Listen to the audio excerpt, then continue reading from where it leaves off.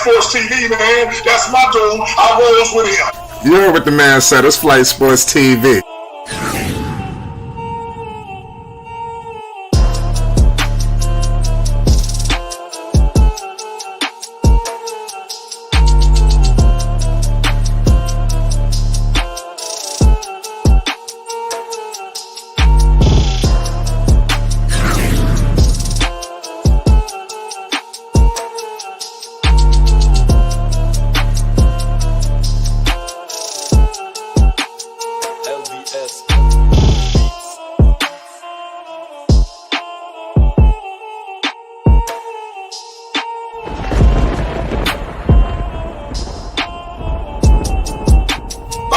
Flight Sports TV, that's where it's at.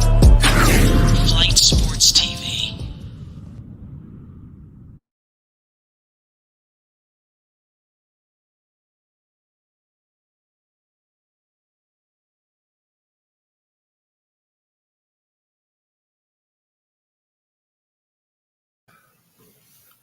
What's going on, people? It's Flight Sports TV. I appreciate y'all for checking with me. You already know what it is. We back with another one of them things. Listen, I feel like it's been a long time since I've said that. I just want to, maybe I feel like I'm in a like Twilight Zone or something like that. I just want to let everybody know, man. Shout out to everybody. It's Flight Sports TV. Make sure you hit the like button and most definitely hit the subscribe button. You already know what it is. We back with another one of them things. And listen, Lonzo Ball, ZO2, the Chino Hills prodigy. It seemed like it's been ages. You know, it's been 2 long years, you understand? And listen, ladies and gentlemen, Lonzo Ball is back. I don't think people understand how monumental, you know, this situation is right now with Lonzo Ball. A lot of people counted Lonzo Ball out. You understand? A lot of people X'd him out. A lot of people thought his career was over. There's a lot of people that need to be walking down the aisle tonight, ladies and gentlemen. Listen, you could pay homage. It's Flight Sports TV. You already know what it is. ZO2 is back. Listen, Lonzo is already braced the people. We ain't come here to play with you. Listen, it's pregame live coverage. You already know we in rare form. It's Lonzo Ball. Listen, the Bulls, they are taking on the Minnesota Timberwolves. This is an epic preseason game. All hands will be on deck. And listen, the Bulls got a nice little storyline that's brewing with them right now. They got a nice collection of young guys. We all know they got a nice collection of vets. Lonzo Ball is in that crop of vets. You understand? Listen, Lonzo Ball got a lot to give to this basketball team. And we're going to see a sneak preview of that tonight. This evening, ladies and gentlemen. I repeat, Lonzo Ball is back. A lot of people got to understand, you know, this is Flight Sports. We've been pushing Lonzo Ball. I got to get a lot of things off my chest. Pause. You understand for a second. You know, a lot of people looking for Lonzo coverage. A lot of people are late. You understand? We've been documenting Lonzo Ball's whole entire recovery process until this very day where we are at right now.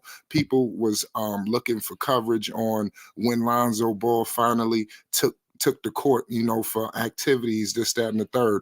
People are covering these things. We are 2-3 weeks ahead of these situations, ladies and gentlemen. You understand? You got to document Flight Sports TV when it comes to the Ball brothers, Lonzo Ball in particular. You understand?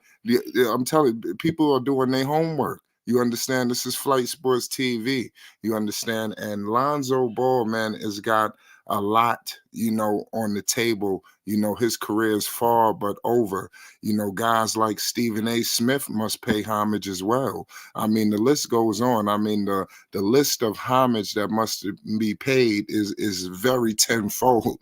You understand? Is monumental, is immense, you know, but nonetheless, this situation with Zoe and this cartilage transplant, this is, like I said, the most unique situation possible. Not only is Lonzo Ball, doing this for him, but for athletes that's coming after him who deal with this situation. He spoke on his podcast. Y'all make sure y'all go, subscribe to the podcast because Zoe is documenting it himself. You don't have to listen to a Stephen A or anybody document. He's coming out and telling you what's going on, and all over the summer, guys like Stephen A. Smith and many others use their platforms to, ragdoll Lonzo Ball. You understand? I mean, Stephen A. had a campaign. He wanted LeVar to come on the show. Let's keep it real. I mean, do your homework on that. Right, where the hell is Stephen A. Smith in his videos? I mean, I haven't seen any, and it's very unfortunate. Now Lonzo is coming back. He's told people that he's basically has a new knee. He's braced everyone in terms of back-to-back, so off the table. Obviously the way things are looking is also breaking news because the Bulls are in negotiations, talks to extend Josh Giddey. Lonzo Ball was on record, and stated that the Bulls are doing what's best for them, and Josh Giddey clearly, they see some potential in him. He hasn't even played a game yet for the Bulls, but I guess they like how he's going to fit with the rest of the young talent that's there. Clearly, if you see, the scope after you get over the monumental impact of Lonzo Ball's return, what the hell is going on with the Bulls? You moved on from DeMar DeRozan. Clearly is looking like you want to move on from all of the veterans. Zach LaVine was in numerous trade talks, continuous trade talks. Lonzo was a part of that in the beginning stages. That kind of cooled off a little bit, but we don't know what's up the Bulls' sleeve. Vucevic, I'm pretty sure that he's going to get packaged in all of this as well, because we don't know what's going to happen if they go down that road, but it seems like that's what's going to happen when you really take an eyewitness at the Chicago Bulls. The state of the Bulls is kind of wild, so I like when Lonzo Ball could potentially come into.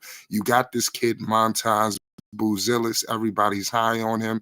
A lot of people feel like he should have went here, he should have went there, but nonetheless, he is with the Bulls. And I'm telling you, Josh Giddey is a poor man's Lonzo Ball. He kind of fell out of favor up there in Oklahoma City for whatever reasons. We all know he also has some off the court issues that didn't get the attention that it needed to get, and it shouldn't have gotten with anybody, but nonetheless, Giddey's attention kind of smoothed over, and it seems like OKC kind of shunned him, and now he'd moved on from him, and now he's able to have a clean slate up here in Chicago. Let's see what happens. Also, we got a lot of things going on. We got Kobe White. I think he's a guy that's going to take another step this season. The Bulls are high on him. I think this is why you hearing the talks of a Zach and all of these people becoming expendable, because in the Bulls' eyes, they feel like this guy is going to be a major, big time, move this season for him in terms of his projection of being one of the top guys. They're looking to elevate him. Let's see how it goes. Both guys are coming off injury. We all know Zach is coming off of an injury. I know that kind of got lost in the shuffle. Obviously, Lonzo's missed 2 years, so we're going to figure out what's going on in terms of what they're going to look like. And I'm pretty sure that's what the Bulls are going to be evaluating, because I believe deep down that the Bulls are going to make a trade. I think that signaled when they moved on from DeMar, and they continue to hold on to this coach and Billy Donovan. A lot of people are disgusted with Billy Donovan. They feel like he hasn't got the grunt of a lot of the issues with Chicago, because despite them not having Lonzo, they still shouldn't have regressed at the level that they have. They had 3 all-stars. You had Vucevic there, you had Zach, you had DeMar. They should have at least been a top 5, at least in that playoff picture. It seemed like the Bulls were always outside scratching to get in, not getting in. I mean, just like things just fell apart, and it seemed like it never was a perfect fit, but you had this immense talent there. I just felt like if you would have got another voice in there, I think that he could have possibly, just magnifying the situation and maximize everybody's potential.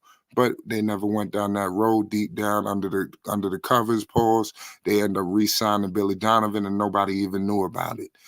So clearly they have some affection with this man. And let's see where this thing goes. And Billy, I think he's got a lot of pull up there in Chicago. I think he can make something happen. I think and is it his best interest to go young because he sticks around longer? This just is what it is. I'm just telling you the truth. But nonetheless, man, I want to repeat, Lonzo Ball, ZO2, the Chino Hills Prodigy is back. You already know what it is. Shout out to everybody in the chat. Listen, when it's game time, Lonzo, listen, man, we're going to be live. Make this your home. You don't ever have to, look around. When the game is on, we're going to make sure that we're here for you. Listen, we already know what's going on with their opponents in Minnesota. Obviously, they made a big time trade. They moved on from Karl Anthony Towns. They got Julius Randle in the building. Also Dante DiVincenzo. And it's going to be interesting to see how that whole mix works out, out west. They was in the Western Conference Finals, scratching on the door. A lot of people felt like they possibly could have got to the NBA Finals, but nonetheless, that didn't happen. So I don't know how that's going to work out, but that's neither here nor there. The real story today is Lonzo Ball's return. He went through hell and back, man. We got to just document it all. We had LeVar Ball on this show on numerous occasions, and he documented a lot of things, and it may have went over a lot of people's heads.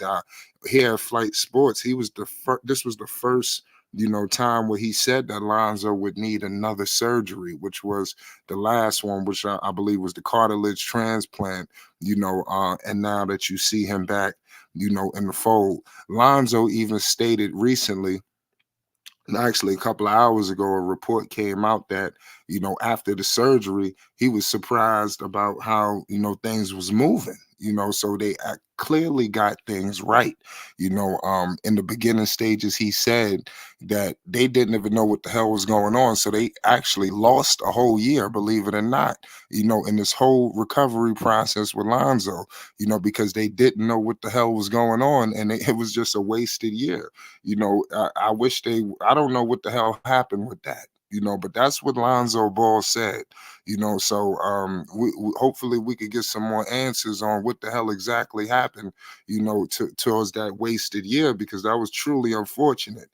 But in my humble opinion, in my heart of hearts, ladies and gentlemen, I believe that Lonzo Ball is coming back with a vengeance.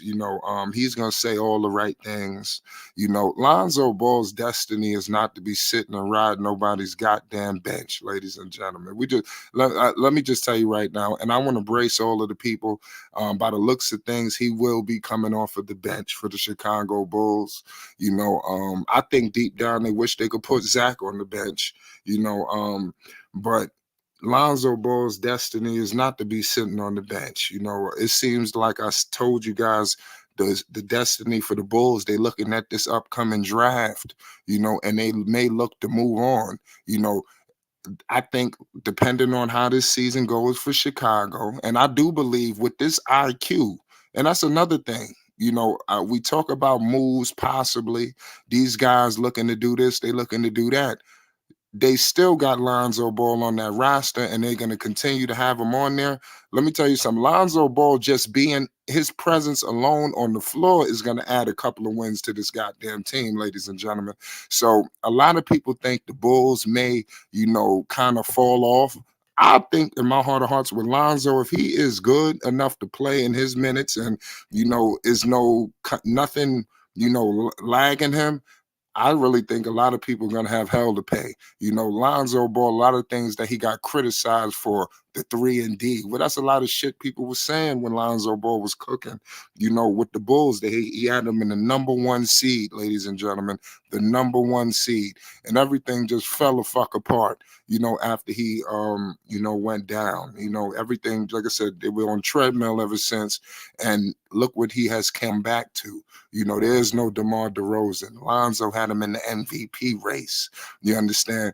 So I think Lonzo playing in the second unit, I think he's going to be able to really play well with some of this younger talent, while he's on the floor with this team.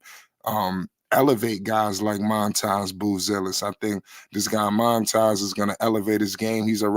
Was already playing with the Ignite. This guy's going to be able to play at the NBA level, I think, a lot quicker than a lot of people, because he has Lonzo and he also has Giddey there, believe it or not. Josh Giddey, I'm on record of saying he's a poor man's Lonzo Ball.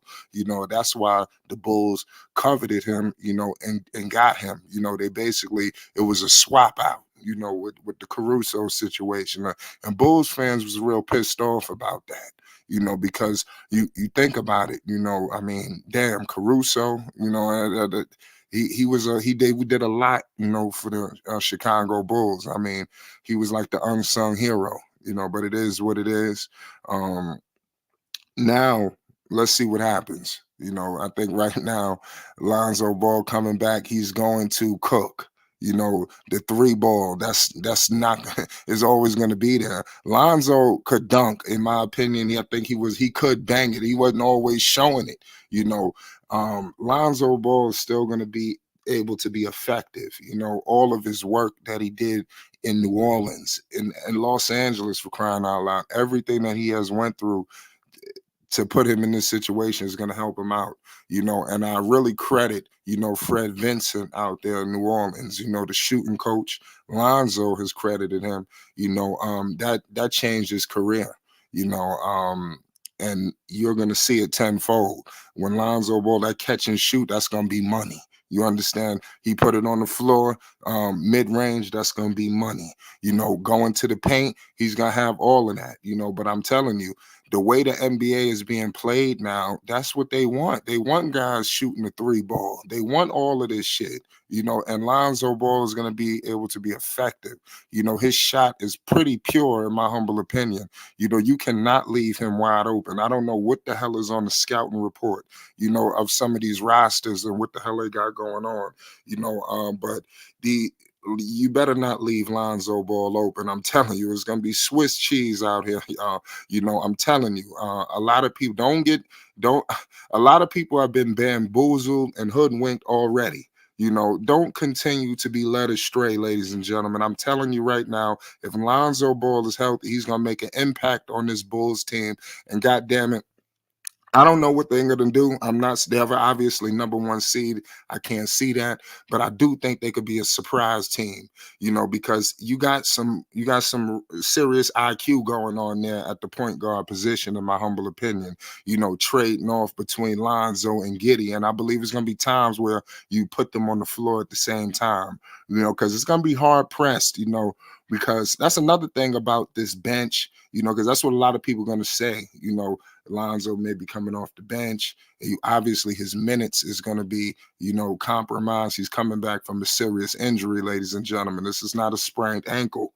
We also got to put that into consideration and all things into perspective. We can't lose perspective here, ladies and gentlemen. Because we still got a lot, even though there's a lot of people, that are very happy and excited for Lonzo Ball's return, including myself. You also have a sector of people that's very disgusted tonight, because a lot of people got to walk down the aisle and pay the utmost homage, you understand, because they were wrong, and Lonzo Ball is back. And what the hell are you going to say now?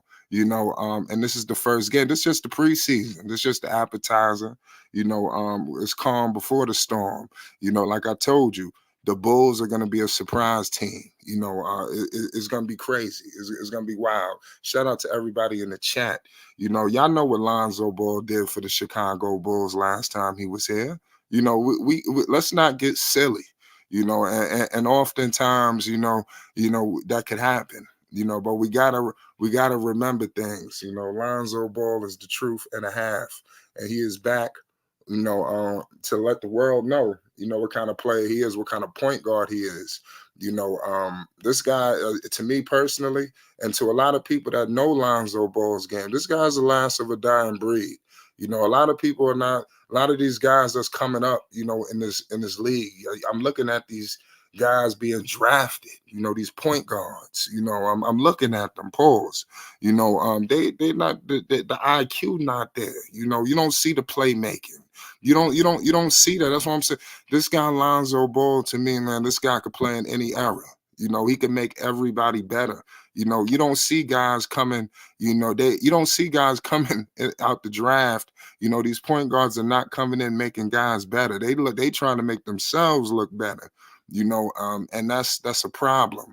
You're gonna see Lonzo on the floor pushing it with pace. I mean, how fast does he have to go? Pause. Lonzo Ball is still gonna be. You're gonna have to stay in front of him. And you're not gonna have to leave him wide. You're gonna have to guard this guy. You're gonna have to close out. I'm telling you, he's gonna cause problems on the basketball floor. His IQ alone, his playmaking ability. This guy's gonna be able to pass in his sleep. You understand? They're gonna get a bunch of easy buckets. I'm telling you, everybody. Just people that wasn't open before just gonna magically become open. You players that we thought was over with, it's gonna be a new lane for him now in the league. I'm telling you, Lonzo gonna make somebody better. Let's not act like he don't have a history of making guys better. I was just talking about DeMar DeRozan in the MVP race, when the last time he was here. Let's not get started with Brandon Ingram. You see what's going on in New Orleans. They looking ready to trade him. When Lonzo was there, I mean, shit, they was looking to build the franchise around him. Let's not get started with Kyle Kuzma. It was a point in time where they thought Kyle Kuzma was up there with Jason Tatum. That when Lonzo was with him, this is the effect of Lonzo Ball. You understand? So I'm telling you, if Lonzo Ball he gonna make somebody better out here. I'm telling you, somebody is gonna look good. Pause. And I believe it's gonna be the kid Montas Buzelis. I think he can be possibly in the Rookie of the Year race. With him and Josh Giddey feeding him the basketball. These guys are gonna be looking to pass him the ball. And Lonzo is a better passer than Josh Giddey. But Lonzo is like I said, it's not going to be a competition between Lonzo and Giddey. Lonzo is coming back from an injury. He's not going to be playing back-to-backs. His minutes will be, monitored. So we have to also evaluate that as well. And we have seen they put the Beverleys of the world in there. That was nothing. You understand? So I believe they had to get a quality point guard in there. I just thought the timing was a little off because you have Lonzo actually coming back now. I didn't know that they were going that route. But that signals to me that these guys could possibly be looking into the future. That's why I brought up the draft. This draft is going to be deep. And I think that with this IQ on the floor, also you got the UCLA connection. Lonzo came here to play with who? You understand? With Zach LaVine. Zach LaVine is there. We got DeMar was just the icing on the cake. The pause. That was just that came out of nowhere.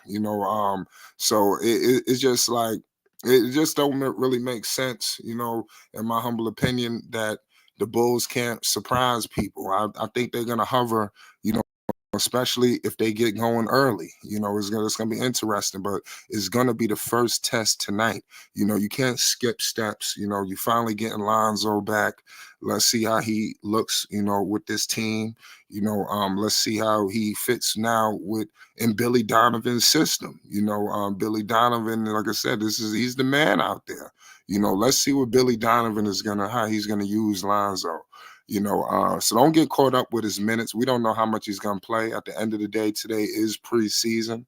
Lonzo at the end of the day is just looking to, just get out there and do this, that, and the third.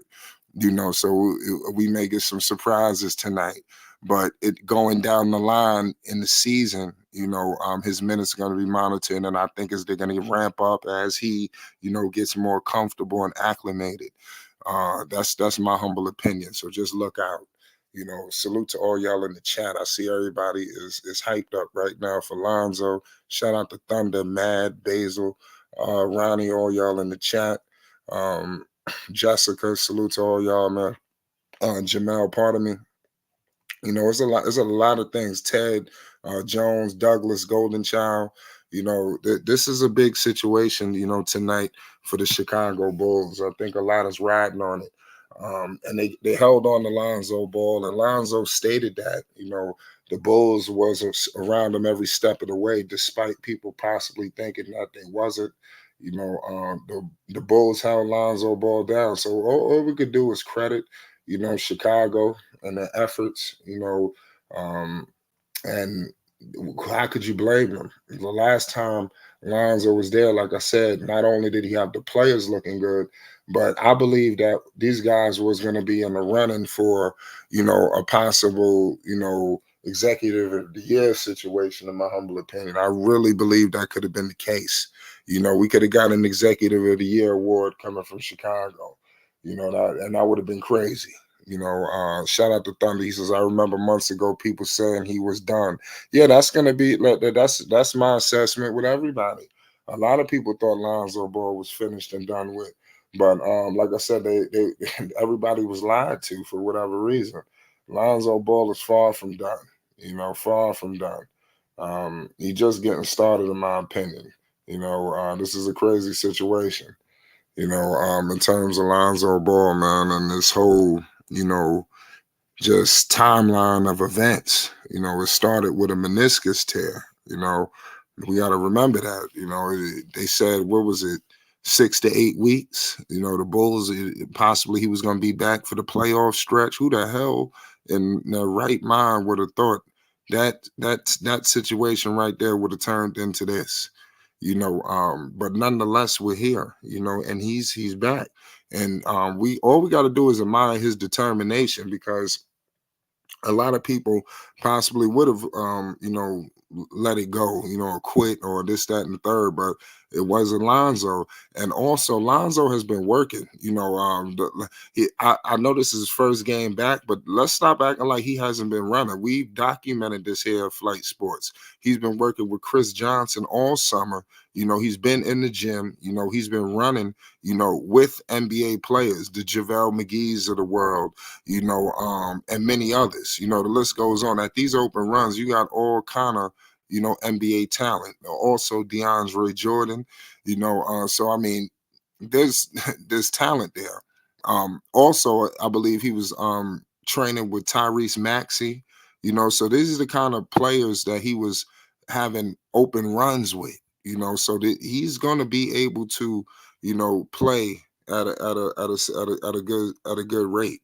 So I'm looking actually for Lonzo to surprise some people, and I believe he's got some more basketball left in him, and I think he's going to let the world know that he's far from done. He's just getting back. And it's a long time. It's just a very long time that this situation has arisen. But I want to hear what people are going to say now, after this game, and I believe let's see what happens. Let's see how many minutes he plays. Let's see who's he floor with, because that's going to be an outline of what's going to happen in the regular season. A lot of what we're going to see today is going to be a serious outline of how they're going to use Lonzo with this new team. This team got some guards. We ain't even getting the Io DeSumo. So I mean, DeSumo is nice. You got a lot of key talent up there. In Chicago. It is what it is. We got all kind of people. Shout out to my man Unstoppable, in the house. We got the return to Lonzo Ball. Unstoppable is live from Chicago. The Bulls is his team. Ride or die. What's good, Unstoppable? Yo, what's up with you, Flight? How you feel? What's good? What's good? Well, what's talk to us, man? ZO2 is back. Your Bulls is rocking and rolling. It's Flight Sports TV. What's the deal? Man, I can't wait, man. I can't wait to see him on the floor. They say he been looking good in practice. He's Zoe said he feeling good. He can't wait to get out there himself. I can't wait to see what he do with this team, man. Uh, I know he gonna bring the best out of these players, man. 'Cause that's just the type of point guard he is. He gonna play good defense, But as I said before, he gonna come off that bench because you don't wanna rush him back. You Yeah, know, and I told people that I don't that's not a bad thing, no, especially it's not. like, this guy's been down for 2 years. But I did also say his destiny, in my opinion, as he gets more acclimated, coming off this injury, I don't believe his destiny is to be riding the bench, for a team. And it's also not how you start, it's how you finish. It's going to be hard pressed for Lonzo not to be in these fourth quarters, especially. I'm expecting him to put out some serious impact, when he's on that basketball floor. But let's see. What's the deal? Especially with his shooting. You gotta have him on that floor. You finished? Okay, yeah, had it. You gotta have him on that floor. You know what I'm saying? But like I said, I can't wait to see what he looks like. I don't know if I'm thinking too. I say maybe he played like maybe like 5 or 10 minutes in this preseason because with him coming back. But even if it's some good minutes or they don't play him like that, I just can't wait. I can't wait to see him back on that floor, man. I know and it's at home too, so I know they gonna roar when he touch that floor, man. It's been a long time, man. It's been a long time. Yes, 2 years, man. Listen, man, we got my man All Access Dex. Listen, Dex, we got Lonzo Ball, ZO2. He's back. Yeah, man, talk to the people. It's Flight Sports TV. Back like a back.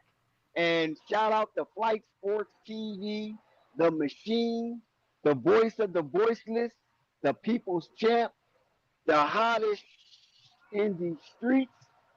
And listen, Flight, all we ask the people is to do three things upon encroaching across the line of Flight Sports TV. And we just want you to hit the like button, hit the subscribe button, and once you do those two simple things, hit the notification bell so you won't miss one iota of an exuberant experience. Lonzo Ball is back, is on and cracking. And I want to shout out to the panel as it reaches its premium peak. Shout out to the chat and all of its cacophony spewing out of the cracks and crevices of Flight Sports Block. And big ups to you for coming in on an extravaganza, something you just don't want to miss here at Flight Sports TV. Flight, we are in the midst of embellishing and celebrating the joy of the return of Lonzo. I mean, even Lonzo himself said he was full of joy just to be back in the NBA uniform, let alone Chicago, who have waited patiently for the recovery and rehab of Lonzo Ball. This makes it extraordinary in itself. And guess what, Flight? We know LaMelo to be one of one. Rare, not from here. But guess, this is the incredible comeback of Lonzo Ball that no NBA athlete have ever came back from this kind of surgery. And let alone he had three of them. Now Lonzo is back. He's happy. His camp has reported that he is stronger than ever. And Flight, I just cannot wait to see Lonzo make his first comeback bucket. Like, Yeah, man. Listen, man. We got a serious situation. Like I said, we got Lonzo Ball, ZO2. He's back. Listen, pregame coverage is just beginning. Zoe will be here in a second. Listen, we got a special guest in the building. What's the deal? Well, first of all, I'm not a special guest. We got a Hello? return. We got a returning. We got my. Can y'all I'm hear not. me? We got a special return, man. What's the deal? Shout out, Can Red y'all hear King. me? Yeah, they can hear you. First of all, first of all, I'm not a special All guest. right. Number two. So glad to see you guys. I see y'all in the chat. Sky, I mean all y'all, man. I see y'all. Listen, man. How do I say this, man? Y'all thought Lonzo Ball was going to return, and I wasn't either. You thought Lonzo Ball was going to return, and I wasn't either. That is unbelievable, man. Hello, Jessica. Listen, in the chat, I want y'all to spam W's to my boy Flight Sports TV. They've been holding it down for a minute. Listen, I'm going to keep it real. Spam your questions for me. I'm going to answer them. Spam your questions for me and Lonzo. I'm answering that as too as well. Because I want to talk to you guys. I want to catch up with everybody. You know, then well happens. We gonna cover that boy Lonzo Ball. You already know. Now listen, any new people that don't know me, I'm not a Chicago fan. Okay, we gotta let it be known again. But boy is watching that boy Lonzo making sure he's straight. I watched him pretty much his whole recovery. So Sky, Jessica, I am glad to see you guys again. Most definitely. I gotta give it to you guys. Zion. That boy Zion lost that weight, boy. That boy Zion lost that weight, boy. That boy had been through a whole bunch of relationships and junk and chips and lays. But hey, I gotta give it to him, man. So I'm actually rooting for you guys. That's really my thing. I'm actually rooting for the Pelicans this time. Dex, I see you, my man. And talking today. Unstoppable flight. You guys are so amazing. Like I said, please, I promise I'll answer them. Where's my money? Scott, I don't owe you no money. Whatever bet we made, I'm sure I never lost. I did not lose that. I don't want no money. If I owed some money, I'm sure I would have paid it off by now. Matter of fact, let's do this right here. Whoever can give me the best question in the chat right now, whether it's about Lonzo Ball or whether it's about me, we'll give you $5 super chat. I mean, a $5 cash out. Now, if you can give me a better question, I'll give you $10 in the cash out. No cap. So you heard me right now. Tonight, this is no flex. From me, I'm gonna give you a cash out. Yeah, Let me know. I got a question for you, man. Listen, man, what the hell do you got to say about all of these, crazy fools, who had all of this shit to say about Lonzo Ball through the course of 2 years, whether it was Sky, whether it was this asshole, whether it was Stephen A. Smith, whether it was this fool. What the hell do they have to say now? Because Lonzo Ball is back in full effect. Homage must be paid. What the hell? What do they have to say this evening, Rave Kingdom? What the hell is going on? It's Flight Sports. Lonzo Ball is back. Talk to the people, God damn it. So the biggest thing that we are witnessing is, first of all, LeVar Ball was right, and I say that because we are witnessing Bronny James in the NBA. 4 points in college, and power up to him, because if anybody remembers, I said this about Bronny James. I said, look, I like Bronny James. I think his sons they're going to work hard and do what they're supposed to do. No way in the world did I thought that he was going to have that situation with the heart attack and then come back. And he came back gracefully. I was so excited to see Bronny James out there on that court. And I did not expect him to get drafted, though. Not after how many college games? 4 college games? Like that was and you talk about drafted after LiAngelo Ball couldn't be drafted, and these guys actually earned their way into the NBA. A lot of people was talking about how LeVar this, LeVar did that. People forgot Lonzo was doing his thing in college. LaMelo Ball was doing his thing in college. I mean, Australia and other places. Because I don't go too deep in that because we already know where they all been. But they were scoring, dunking, passing the ball, elevating the people around them, and you see them elevating the people around them in the NBA courts.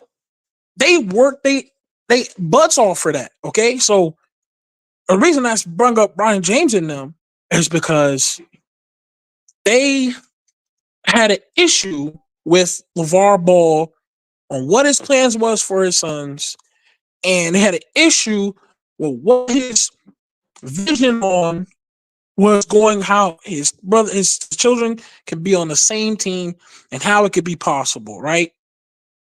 But with Bronny being picked up, all he can do right now is bad idea. A guy who played 4 games, averaged 4 points in college, and they have to defend it. They have no choice.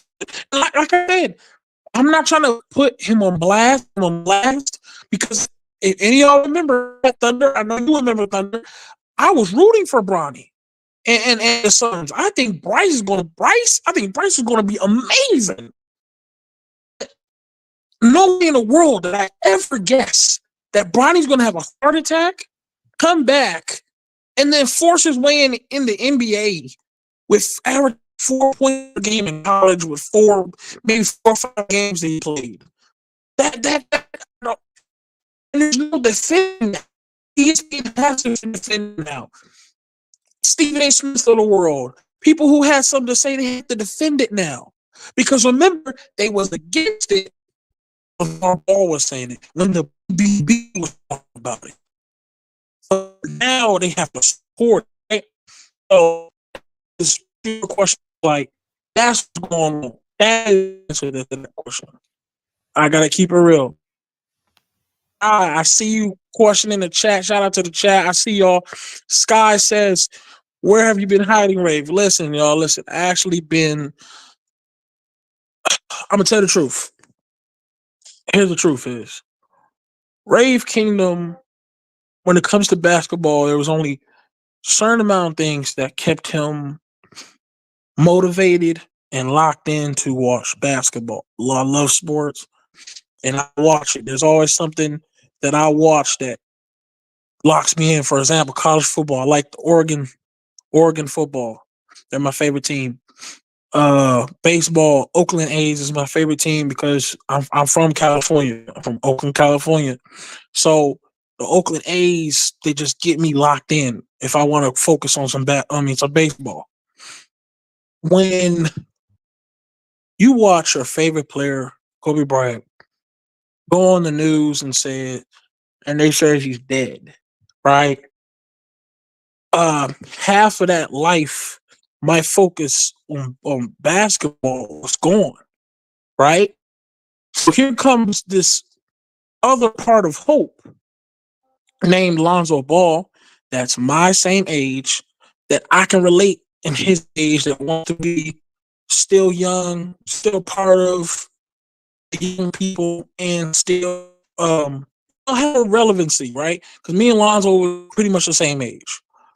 So I've watched Lonzo's career, and it's more of an understanding. I follow all 3 of them, but it's just more relevancy with Lonzo Ball. That was my other half of enjoyment of basketball. So if I was still playing, then I can lock on to looking at us, the Pelicans, watching the Memphis Grizzlies, John Morant doing his thing, where I can lock and pay attention to everything because I have that passion for basketball. So personally, when Lonzo Ball was not available, and y'all can correct me, I think LaMelo Ball was getting hurt as well. Ball was he wasn't even babies and stuff, baby mamas. I was like, my whole demeanor of lock in and talk basketball with you guys was just fading away, and I had to like find myself. And Well, but it's good that Lonzo Ball is Yeah, back that's now. definitely. You know Well, definitely. that's key. I want to give I understand that because I'm glad to see you back. That's all. yeah, you starting to break up a little bit, but like I said, Lonzo is on the floor right now as we speak. You know, he's in full effect. I repeat, don't call it a comeback, y'all, but it's a goddamn comeback, man. It's been 2 long years. It's the talk of the town right now. Hold on, I Also, gotta go. on the Minnesota Timberwolves side, you know, you got Julius Randle. You know, he's going to be making, I believe, his debut tonight. So it's a couple of, you know, new looks out there. But nonetheless, Lonzo will be taking the floor. You know, this is a good day for basketball. Whenever Oh, Lonzo Ball definitely. is on the floor, you know, basketball is like 30 times better. You know, so I repeat, it's just a preseason. Lonzo's coming off the bench. You know, he's sitting on the bench right now. We're going to be documenting y'all when he will be taking the floor. Yes, sir. So let's see what Shout happens. out to Philadelphia. You taking on the Timberwolves. So if I'm not mistaken, I'm gonna look at this right here. Uh, let me see here. The Bulls. All right, so yeah, I was wrong. Timberwolves 2-1. The Bulls are 1-2 the preseason. Now I'm gonna speak something about the Bulls because we can get on topic here. Chicago Bulls have done things that we've all had issues with, right?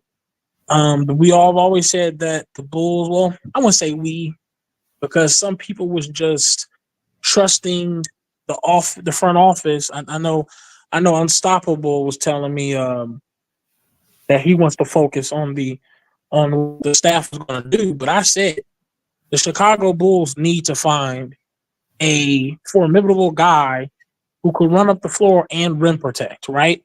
You know Vucevic cannot do that. Right? They just got rid of.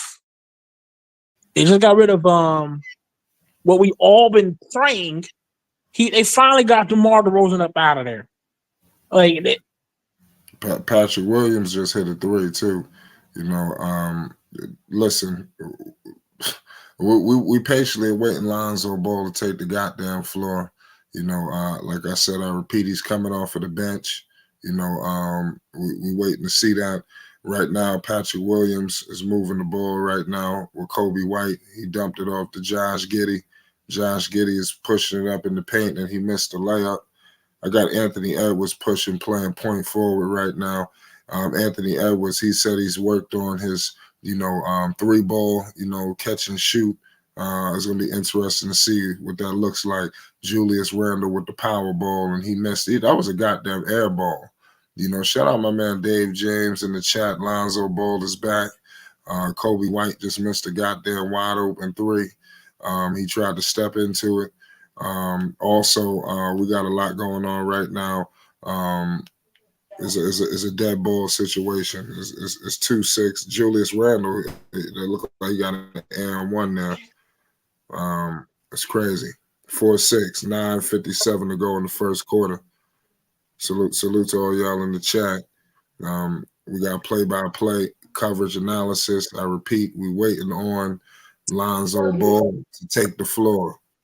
Sky just rolled in the building. We got Julius at the line. What's the deal, Sky? Shout out Sky in the building. Dante DiVincenzo, he had a whole lot of smoke, you know, with Tommy T. You know, so it's gonna be interesting to see what he do tonight. Josh Giddey just missed a wide open 3-pointer. Here comes Anthony Edwards. He's crossing half court. Anthony Edwards shaking and baking on Zach LaVine, screen and roll.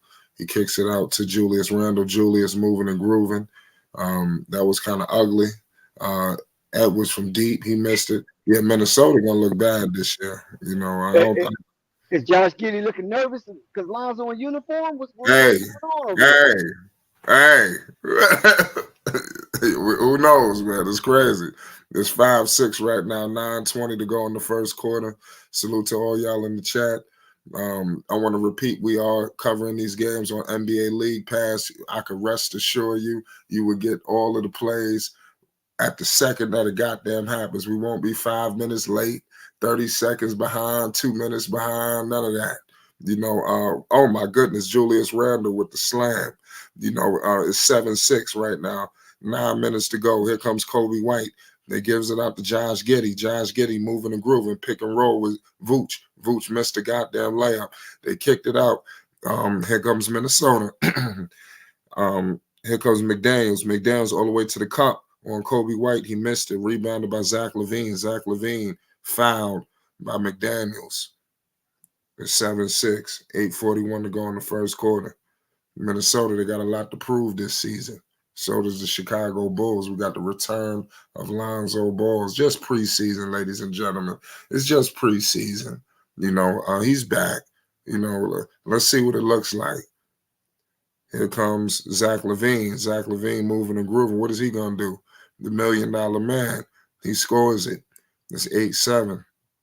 Chicago, they up right now. Well, it's going to be interesting to see how many minutes they play tonight, too. We're gonna be evaluating that. Here comes Lonzo's not gonna play no more than 16 minutes. You don't think so? That's what it was reported. His max is 16 minutes. You heard that. Yeah, that's official. We're gonna be here for all 16 of those minutes. Is that regular season too? No, that's just for tonight's game. The Bulls announced this for tonight's game. Lonzo max is 16 minutes. Okay. Anthony Edwards just goddamn had a goddamn turnover. They got to wake up out there. Anthony Edwards, I don't know, Minnesota, they're going to regress this year. That was a big mistake, I think, trading Cat. Knicks. Yo, y'all hear me? Yeah. We got I was wondering what time are you at, Fight? On the game? Right now, while we're moving right now, I'm at 7:30. Okay. I just wanted to see how far I was. Okay, I'm at 7:40, so I'm like 10 seconds behind y'all. Yeah. Okay. So here come Conley. Conley come across half court, met by Josh Giddey. They give it out to Julius. Julius got the ball. He moving and grooving. Mid-range, Julius. He missed it. Rebounded by Josh Giddey. Josh Giddey crossing half court, met by McDaniels. They give it to Vooch in the paint. Vooch kicks it to Patrick Williams in the corner. 3-ball. He missed it. Rebounded by Julius. Julius gives it to Mike Conley. Mike Conley running the point, crossing half court, met by Josh Giddey. Here comes the screen by Rudy. He takes the screen. Conley all the way to the cup, and he missed the layup. Rebounded by Vooch. Here comes Josh Giddey. Josh Giddey, he gives it to Kobe White. Kobe White kicks it out to Zach LaVine. Corner 3-ball. Missed. Zach LaVine gets his own rebound all the way to the cup, and he makes the layup. And so the Bulls, they score is 10-9. 6:30 to go. Here comes Anthony Edwards. Swear, Vooch is such a Vooch is such a waste of time, man. We gotta get rid of. Vooch gonna step it up. Let's see what they do with Vooch this season. Julius gonna be looking to cook. Oh my God, McDaniels. McDaniels hit him with the swish. We're going to commercial break right now. It's 12:10. 6:08 to go in the first. It's crazy. Hey man, when I said Vooch, because I feel like this team, the Chicago Bulls, has potential. You know what I'm saying? Right? They have some young guns, right? They got a couple vets. That boy Kobe White, he's getting a little better. Last year he played a little bit better.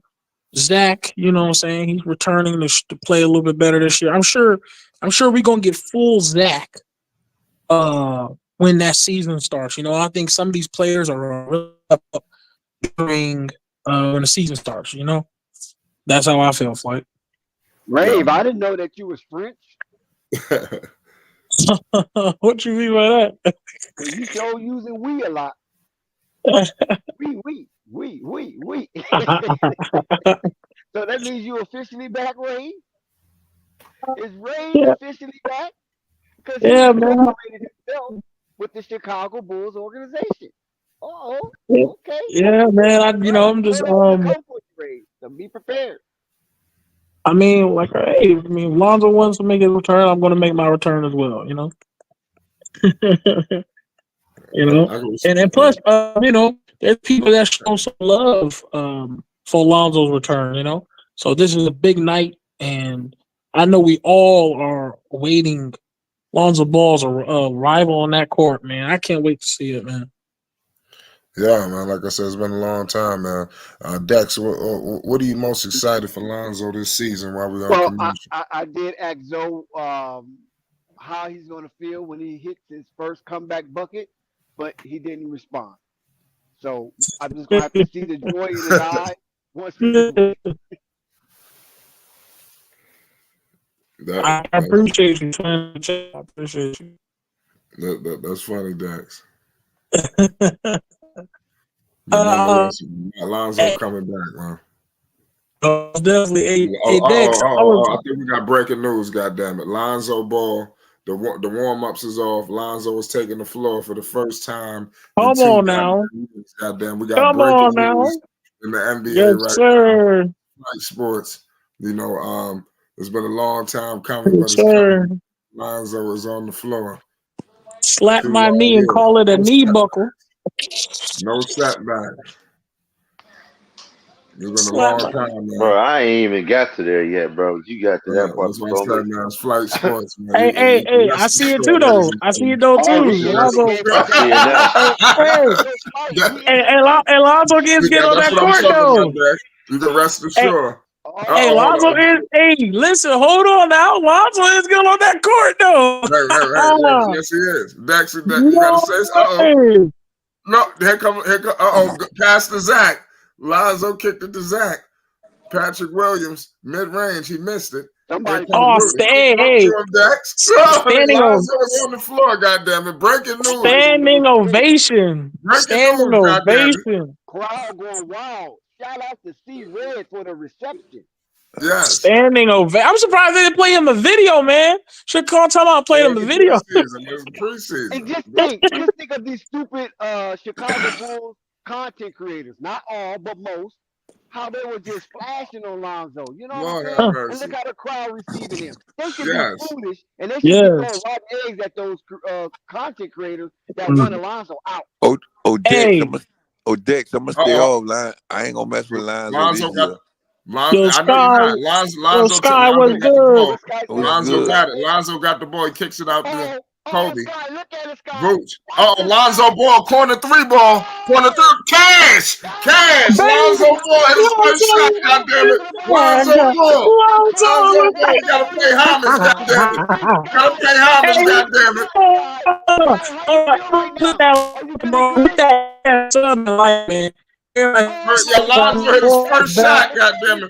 His first shot. His first attempt. Pay homage, goddammit. Oh man, how much gonna be paid? This is gonna be a lot of motherfuckers walking down the aisle. I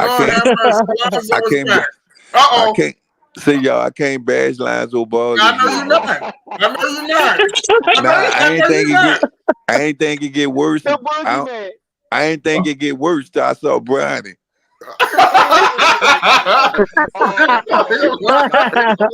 You're very disrespectful. Hey, Scott, I'm gonna keep it real. Horrible, man. Bronny, horrible, man. Are you gonna turn your attention to Bronny? He going to transfer his Lonzo and Zach would embrace. He hit his first shot. This is the importance of Lonzo Ball, goddammit. The importance, goddammit. Listen, homage must be paid, man. This shit is getting out of hand, goddammit. Hey, this motherfucker's lying. Hey, listen. I'm pissed off. Hey, Sky though, I'm gonna keep a promise, man. I'm gonna be supporting them Pelicans, man. I'm be watching out for them, man. All right, I'm gonna keep it real. I want to see how good the Pelicans is here. Nah, ZO2 though. ZO2. No shot. All the shit he was criticized for. Listen, they're gonna be praising him in a minute.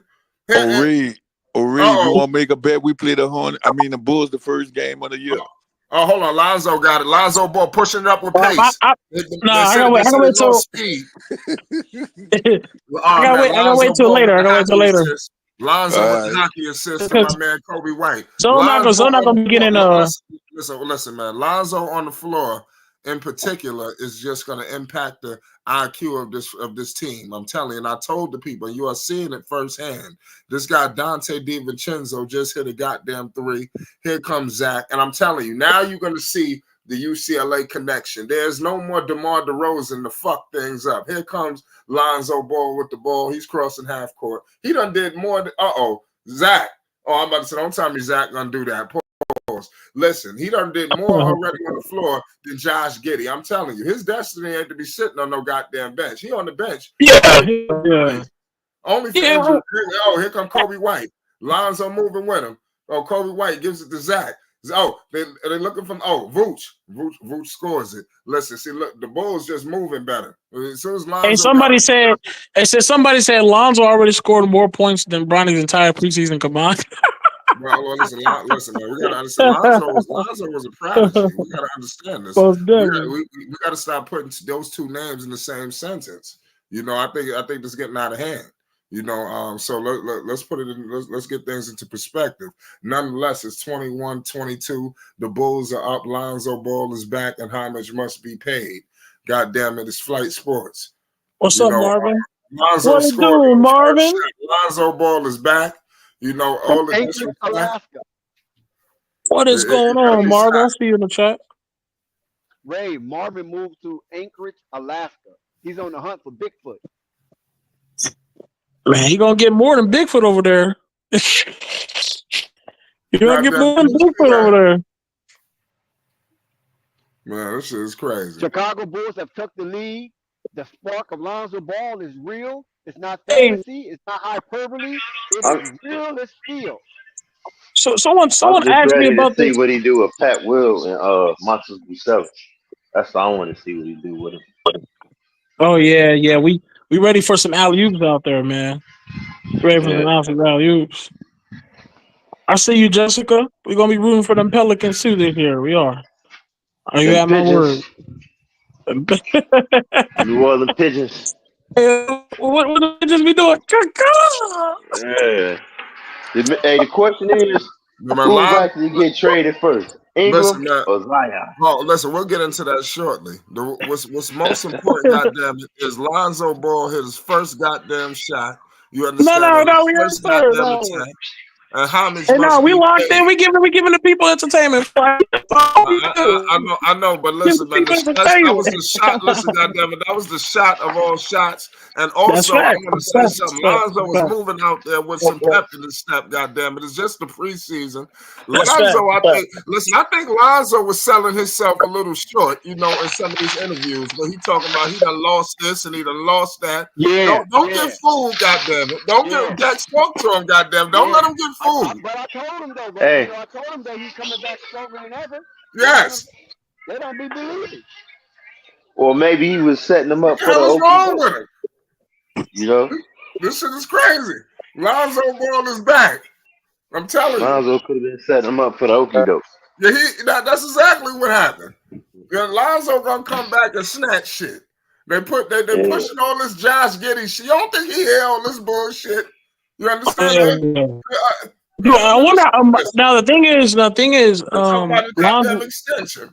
Now, listen. Recently, Lonzo Ball. All right, hold on 1 sec. I know Lonzo did recently say his first game is going to be starting, I think, 16 minutes. So I'm hoping. So I do want to know, like, how are they going to spread it throughout the game? Are they going to put like a few minutes in the fourth quarter, a few minutes in the third quarter? You know what I'm saying? Unstoppable in flight. 4 minutes increments. You know what I'm saying? Yeah. Because I don't want them to use up his 16 minutes too early when we want to see more of him. You know. Listen, so man, hopefully it's spread it throughout the court.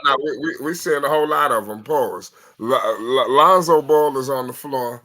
And he's making a serious I'm saying he literally said he's only getting 16 minutes. That's what I was saying. So I just want to know how they're gonna use it. Play by play.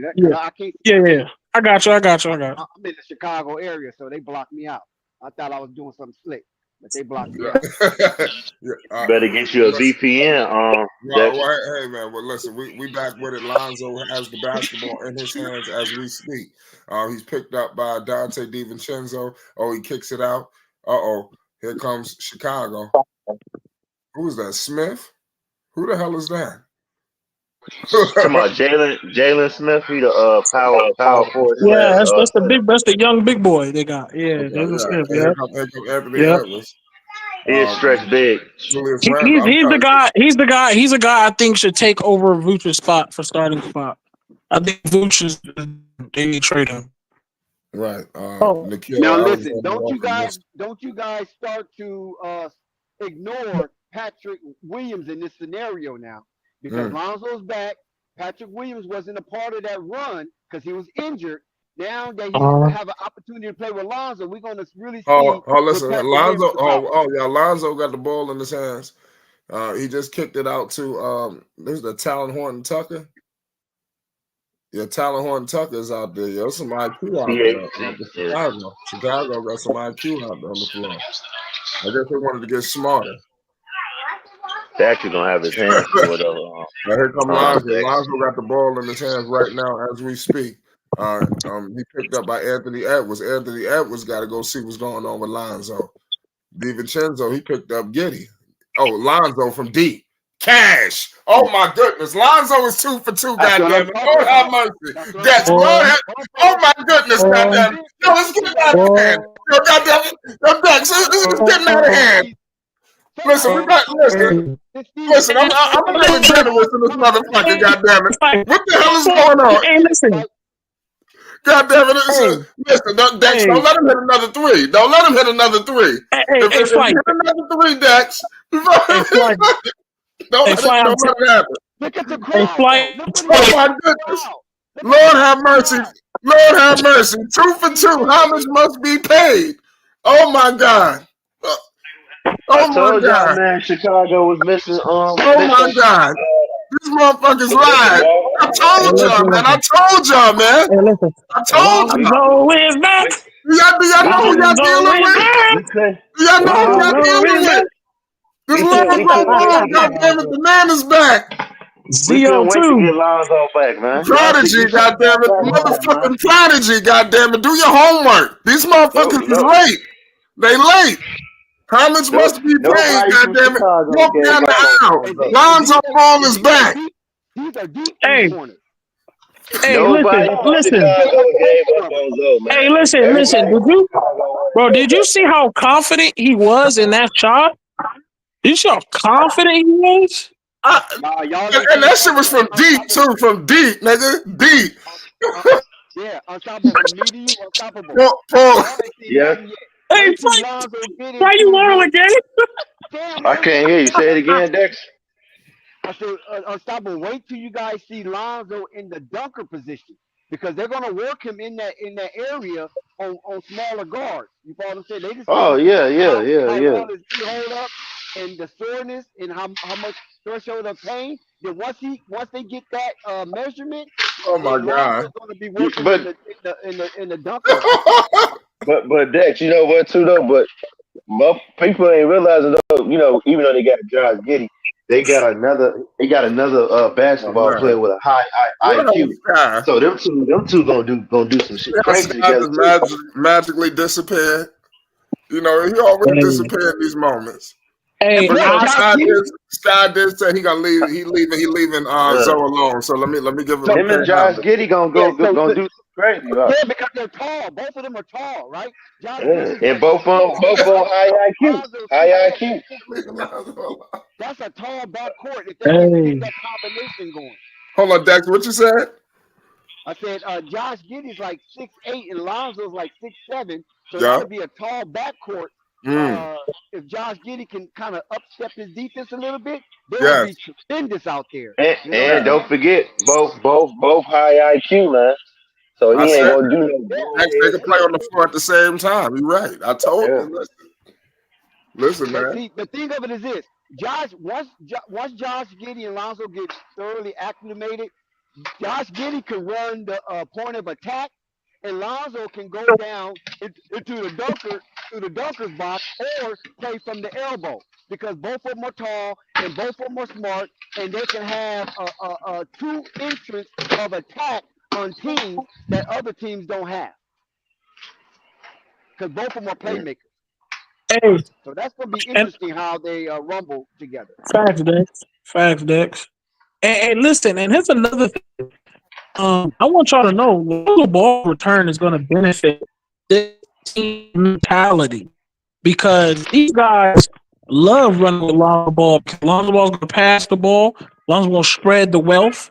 And Zach LaVine definitely is going to like enjoy this because Zach LaVine always wanted Lonzo Ball by his side. You get what I'm saying?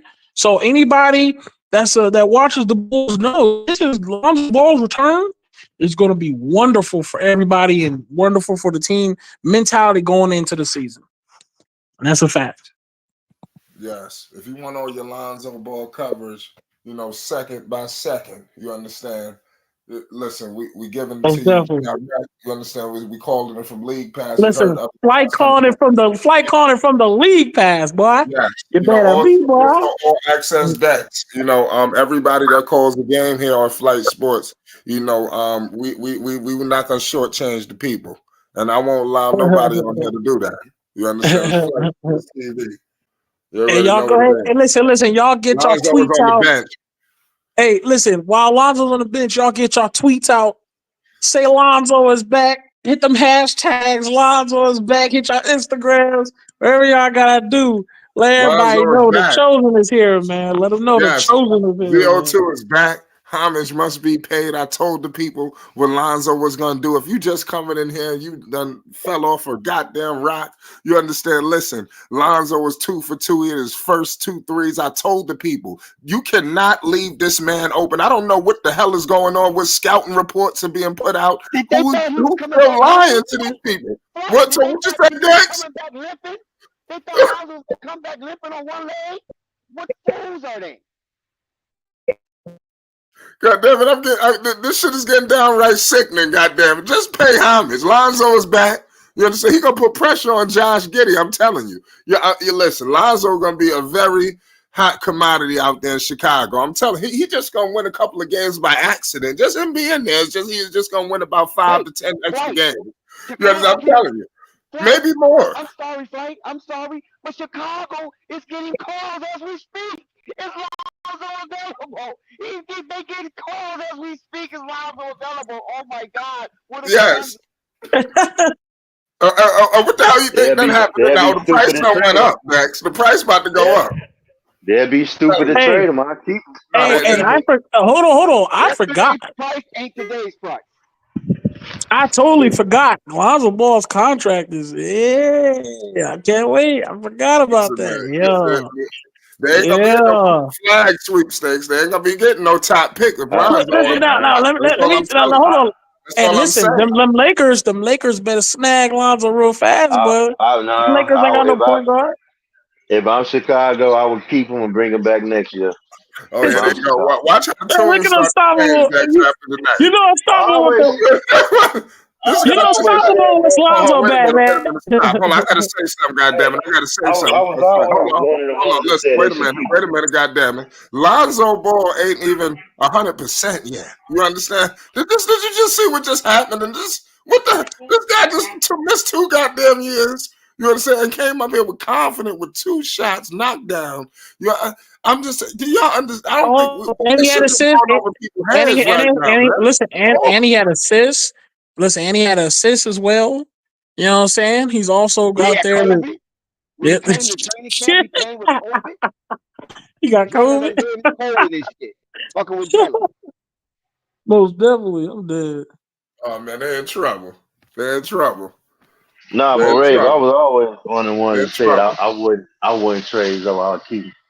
No, yeah, I know, bro. Lonzo Ball is 100% healthy. If he get healthy towards midway of this season, man, there's gonna be a problem with him and Josh Giddey. He's gonna uproot that situation. He's gonna fuck that all up. Yeah, I mean, did y'all really believe did y'all really believe that Lonzo gonna sit on that bench? Ain't no way in the world. Lonzo ain't never been no bench player, gang. That's just sickening. I don't even like that. I understand coming off of an injury, so I let it go. But like I said, midway through this season, we're gonna find out. For the Timberwolves right here, it says, let me read this to you guys. Bulls, Timberwolves. Rudy Gobert has 5. Anthony Edwards has 11. Julius Randle has 5. Jamie McDaniels has 3. Dante DiVincenzo with 6. Josh Minott with 3. The Bulls, Vucevic with 4, Kobe White with 6, Zach LaVine with 6, Patrick Williams with 3, Torrey Craig with 3, Lonzo Ball, who's played 5 minutes, has 1 rebound, 1 assist, and 6 freaking points on returning from an injury that so far in history is known that is not to come back from. Just want everybody to know that, by the way. And Taylor Horton Tucker. Perfect from the field.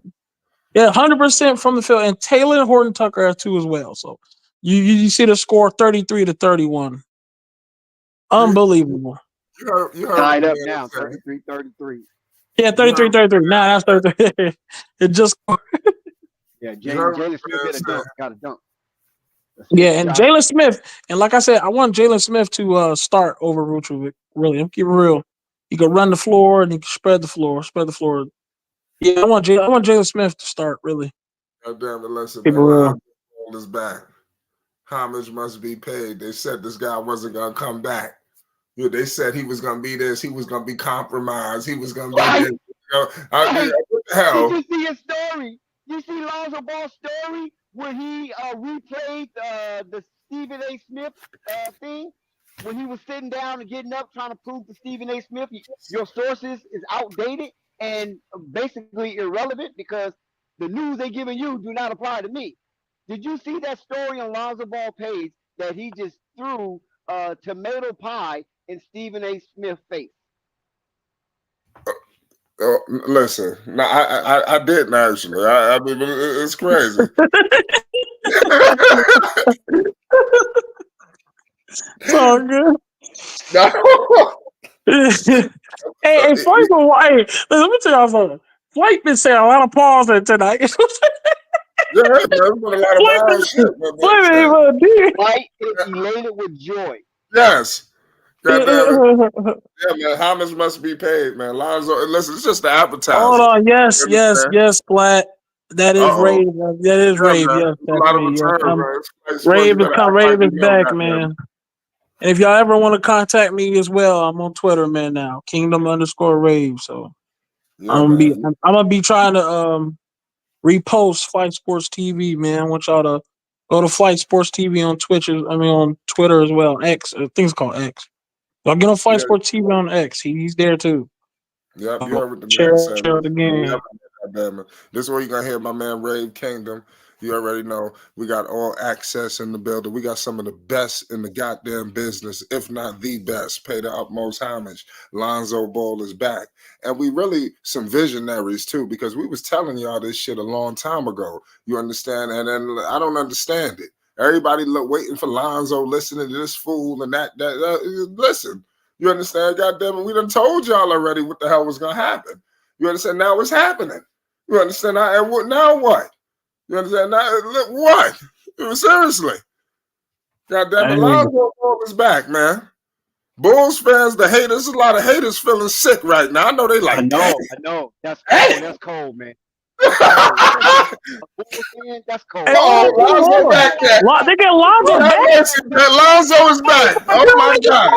Lonzo is back on the floor. Listen, he's back on the floor, ladies and gentlemen. We got a lot more basketball to play. We are not done. We are not done. This is hold on for Lonzo to hold on for Lonzo. Listen, for Lonzo to be back. Lonzo. Good. Lonzo with the pass. I was gonna say for Lonzo to be this back this fast, because I thought it was gonna be a little bit more waiting time. For him to be back this fast lets me know they are really liking what they're seeing out of Lonzo. Oh, listen, we got to get back to it. Listen, the Minnesota. That's a good observation, Ray. I like that. That's a very good observation. I'm starting to really notice how they're analyzing the team and they're watching what it does. Listen, Lonzo got the ball in his hands right now. Giving it to he kicked it to Patrick Williams mid range, and he made a good play. Good play by Patrick Williams. Patrick Williams, you need more of that. We need that from you, yes. Patrick Williams. Yes, come on, Pat. You better be able to perform with Lonzo in that court. Yes, most sir. Definitely. If you are new, we are here covering up the Chicago Bulls. We're going play by play, Flight Sport TV, giving you from the league pass. Hit that like, hit the subscribe. Go to your social medias and share it up to everybody, man. Rave Kingdom is back. Oh Man, my that boy goodness. Dex been holding it back, man. Y'all tune in. Let's go. Yes, listen, Yes, sir. Patrick Williams hit him with the moves in the post. Well, everybody feeling good tonight with Lonzo on the floor. Hey, DiVincenzo. chat, spam Patrick them Williams back ZO2s. to back Hey, bucket. Patrick Williams. He's Yes. hey, yes, waking up. sir. The We got Yes, government sir. is. Zach. We gotta stop and play. Zach then got fouled. It's crazy, man. You know, Alonzo was out here, man. He cooking right now. 7:24 to go in the second quarter. We just getting started. Lonzo is back on the floor after going 2 for 2. Chat, hit the spam your ZO2s in the chat. If you rocking with Zoe, let me know. Hit that ZO2 in the chat. Let me know if you rocking with Zoe tonight, chat. Spam them Yeah, ZO2s. shout out my man Marvin with the $5 super chat. He said, "That's right, fellas. He's back. Let's see how he plays. Salute to everybody. What's going on, guys? You already Big know what it is. Marvin. It's Flight Big Sports. Marvin. Shout out to the support of that, man. Big Marvin with the 5. Yes, Yes, sir. sir. Shout out. We see you. Sit on scene with the ZO2. Seldom seen. I don't know if I said that correctly. Malaya ZO2. I see y'all. If you rock with the ZO2, spam the ZO2 in the chat. We're going to shout you out, man, for being here. We appreciate everybody being here. Yeah, Thunder, we see you, big dog. Being a loyal follower, too, man. yeah, shout That out boy Thunder, man. Thunder. Lonzo got the ball in his hands right now as we speak. He kicked it to Talon Horton Tucker. Talon Horton Tucker kicks it to Vooch. Vooch, top of the key, 3-ball cash. Vucevic still got that top of the key 3. Don't tell me if Boo start waking up. Nah, man. Yes. Tell me if Boo start waking up. Listen. Lonzo Ball waking up. Hey, Lonzo Ball waking up everybody, man. Lonzo Ball waking up everybody. Oh my goodness, Patrick Williams starting to come alive. You understand? Lonzo Ball is making everybody wake up, man. Hey, Lonzo Ball is everybody's coffee right now. Yeah. And listen, we were saying pause before Cam ran the Mace, goddammit. Pay homage, goddammit. We was around before it is what it is, man. We need to stop this. 47-42, 6 minutes and 41 Flight seconds in Sports TV. and Chicago Bulls, listen, they might get 60 points in this half. And that's a great sign if they can pull a 60-pointer in this half. Most definitely. That is facts. Chicago is winning tonight, ladies and gentlemen, against Timberwolves. Since they're taking a pause, I want to shout out to the chat. My boy Jake Simpson, ZO2. That's how you do it, man. I appreciate everybody. Dex with the ZO2 in the chat. I see you. Anybody else that's watching the ZO2, go ahead and spam the ZO2 so we give you guys a shout out, man. So glad everybody being here. Sky Raveback. I see you, Sky. Yes, sir. We appreciate everybody, man. Support the Flight Sports any way you want to, man. Even you ain't got to support it with the money if you have to. If you got to share it, like it. Let everybody know that we are here at Flight Sports TV, man. So just let us know. Just let us know, man. Support any way you can. Flight has been holding it down, and we all have been awaiting for this great moment. They literally said Lonzo's injury, no player has so far came back, okay, from an injury It was like a this. career-ending injury. Yes. And they That said is a Lonzo fact. needs to look for another outlet to exert his energy because basketball won't be one of them. Poor prognostication. It's downright sickening, man. Like I think they need to slap themselves for real, man. I'm not even playing around, man. I think they really need to look in the mirror and just slap their goddamn self. It's getting to that point, man, because there's been a lot of silly takes in some of these past 2 years. They thought they found shit amusing with the things Lonzo was going through, but now I want to know what the fuck is so funny now. There ain't gonna be nothing funny in a minute, goddammit. Shit, man, ain't nothing funny right now. Lonzo Ball is back and putting out a serious impact on the floor. He's still on the floor right now as we speak. What the hell is about to happen? Some even was so ridiculous, like they tried to render and relegate Lonzo to a deduced mascot for the Chicago Bulls. That's how awful they were. They said he's going to come back as a mascot. I mean, this is crazy. We back with it, y'all. We coming back from commercial. Here come Minnesota. We got a kick ball right there. Lonzo is still on the floor. He got that look too. Lonzo Ball's looking. He got that animal. He got that animal eye in him. You know, we're gonna see what happens. It's 42-47. It's crazy. Here comes Julius. He gives it out to Anthony Edwards. Anthony Edwards gives it to Ingles. They kick it out. Here comes Anthony Edwards for three. He missed it. Here comes Patrick Williams. Patrick Williams gives it out to Zach LaVine. Zach LaVine has the ball. Zach has it. Here comes a screen. Zach gives it to Vooch. And we got to stop in the play. Lonzo is still on the floor as we speak. He's 6 points, 2 for 2 in 8 minutes. So his minutes is being used very sparingly, but he seems to be very effective. He's on the floor. It's been 2 long years. I told the people he's been working with Chris Johnson all summer. You know, he's been in the gym with NBA players, so this is not surprising at all. Zach LaVine. Who was that you saying, Flight? Chris Johnson. He's been working with a lot of. He's a trainer, an NBA trainer. Right. He do a lot. Yeah, he do a lot of work. Here comes Anthony Edwards. What's that? Julius. That's not Julius. Shit, Lonzo on defense. That shit ain't went nowhere, yo. No. Damn, Julius, not the man. Oh my goodness, good defense. Oh my goodness. Don't tell me he breaking he probably coming out with the defense too. Man, that was big help. Oh my goodness, that was a good stop. Oh, Lonzo out there being effective. Bulls up by 8. Yeah, they're in trouble, y'all. They're in trouble.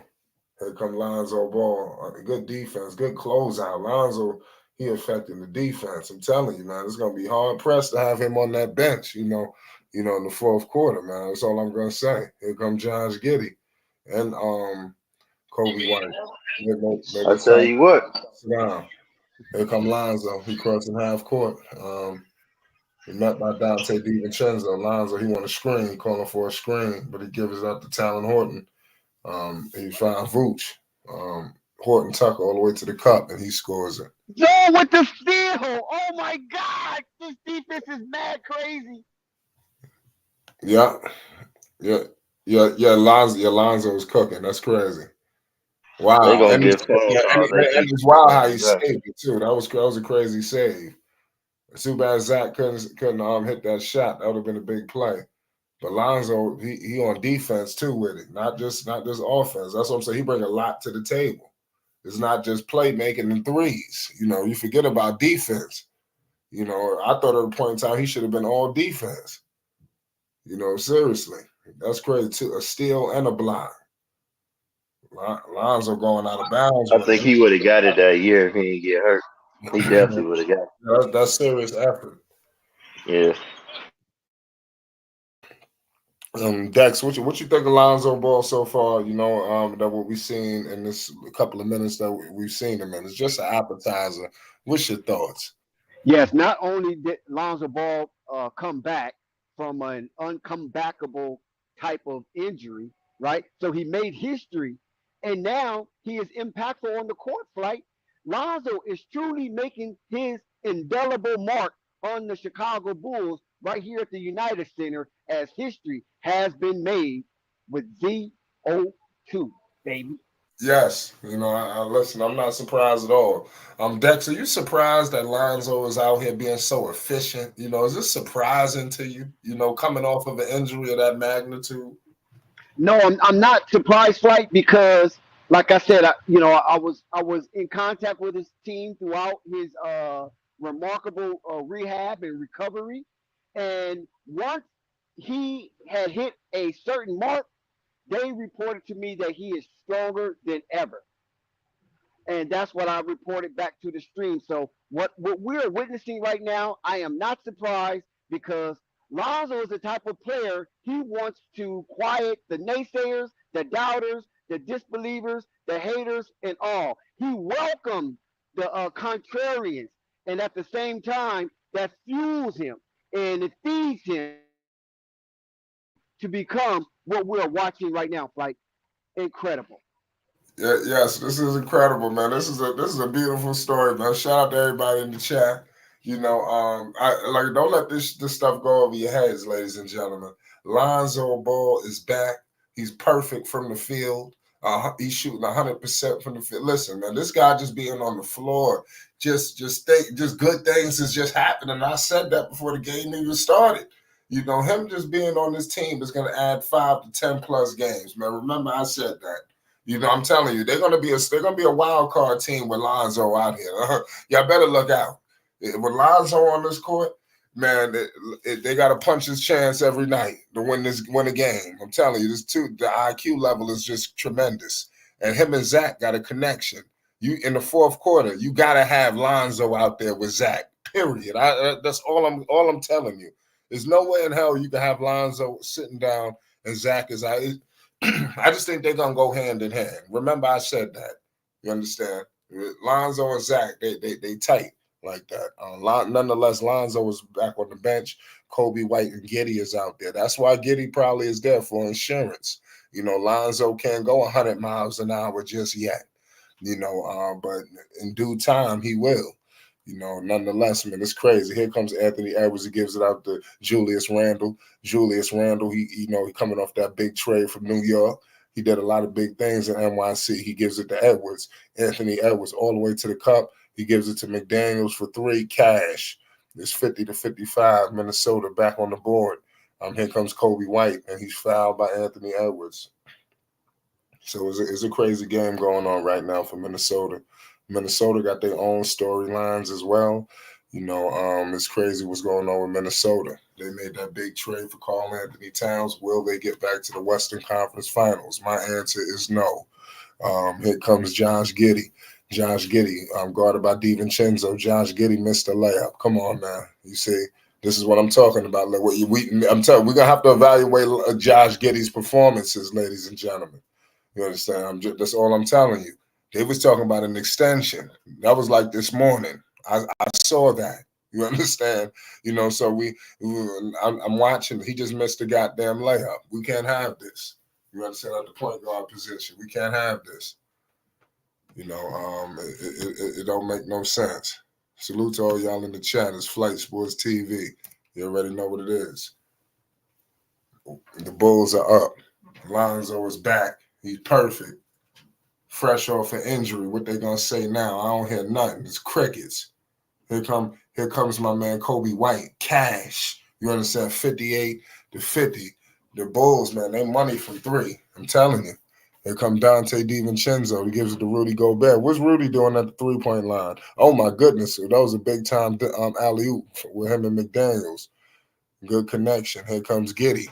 Josh Giddey with the rock. Josh Giddey doing big things. He just scored. So Josh Giddey, look, he just hit a 3. Can y'all hear me? Yeah. Good. Big play. All right. Good. We got Julius Randle. He posting up. Here come Dante.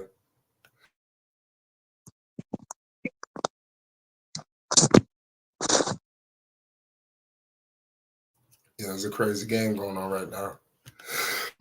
Man, the Twitter trend is going crazy for the return of Lonzo Ball, ZO2, Chino Hill's prodigy. Not only has he made his indelible mark on himself in history, but the NBA and a comeback story for the ages. Yeah, I know people. I know they're like, damn, this guy Lonzo is back. He said 12 to 16 minutes before. He said it's for sure. What he said? McDaniels cooking right now. McDaniels got a lot to prove. I think he was the first team all defense last year. Here come Kobe White for 3. He's stepping into a 3-ball. He missed it. Bulls fans are very high on Kobe White. I think he got a lot to prove this year. I'm going to be evaluating Mr. Kobe White this year, all season long. I heard a lot of things about Kobe White. They said he was this and he was that. I want to see it, goddammit. That's what I want to see. I want to see how good he is. Shout out my man SMG. He said Lonzo the best player on the Bulls, fully healthy. Man, I said, man, please talk your shit. You understand? If that's how you feel, just talk your shit tonight, goddammit. You understand? Lonzo Ball is back. Homage must be paid. So it's wild. Lonzo Ball is back. SMG, Jake Simpson, my man Dave James. Man, a lot of people, they lied to you, man. They said he wasn't going to come back. Why would they say that? Why would people do that to themselves? Why would they say he was going to be this and they lied?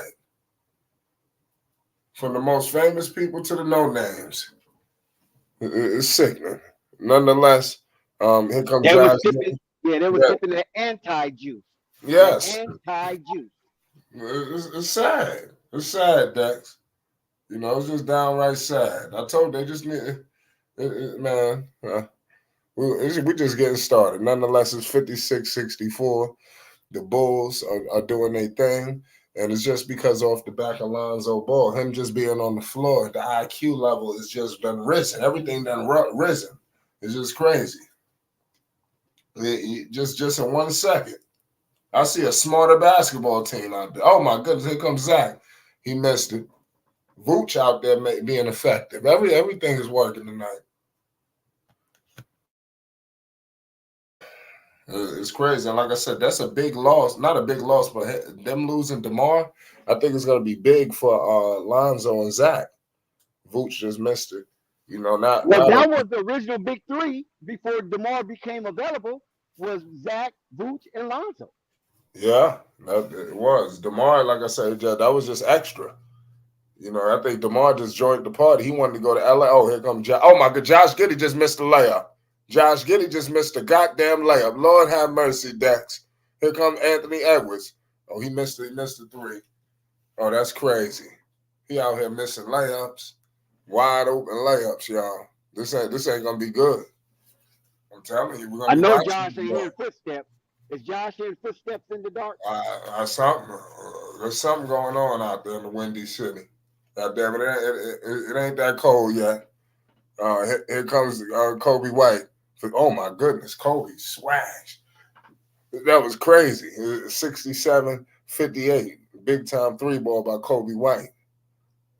Dante DiVincenzo gives it to Anthony Edwards. Anthony Edwards shaking and baking. Oh, Edwards all the way to the cup, and he missed it. He about to get a tech. Here comes Josh Giddey. He gives it to Kobe White to Patrick Williams. Patrick Williams for three. Cash. Oh, the Bulls going crazy. Bulls going crazy from deep. Lonzo Ball is back. He was perfect. It's a wild situation. It's 58-70. Lonzo Ball, man. This is big. He will. Hey, unstoppable P. Will has arisen. Yes. You understand? It's crazy. Unbelievable game. Unbelievable game, ladies and gentlemen. Lonzo is back. 23 seconds remaining. Here comes Zach LaVine. Look like what was that, tech? Zach scores it. Yo, yeah, Anthony Edwards. I told you Edwards was about to lose his mind. It wasn't going to be long.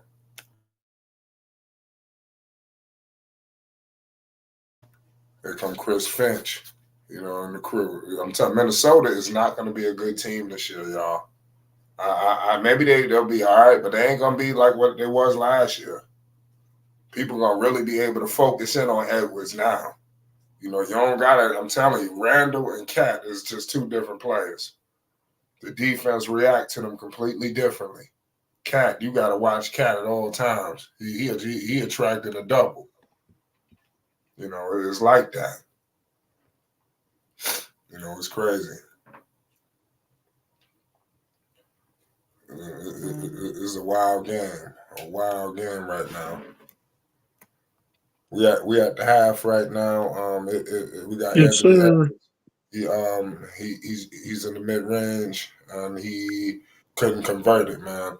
It's halftime. I got all access decks. It's crazy. It's halftime, man. What's your thoughts on the? Give everybody your synopsis on what Lonzo has been doing throughout the first of these first two quarters. You got Purple in here with you. We got Marvin. We got Rave. We got Unstoppable. We got All Access with the halftime, second half coverage continues. Dex, talk to the people. It's Flight Sport. Yes, I'm going to be very concise because our panel is basically full. We want to hear from everybody that's on the panel because everybody is a contributor to Flight Sports TV, and we want to keep this thing moving. Listen, I'm not surprised, but I'm very elated. I'm stuffed with joy, and I'm happy for Zoe because Zoe was the one that was the initial rocket for the Big Baller brand to springboard into the minds of the people and have everybody excited and galvanized. And so to see his return and to be effective the way he is right now, it's just nothing but remarkable. And like I said, Zoe is making his indelible mark on the NBA as well as the hearts of the fans. And C Red Nation is privy to be able to see Zoe in this form right now. Right? No, fact. No, I mean, shout out to Dex for saying that because that is facts here. From what I'm seeing, man, you're watching a team that kind of is telling Billy Donovan, man, like Lonzo's our guy, right? You saw when Lonzo was not on court, it was like, people were playing, you weren't seeing much of anything. But when you saw Lonzo get on that court, you saw everybody, and I do mean everybody. People like Patrick Williams, for example. People was just talking about Patrick Williams not doing his job, and you just saw this burst of energy from Patrick Williams, burst of energy from Vucevic, who we all want Chicago Bulls to get rid of, right? And so we saw Zach LaVine happy for this. Josh Giddey, you can see on Josh Giddey's face, like, man, there's no way I take this guy's starting spot, So this is a amazing moment for Lonzo Ball and the Chicago Bulls. The Chicago Bulls have a lot to think about because you're going into the season with saying, hey, we're going to take it slow with Lonzo, very slow. But if Lonzo continue in this trend and this momentum that he has showing that he is ready and he can ball, I mean, the sky is the limit. So this is unbelievable. So glad everybody's here to see this.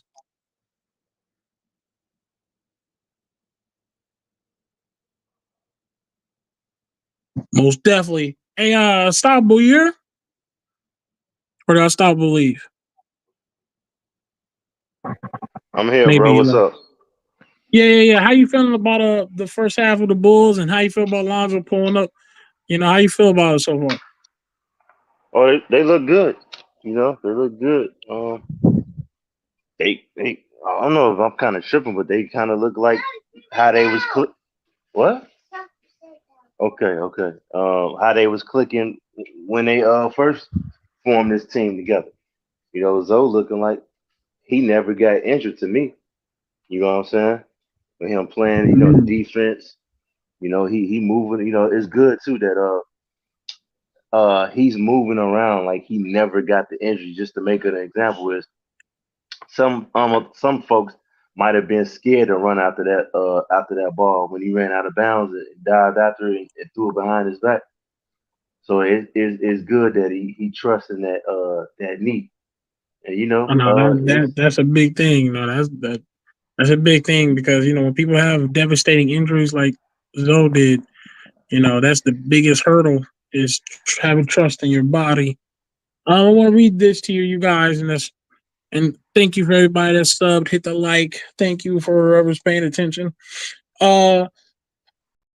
Right now, Chicago Bulls up over the Timberwolves. I want to read this to you guys real quick and correct me if I'm wrong here. It says here, Timberwolves, Rudy Gobert has 9 points, everybody, with 11 rebounds.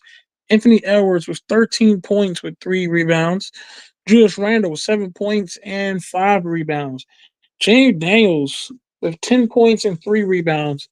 Michael Conley with 3 points. David Shinzo, 8 points. Nikhil Alexander Walker, never thought I would say that name. He has 2 points. Josh Minott with 3, and Joe Ingles with 3. Now, Chicago Bulls, Vucevic, 10 points. Kobe White with 15. Zach LaVine with 12. Josh Giddey with 4. Now, that's very interesting because he has less than Lonzo, and he's supposed to be the more healthier out of Lonzo, but that's funny to me. Patrick Williams with 10 points. Oh, and Josh Giddey has more minutes. Taylor Hunt Tucker, 9 points. Lonzo Ball, who came back for something that's so devastating, doing his thing. Lonzo Ball with 6 points. Torrey Craig with 3. Jalen Smith with 2. And speaking of Jalen Smith, I'm telling you, that is a young guy I feel like should start Unstoppable and Flight Index. I think Jalen Smith, that guy needs to either start or prepare to start and get better, get his strength up. I don't know, get a little stronger, because that guy, he's athletic. He can get big and get down the court, and he can spread the floor. And I like Jalen Smith rather than Vucevic. I mean, in my opinion, even though Vucevic does have 10 points tonight, though. So anybody that's tuned in, we appreciate it. Say again? What I think that they're gonna do is try to showcase Vucevic as much as possible so they can trade him. And then they trade him, then they probably slide Jalen Smith in that starting lineup. I get what you're saying, but right now you can't do it. You gotta Right. get Vooch going to get that trade value up. If there's anybody a contender out there, maybe like the Lakers that needs a center, you know, that can help take them, I guess, with depth can help the team out. So yeah, I Right. expect him, if Right. he continue to play like he's playing right now, which is pretty good. I could see them finally getting calls for him. Oh, definitely. Aaron Patterson in the chat, we see you trying to get in. You gotta give us a minute. Waiting for our host to come back so he can let you in here. So just give us one moment on that. Shout out to everybody. We got here a comment. Twin said Zoe has a drive to the basketball like he did in the first quarter, but it looked a little bit rusty. But everything else looks there. Shooting is there. Defense look good. So yeah, so most definitely. I think Lonzo is testing things out himself, right? I think Lonzo is. You saw the confidence in his shooting. You saw the confidence in his defense. He's trying to trust his knees, and he wants to see all the things he do. But you understand, it's not just the Chicago Bulls that's going to be trying to check his body, but Lonzo himself is going to check his body. So he might drive, he might not drive. He gotta know what to choose. So we may not see a lot of Take what the driving, but at offense the give him, same time, say it again. Yeah. Take what the offense give him. If you don't need to Right. drive, don't drive. Right. If they're like I said, right. If they're backing up because they feel like, okay, Lonzo Ball hasn't been on the court, if they're backing up and just let him shoot, I mean, there's kind of no reason to put himself in a driving position, even though we want to see him drive, because we want to know if Lonzo can, can do what that do in that paint or get to that rim. But at the end of the day, we gonna get there. Aaron Patterson. Hey, shout out to Aaron Patterson here, Bulls fan. Yeah, we're gonna let you in. We're waiting for one of our hosts to let you in. All right. So just give us 1 sec. You could be on the panel. Just give us 1 minute. Waiting for one of our hosts to let you in. So Shout out to the Bulls fans that is there though. We got the Chicago Bulls beating the Timberwolves, man. And if you're a fan of Lonzo Ball tonight, Lonzo Ball has returned. And ladies and gentlemen, this man has 6 points, 1 rebound, and 1 assist in only under 9 minutes of just coming back to the game. So we are excited. We are happy. This is unbelievable. Not so long ago, they said this injury that Lonzo Ball suffered, no player has returned from it. So Lonzo Ball said it himself in an interview that he just wanted to go for it. He felt like he could return because he was young. He felt like him being one of those young people having this injury, he could possibly try to fight that. And that's what he's doing tonight. He's fighting that the odds. And those odds were he was not supposed to make that comeback. So turn up. I want everybody to enjoy themselves tonight. Spam the ZO2s in the chat. We want to know if you're here supporting Lonzo Ball tonight. We see you guys, everyone that's been here. We saw Sky pull up here. We saw Jessica come in. We saw Thunder pull up. Dave James, I see you, my boy Don KGB, Jake Simpson. We see you guys. Twin, supporting Lonzo Ball and supporting the Chicago Bulls. That's what it's all about, man. We just want to get it up to you guys. Yes, sir. Also, hit that like, hit that sub, share the stream, man. We'll let everybody know to come to Flight Sports TV where we can have a good talk about them sports, man. Lonzo Ball, Chicago, for sure. Ray, Yeah, who's that? Dex? you know you in rare form, my brother. Who's this? Who is that? Marvin, man. Hey, Yo, Marvin. what's going on, Marv? What's up, guys? How you doing, my brother, man? It's been glad to see you, man. Hey, what's up, Purple? How you doing, baby? Fine. What Was up, you about to ask you Unstoppable? something, Perp, too? What up, Unstoppable? What's up, family? I was. Dex, Flight. Just stepping in a second, guys. I'm having problems with my reception down here, so I had to get a couple more gadgets. Right. Just recently got them. Just trying to make sure they sound. Do I sound? Am I blurred or something? No, you you're sound fine. good. So far you're fine. So far you're fine. Okay. Well, okay. Yeah, man. I'm just chilling, man. Just listening, checking the game out.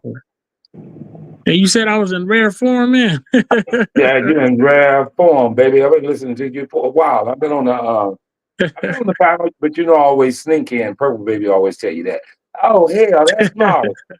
I've been snuck in the back door. You understand me? Right. I'm all right, man. Salute to the chat, to the panel. Yes, Salute to sir. everybody, man.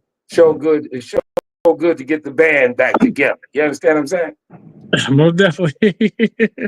Man, it's a blessing, man. You know what I'm saying? And blessings come to us fast, man. And Lonzo Balls are blessings to bring us back, man, like we're supposed to, man.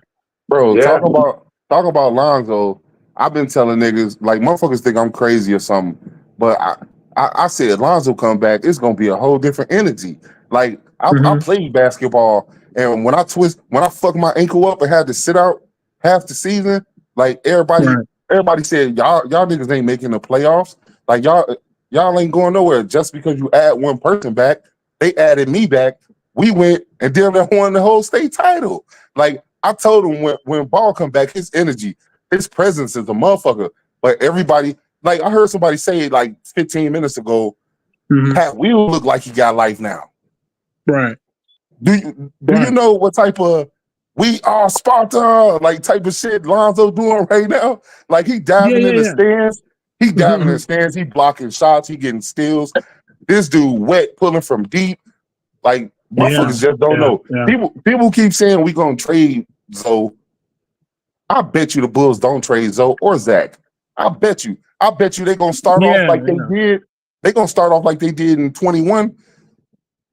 Ain't nobody getting traded. Maybe Vooch old ass and get us a young center who can catch lobs. But Lonzo is a beast, bro. Like, and motherfuckers looked at me like I was crazy. This AP Bulls fan, don't none of y'all niggas but the niggas from Chicago ever remember me anytime I come on here. Bro, I've been fucking with y'all for years. I definitely remember you, bro. Yes, sir. I remember you telling us your story, man. You can't forget nothing like that. Yes, sir. And Lonzo got me over here inspired right now. Like, yeah, it is. Like, he ain't even supposed to be on the court right now. Don't you know motherfuckers like Grant Hill whole fucking career to win. Like, man, look, first of all, I want to give that nigga all the praise. Zoe had to put in the work. Them doctors had to do what they did, but Zoe had to put in the work in the off seasons. He had to go through all that tough training. He had to train muscles and shit. You know what I'm saying? Like, dude out here, it's preseason. He diving in the stands. I'm done talking. No, you're right. No, you're right, man. You know, that's why we're here to support Lonzo. in this tough times, man, because it's still tough times because they just got this guy named Josh Giddey, and they haven't even seen Josh Giddey in one regular season game, and they talking about this morning talking about a contract extension. We haven't even seen this guy play in the regular season for the Bulls. We talking about contract extension, and it's funny how they want to have a contract extension during the time that Lonzo Ball is having a contract coming up at the end of this season. So it's very funny. So we're going to have They Lonzo got to Ball do it, back. Ray. Huh? They got to do that way that they won't go and get into no bidding war. So Right. I think I feel if they lock, that. yeah, they lock them up now, yeah, that'd be good. Yeah, Oh, no, I feel that. You can't trade Caruso away and then let Josh Giddey go. Like he ain't gonna be taxing on the market. But you don't want no team like Detroit or somebody or Atlanta to come and try to, you know what I'm saying, get him. He's 6'8", 6'9" guard. You see, like bro need to play in the post a little bit more. He huge and he could dominate these guards in this league, bro. Like he a walking triple double too, bro. He just need to work on his shot. I think Pat Peterson's gonna fix that shot. He gonna fix it. It was is Purple Baby, are you here? Purple Baby, did you leave? Hey, I'm on Purple Baby ass when we play the Pelicans. Hey, last time I got on here. Is she here though? Purple Baby, are you here? I didn't get. She was here. Okay, all right. I wanted to let her give a chance to say something if she wanted to say something. But nah, we got a Bears over in here too. He trying to get in. Hey, shout out to everybody. Matthew Peavy, we see you. Bears lover. Yo, most definitely. We're gonna let you in. We're waiting for our host to come back and let whoever is in the waiting room. But whoever is waiting and still listening, man, we still at halftime. Actually, never mind. We're not in halftime no more. My apologies. Halftime is over. Chicago Bulls is winning 73-58. Listen, I just want to say as well. If you have a Twitter, Kobe, nice. Listen, if you have a Twitter, if you have an Instagram, you know what to do. Share up your socials. Let everybody know where you're at celebrating Lonzo Ball's return and Chicago Bulls. And we watching it right now. Your boy Rave, me, Rave Kingdom is back. So I'm so glad to see y'all on my family. Like I said, I disappeared to handle some things, but I'm back for sure. Back, if you want to hear more of Rave, talk to Rave, where I'm at, you know what I'm saying? You can hit me on Twitter at Kingdom_Rave. Yes, I'll be on football takes. That's my fault, man. Go ahead. No, my fault. Go ahead. No, I was just saying Bears lover. That's purple. That's purple is trying to get in. I forget she changed her name. Okay. That's good then. That's good. Yeah, we're gonna wait for our host to get whoever's waiting. We get her in. Flight playing Call of Duty or some shit. Shout out to Jessica. Jessica is still holding it down, being loyal to Flight Sports TV. We definitely gonna be talking about the Pelicans. Hey, wait a minute. I remember she said something like the Pelicans take on the Bulls the first game. We take the Pelicans on first game. We take on the Pelicans. That was crazy. First game. That's crazy. I heard they trading BI. I don't know what they gonna try. I heard they trading them to Sacramento. Man, if that was the case, man, they should have been done that though. The buyers for Sacramento, they trying to get Zach or Brandon Ingram. I'm telling you, man, Zach trade value about to go up. Oh yeah, you seen what he did? You seen what he did preseason, right? Well, you're not a Bulls fan, but you see it. But he went off, I think, for 26 first half. Facts, bro. Let me tell you something, bro. Lonzo Ball has lit a spark into Zach LaVine. Did you see how Zach LaVine was looking at the whole situation and on the team? I don't think Zach LaVine even cared. He looked like he wasn't even caring anymore. You know what I'm saying? Not saying he don't care because he is a professional at the end of the day. But like I felt like the way he was like you could see that spark in him that was like, okay, I got a ball. I got a like. He was hugging. He saw Lonzo, hugged him up, happy. And you see Zach LaVine with his great energy out there, hustling and getting into the boards. And that's how you know you can tell the difference between what they want to do because they really care, Ray, man. Ray, I don't know if y'all remember this conversation, but I told all of y'all when DeRozan hit that game winner and then he hit that next game winner like back to back. I told all y'all, look how Zach LaVine looking. He feel like them supposed to be his shots, and Right. I knew at that point every fucking hug, every dap was fake. I could see he was pissed, and Zach had his pennies in a bunch for a long time.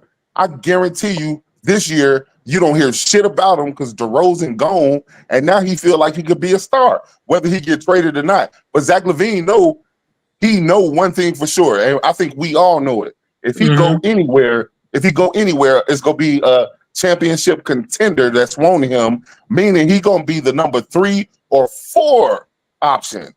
Like Zach LaVine ain't going nowhere. Like if he go to the Lakers, he damn sure not 1 or 2 there. I mean, what team would want him that's a playoff contender that don't have 2 solidified ones and twos right now? He know his best chance at scoring big, being a man, getting all the shine is in Chicago. I guarantee you, motherfuckers gonna work out a deal with Zach. And plus, we gonna sign Zoe back. They not letting Zach not letting Zoe stay in Chicago by herself. That's his boy. Like he gonna stay with us. I'll guarantee it. They need to keep him, regardless, bro. Bro, I hear you. I hear you, bro, and I totally agree with you. That's all I wanted to say. Yeah, that'd be a fool to let him go. They gonna work something out. It's probably gonna be a team-friendly contract, and they gonna bring him back so he can be that voice and help this team get better and better. You know, I just hope Unstoppable. they gonna bring Zoe back. Oh, okay. Yeah. Unstoppable. If we start the season, let's say 14-6, you think they trade anybody? Probably not, but I would still hope they would because I want them. I don't know if you've been hearing me, bro, but I've been raving about they need to do everything in their power to keep their 2025 pick. Now, if they can still keep it and keep this team together, even better, man. Because I got my eyes on Ace Bailey, bro. Hold on 1 second, gentlemen. Who is Aaron Patterson? That's me, nigga. AP Bulls fan, bro. Okay, yeah, Bulls fan. I'm just reading the chat. I'm just reading the private chat. No, it's me, Dex. It's AP Bull fan, bro. Okay, I see it now. Okay, I just want to make sure you got in because I'm looking at it. I'm late. Yeah. He already introduced himself, and he's happy about Lonzo, and yeah, he's definitely one of the people that's celebrating the situation, man. It's a good night. Everybody was turning up, man. It's amazing, man. Yeah, right. Wonderful right night. now, the Bulls is dumping a mud hole in the Minnesota Timberwolves. Yep. I know they are elated to see the Bulls dominate like this. When the last time we see the Bulls dominate? I know it's preseason, and we can't put the 2021 the carriage before the horse. I understand that, but this this with the rest is of pure domination right now. Hey, Dex, 2021, Dex. I said that shit 15, 20 minutes ago, Dex. Yeah. I said, I know it's preseason, but the Wolves is playing their whole starters, they regular rotation, and they playing hard. And we whooping that ass. Hey, listen, and just like Patterson said earlier, man, I really believe it's because of Lonzo's return. It's such a spark in the offense. It's such a spark in these players, man. Like we seeing players, actually look like they want to be out there and do something, That's what I really think it is. Pat Will dunking on dudes. Come on now. Right. Come on now. Say, guys, purple, baby. Purple want to get in there. Go ahead, purple. I just found out yesterday that the Bulls pick is protected 1 through 10. So with that being said, do you think they gonna try to tank, or they gonna? They better. They better try to keep that pick. Because if Like I understand they look good right now, but man, you got to look at if they can keep that pick, this team will be built for the now and for the future. You know, I say this. Me personally, I would love for them to keep that pick, but I think we got too much talent on our team. Unless you trade everybody, when can we start trading? December 15th? yeah, I think that's I'm not. depending on when they were signed. Yeah. If they can't trade Vooch, Zach, and Lonzo before the All-Star, no, I think that's even too long because They got to do it before. They got to trade before the All-Star. Yeah.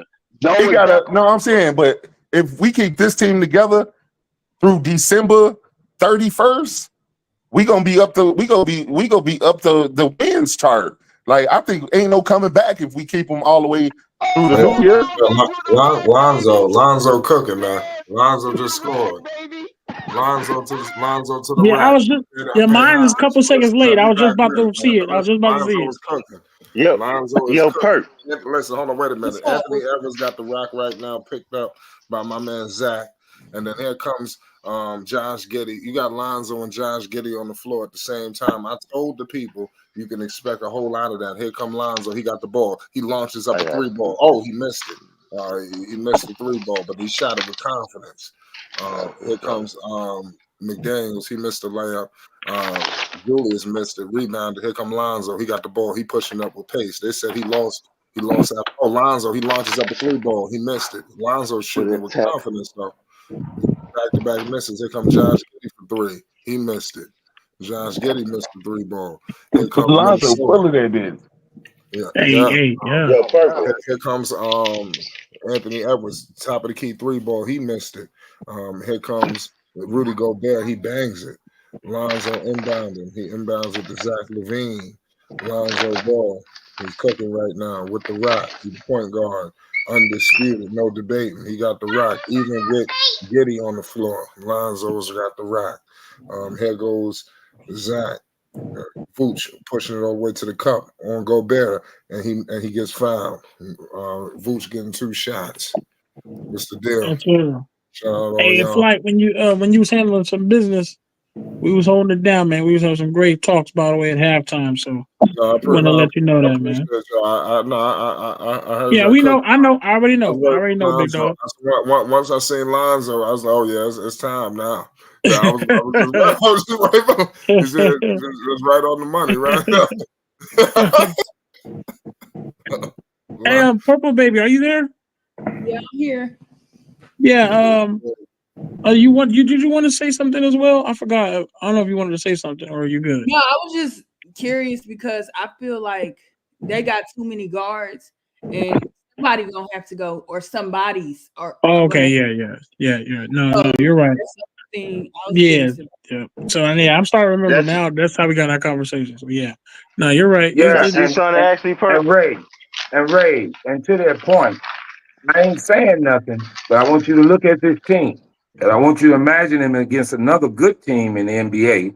Look at the Bulls' size; they playing well today. Yes, they are. Right. But look at their size; they playing small ball now.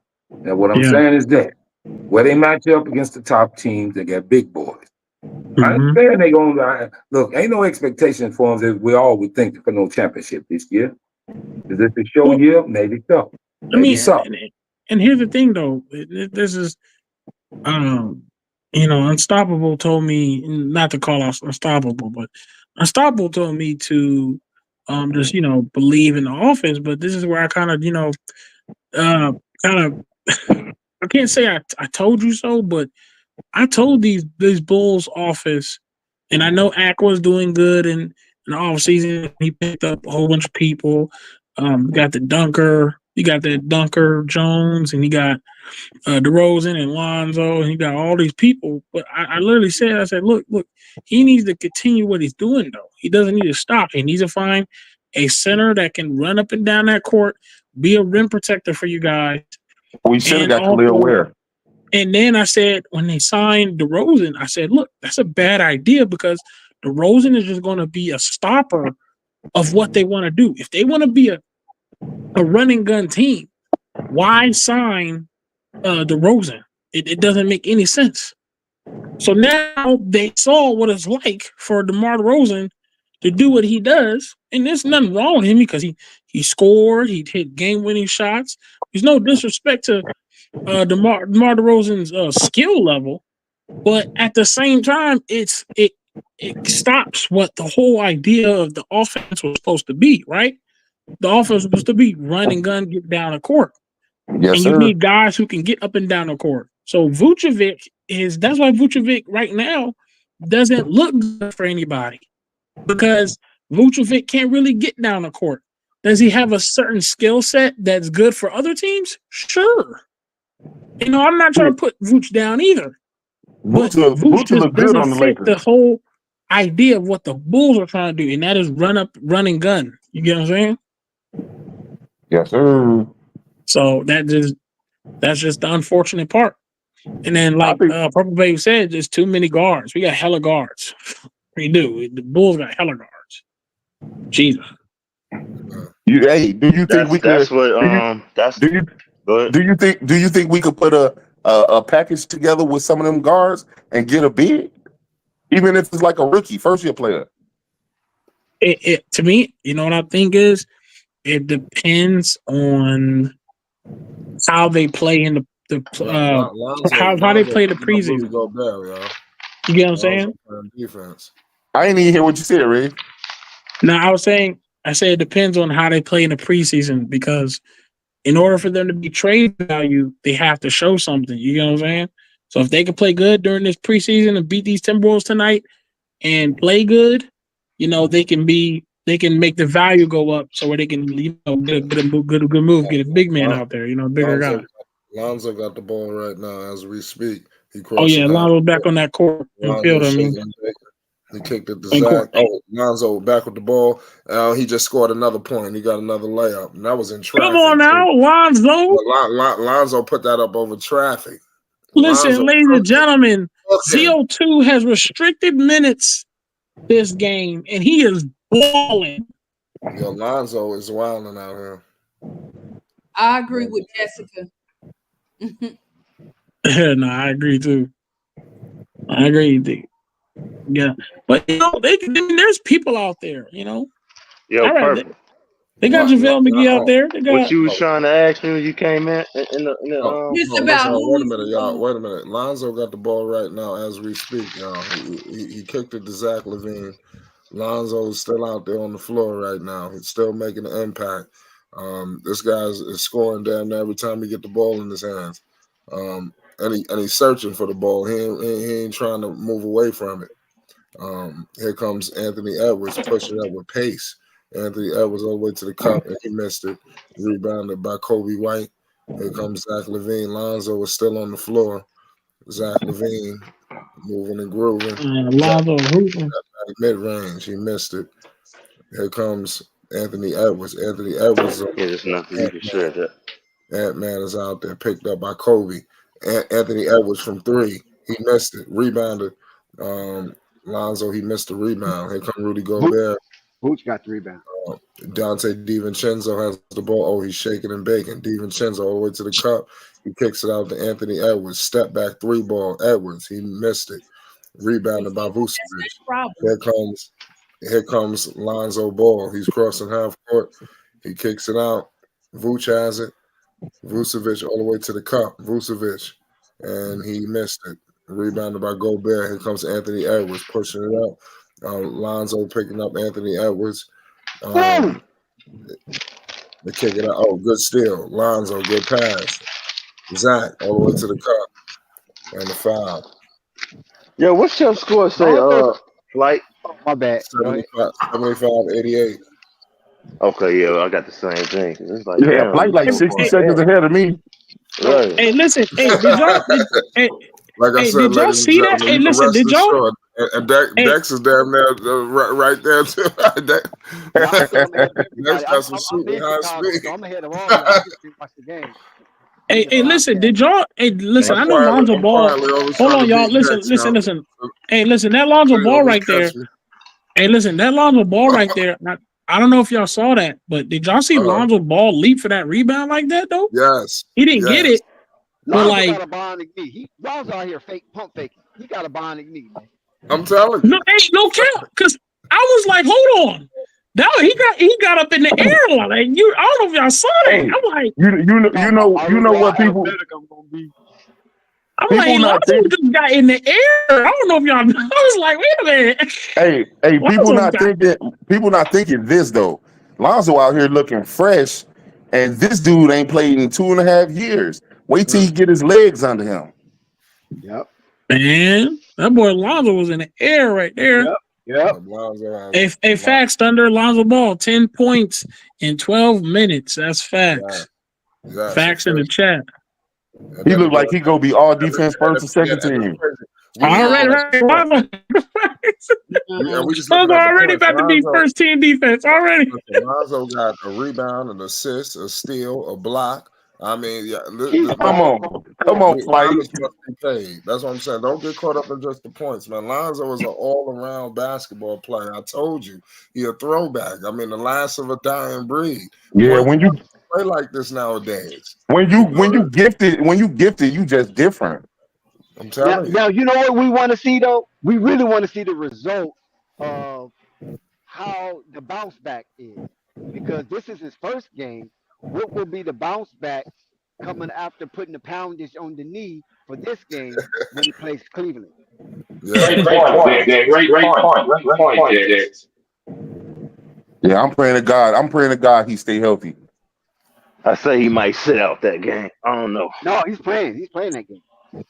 Oh, they ain't gonna manage him. Don't have him do back-to-backs. He's playing that. No, he's playing that game. No, they said he's playing the last two preseason games. Yep, and he's still okay. Lonzo playing next game as well. Purple. Mm-hmm. Yeah. Okay, now what was you trying to ask me? I said, what guards are going to get traded? Hold on, y'all. Oh, what guards going to get traded? Who's guarding, what's your name, though? Anthony Edwards. Who's guarding him? I don't know. That's a hell of a question. What guards go get traded? Because it's going to be – they not trading none of the young boys. Hold on, y'all. Purple, go ahead. I'm sorry. No, I said Anthony Edwards still got the same thing I seen in the playoffs last year. He needs to fix that. Notice that in the game against the Knicks, too. He get too excited sometimes. Yeah. I think he's going to miss Big Cat more than he thought. Yeah, Lonzo is still on the floor. Y'all making the impact out there. Josh Giddey is on the bench.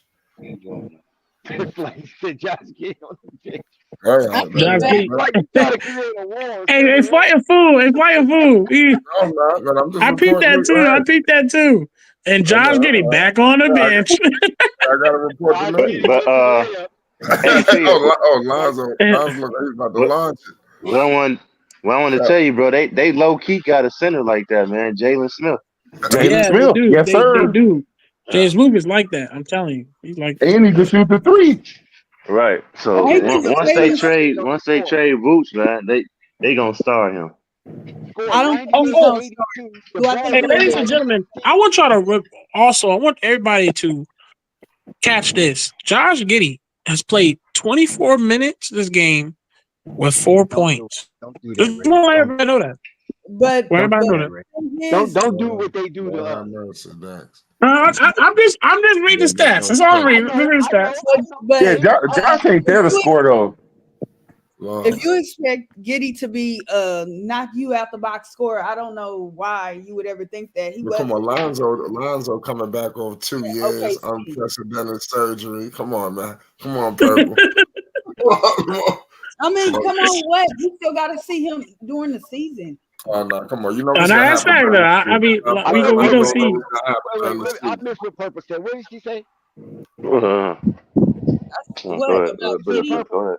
About Giddey?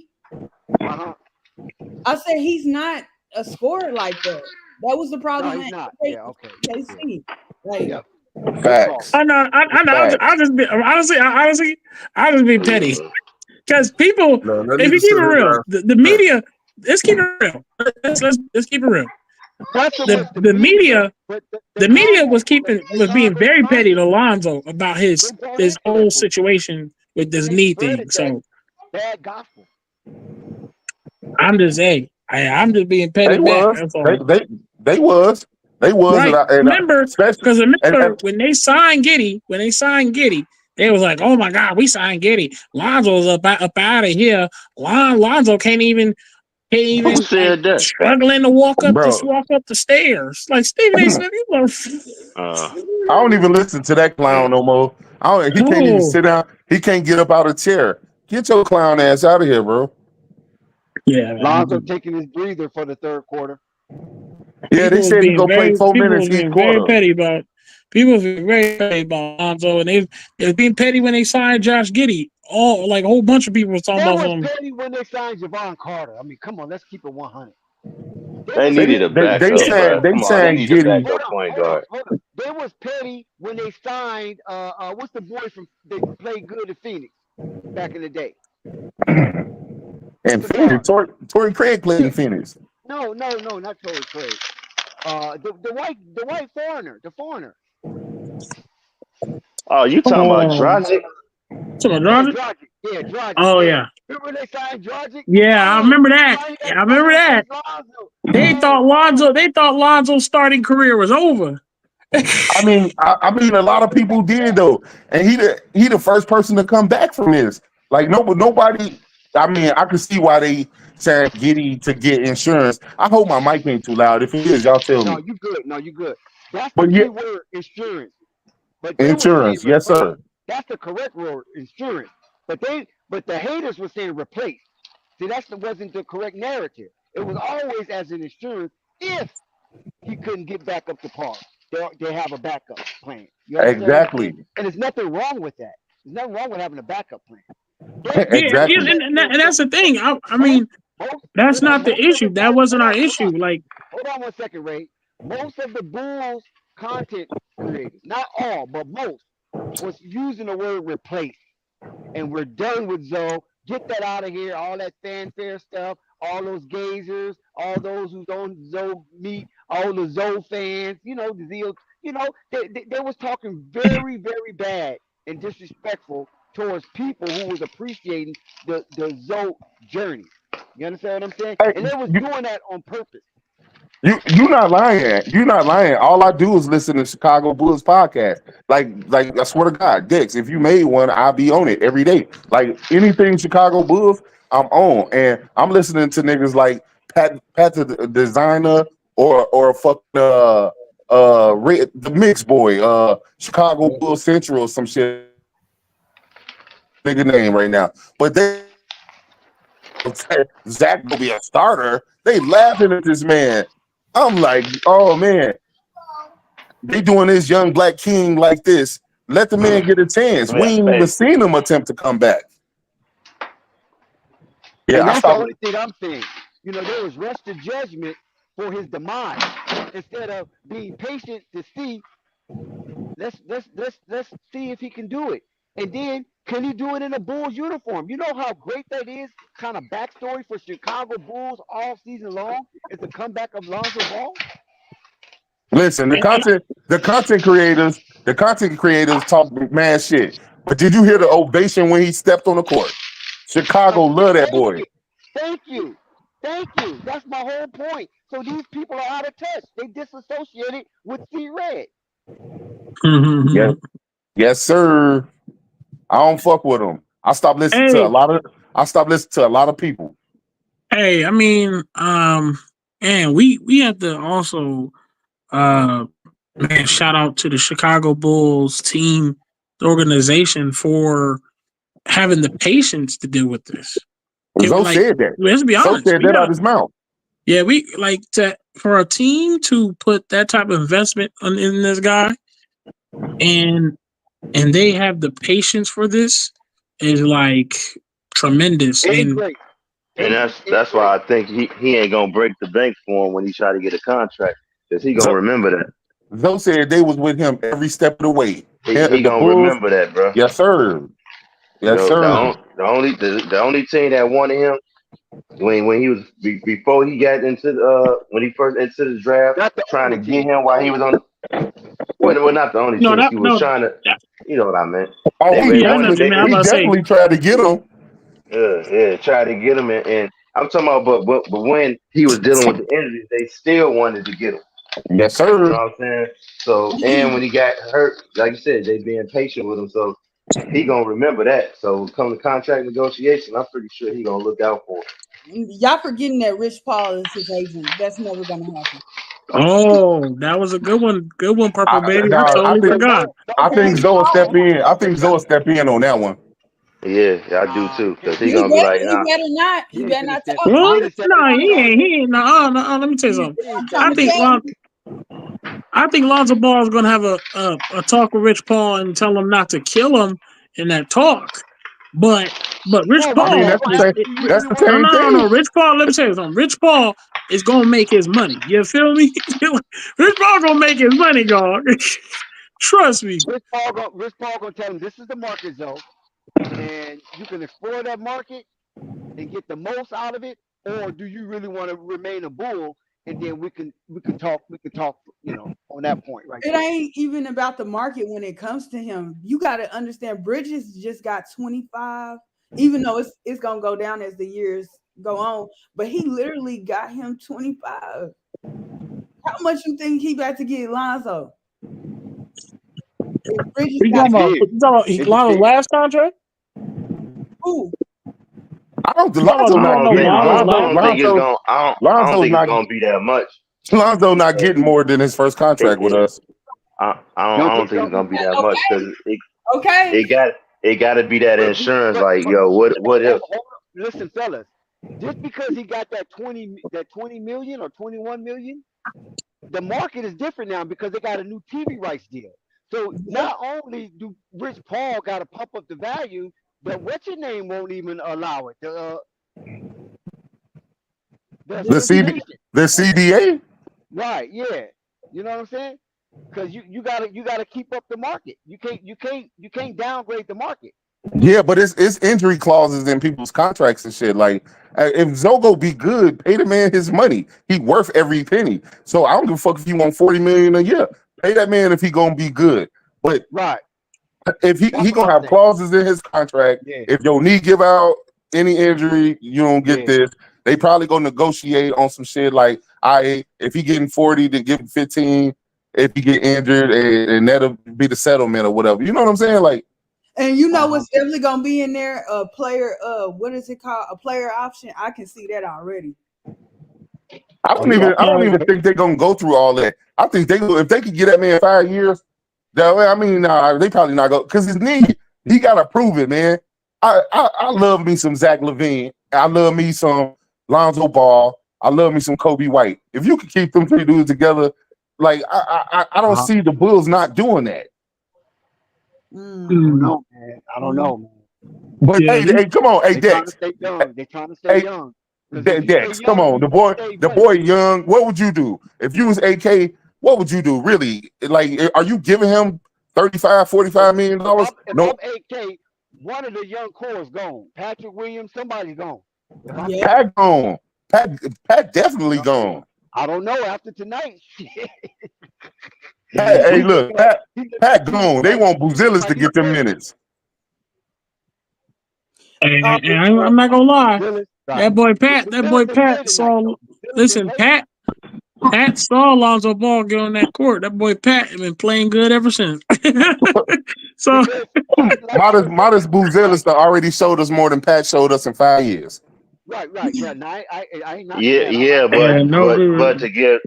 But about with Pat, man, he been hurt, bro. He got to stay healthy. But if anything, I see him losing his starting role, and they bringing him off the bench. You're not about to pay a man. You're not about to pay a man $90 million to be your bench player, bro. You can too. You're not about to pay no power forward. That contract, but listen, is that contract friendly enough to be packaged? Nah, if you gonna be 6th or 7th man, and you coming off the bench like Jamal Crawford, yeah, you can get it. It might not be that to another team. He's that to the Bulls.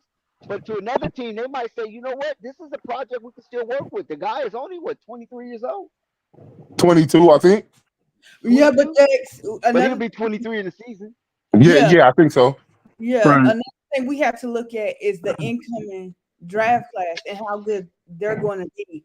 With these owners now having to come up off of more money to pay these guys now, they looking at that. And if they don't feel that you can be better than this new guy, this new rookie in a year, they not gonna want you. I don't know. Exactly. That's big facts. I don't know what Patrick's market. Another layup. I don't know what Patrick's, not ceiling, what his trade market is looking like right now. As far as you know him, I would imagine that it's not that high and whatever. So that's the thing. Like I would say the most not marketable, but the person on the value on the Bulls with the most value right now is probably Vucevic. And it would have been. I don't think it's Vucevic. I think it's Hell no. Hell no. It's Zach LaVine. No, it's not. It's not. It's not. Because Zach LaVine is targeted. You know what I'm saying?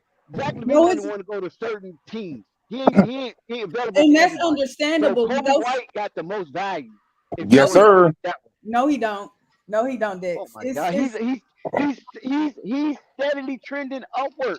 Zach LaVine done plateau. No. I disagree with you, Purple. Purple baby, who are you talking about? You talking about Kobe? Yeah, Kobe White. Yeah, I think a lot of shit you say is 100% correct. This might be the first thing I ever disagree with you on. I am dead serious. She got so much knowledge, it trips me out. I say, damn, like she be hitting shit on point. But this one, you in left field, honey. Okay, so I'm gonna ask you something. What team can Kobe White? Because I think Kobe White is a team-friendly deal. Up by 2. What team can Kobe White go start on? What? Value is so high. What team? Orlando. What do you mean? Kobe White should have won Most Improved last year. He gonna average 20.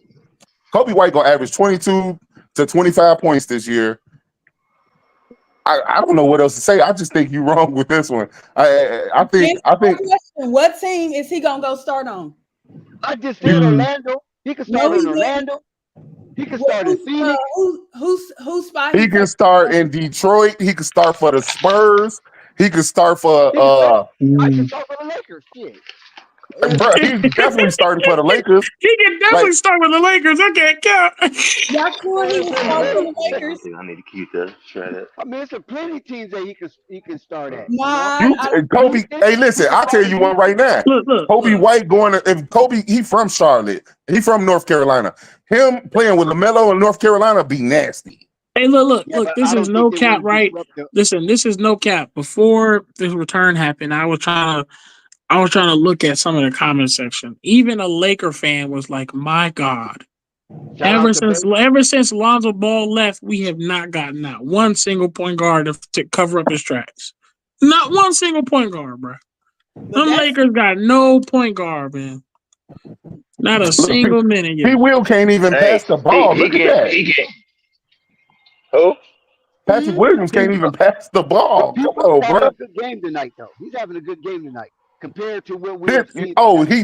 This is definitely one of his best games, and niggas still complaining about it. That'll tell you all you need to know about him. From the floor,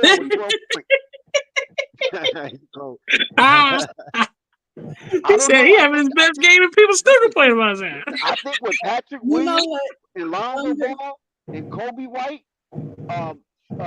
challenging teams from the distance, I think that will help Patrick Williams' game even more because the pressure is not on him. Because now that pressure can be alleviated with the presence of Lonzo and Kobe White shooting from the arc, and then you got Kobe White as an ancillary piece. I mean, not Kobe White. You got Patrick Williams as an ancillary piece shooting from the arc. And if he can stay consistent, this Bulls team is going to win at least 41 games. I said that. Hey, I just in my fantasy chat, I just said that, and niggas called me crazy. Niggas called me crazy. If he, I think Pat needs to post up more and shoot them corner threes because he be wet from the three. Pause. They do that. You can kiss that draft pick goodbye. Bro, hey, bro, that's what I was gonna say. Unstoppable. This is not like a franchise that wait on draft pick. Man, listen, bro, but man. They have no choice but to, man. Like you don't lose that pick, man. When this draft is they say is the deepest. You know, you got an opportunity. They said it's nasty, bro. Yeah, no, you don't do that, man. Listen, that draft is that draft, right? If the Bulls can be winning before these young men get into the NBA, when they get into the NBA, they're gonna be watching the Bulls win, and they're gonna be watching the Bulls souls. You understand? You know how when you look up, you see the feet of somebody, the souls of somebody. That's what they're gonna be doing. So the Bulls, I got a question. Try to sabotage their success if it's organic. AK already said, AK and Billy Donovan said at the press conference, they don't even care about that draft pick. Okay, they stay stupid. That's a mistake. No, they're not. Stupid. That's why they've been irrelevant the last 20-something years. Listen, Unstoppable. Hold on a second, Purple Baby. You're an outsider right now. You're an outsider right now. Unstoppable from Chicago. Unstoppable I'm not outside of anything. It's the general consensus of sports, sir. Okay, like I said, you're on the outside looking in. No, I'm not on the outside looking in. You cannot play with the multi-million dollars that the Bulls are cashing in night in and night out. Where is that? You do not want your fans to be feeling that they don't have a chance. Chicago is a hard city. That's what he said. That's what he said. That's what AK said. You cannot do that to the city. They know their sport. They not gonna. Man, look, man. I guarantee. They still being trash. I know what mediocre looks like. They still being trash for over the last 27 years. They have not been relevant since the year I was born. Purple. If you lose, you lose. There's nothing you can do about that. But you cannot. Yeah, it is. Yeah, it is. I tell you how. If you lose and you get that top if you lose and get that top pick, it is something you can do. You can draft you a good ass generational talent. You said Cooper Flag is the top pick? I mean, they think he is. I don't think he is. I think Ace Bailey's gonna be better at him. Ace Bailey.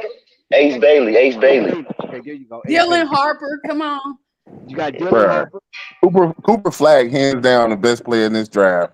And anybody say anything else is crazy. I don't think he is. I think Montas could be better than Cooper. Y'all may be thinking I'm tripping, but I think if I said that. Right, I work said on his game, that. he could be better than him. I said that, bro. Hey, I like you, my guy. Unstoppable. Listen, you can if the Bulls show that they're competitive, right? Mm-hmm. And if one of those guys on the Bulls that have value that's not keeping up with the competition, you can package that person. I feel you on that. I feel you. And then you can bring in talent, all-star talent. You ain't got to worry about no stupid-ass draft. Yeah, you do. Okay, yeah, you do. Mediocre. You'll be mediocre. You'll be mediocre. This is not Phoenix. You understand what I'm saying? This is Chicago. You know what city in America, in North America. I mean, in United States. What you're gonna be, Dex? You're probably gonna go from a play-in team to a first-round exit. No, that'd just be a play-in team knocked out, like the Atlanta Hawks. We over here talking with a lot of for sure's. And like we know what's gonna happen, we ain't even seen the ball tip off for the first game. We're going on a 30-game win streak. No, I'm just saying this. I don't even care. I don't even care about seeing them play. I'm looking at it like this, man. I say, look, the goal is don't tank. Keep. Well, of course, don't tank, but try to keep that pick. Try to keep that pick, and we compete next year. Keep it then. What if we unstoppable? What if we get the 10th pick? What if we trade people away and get the 10th pick? Talk. Lonzo Ball, man. 15 minutes, 10 points, 4 or 6 from the field, 2 or 4 from 3-point range. Listen, we got breaking news. Lonzo Ball is back. A lot of people thought it wasn't gonna happen, but it's happened. Listen, hold on, man. We gotta bring my man Coffee to the world in the building. What's the deal, Coffee? Shit. Yeah, we got breaking news. Lonzo Ball is back. In the building. Coffee, talk to the people. Shout out to Flight Sports TV. Yes, sir. Absolutely unbelievable. You know, it's amazing. People talk all this and talk all that, and you question the man's willpower when he got a father that installed in all three of his sons to never give up or to never give in, you know, to always persevere. Now he done persevered. Now he about to be personally feared. I'm going to say it again. He persevered. Now he about to be personally feared. Did y'all even see how he looked? He looked better than the original Lonzo Ball. You know, 9 minutes restriction is just a thing that they do for all players that come back. Lonzo can start. He's too smart. You know, besides IQ, his athleticism looked better than he did before he left out. Y'all not really seeing everything. If you saw him in training, the man was doing so many different things in training. I forgot all about his knee. But what he's bringing to the table is something so incredible. It's historic. This has never happened in the history of the game, ever. And like Purple Baby said, I agree with Purple Baby. That stock is going to go through the roof. Not just because he got Rich Paul. You got Lonzo Ball doing things that ain't nobody never done in history because they never came back off no injury like that. The season is easy. Basketball comes easy to him. Very easy. No matter what the naysayers say, no matter what people hate, this, that, and other, you can't hate on what you're seeing with your eyeballs, with the eyeball test. So in terms of getting money, he's going to get well over $200 million or more. But let's not forget, he still want to play with his brothers. They just built that Intuit Dome right there in L.A. The Intuit Dome just finished and it's up and running, and they live now. I don't know if y'all checked out the Intuit Dome, the Clippers Dome, the home. They still got to fill them people and bring the people to that stadium. And they got rid of Paul George, and they looking to get rid of Kawhi.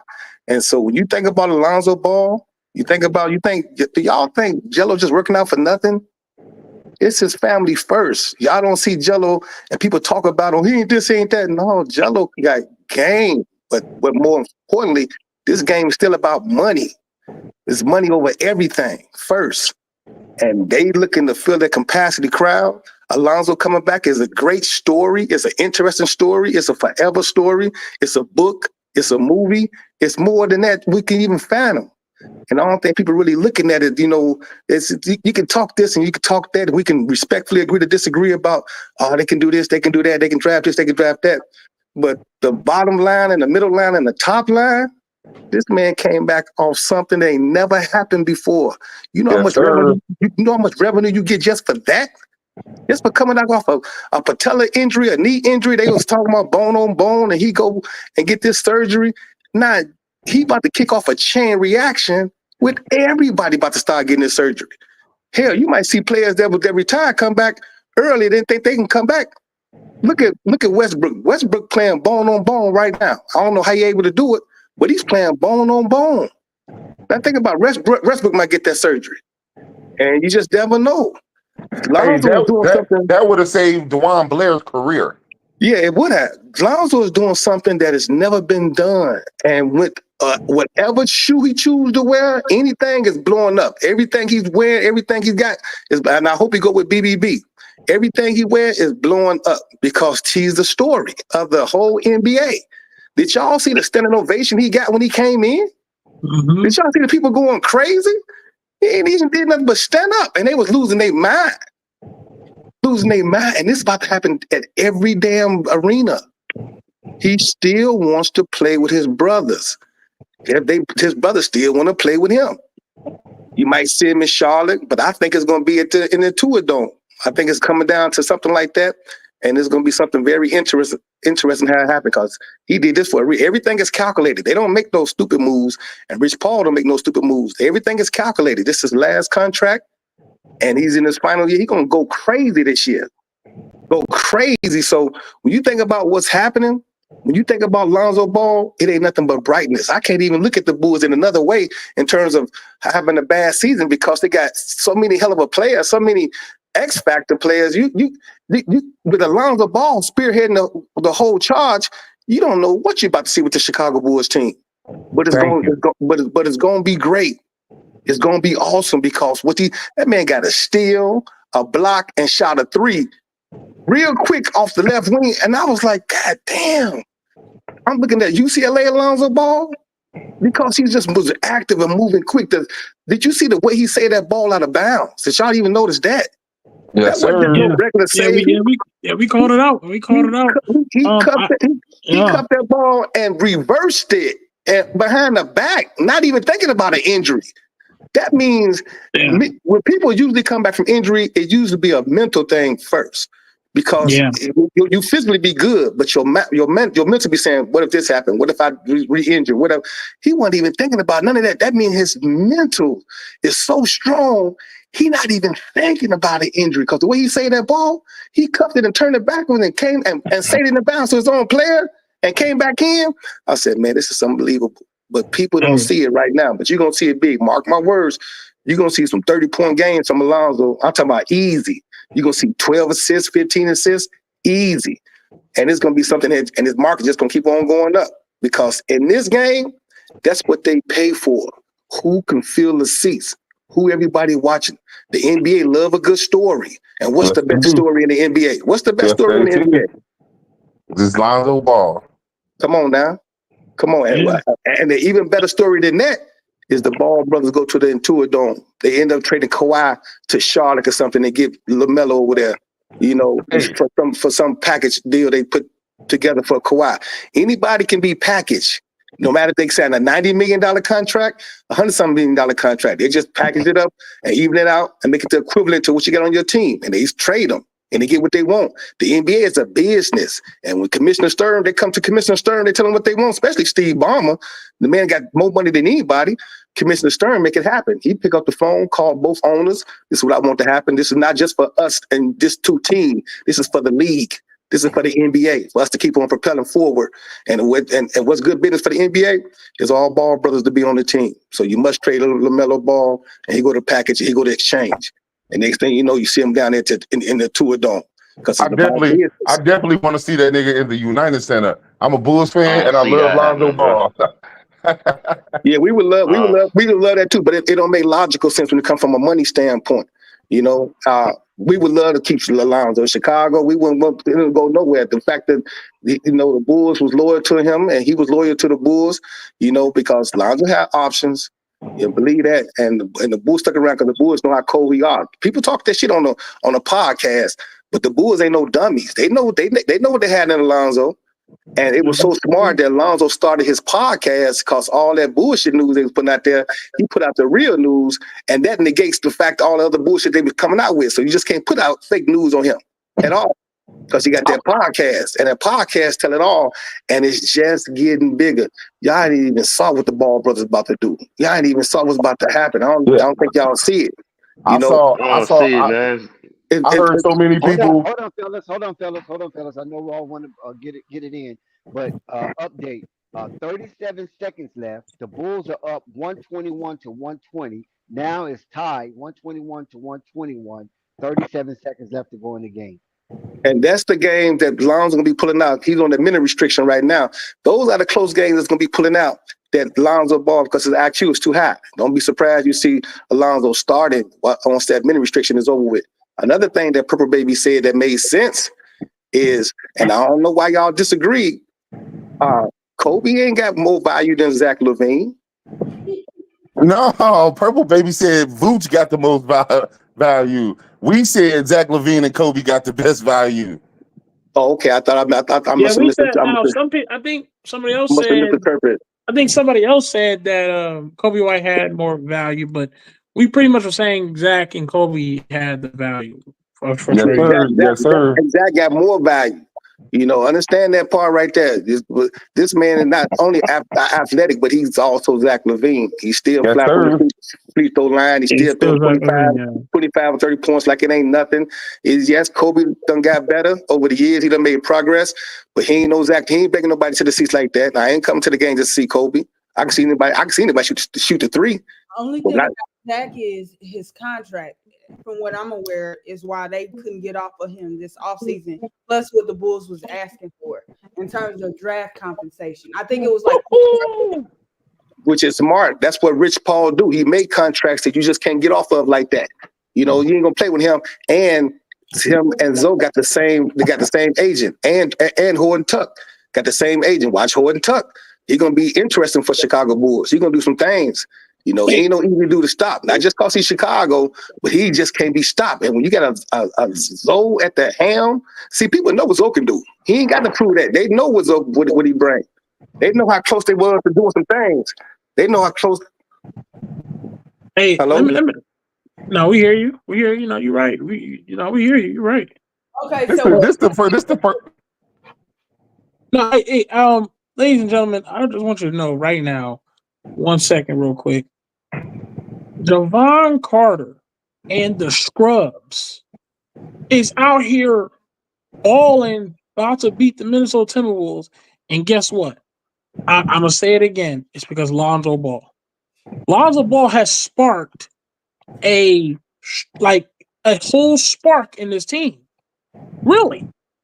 Javon Carter, it was supposed to be a water boy for everybody. Javon Carter out here splashing threes. I haven't seen that dude make a layup in probably 2.5 years. Like right. For real. And he Lonzo Ball got scrubs. Lonzo Ball got scrubs out here balling. That don't make no sense, man. So where oh Lord, I don't know what this is. Where do y'all have the Bulls finishing? Like what seed? We ain't seen nothing yet. I think we ain't seen nothing. I think we ain't seen nothing to say that yet. Yeah, it really depends. You gotta wait, Purple. We gotta wait.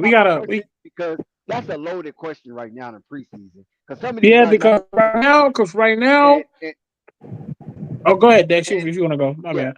Yeah, and so the thing of it is, you got to wait to the first 10 games of the regular season to try to get a gauge on, you know, who's who and who's starting, rotation, all that. I think because we know that we spoke about the Hornets, numerous times, and feeling like they might not even get in the top 6. That's the only reason why I had asked that question. But the Hornets, they got chemistry. They've been playing together. How many new players do they got? Better than the Hornets, though. Like the Bulls got so many. They got so many new players we ain't never seen play together though. No, I'm just saying from what we've seen in preseason, if you take the Hornets first 5 and the Bulls first 5, I think the Bulls got a stronger roster because of Zach LaVine. I think Zach LaVine will be that's for anybody that's loaded. That's loaded. Here's another thing. Zach LaVine can score 50 points. Indeed. It's still about chemistry. It's still about chemistry though. Like Dex, I know you old enough to know when that team got together in Philly, the football team for the Eagles, when they had 12 Pro Bowlers on the whole defense, and everybody, they not gonna lose a game. They not giving up more than 10 points. I think they won 4 games that season because they was all new. They was big names, but it was no chemistry. Like if we can gel, and Lonzo is gonna be a big part. You can take that same side of the coin and talk about the Carolina Panthers when they got all those really good guys in free agency. Remember, there was a free agency team, right? Always in, yep. Yeah, the only person they probably had out of the draft was probably Jake Delhomme and fucking Steve Smith. You follow what I'm saying? But everybody else was basically come off of free agency because it was kind of a new team, and they went all the way to the NFC championship, and then the next year the Super Bowl. Don't hurt my feelings. They beat my Bears in the playoffs, bro. Don't hurt my feelings. Right, Rex Grossman. Yes, sir. They beat us at home too.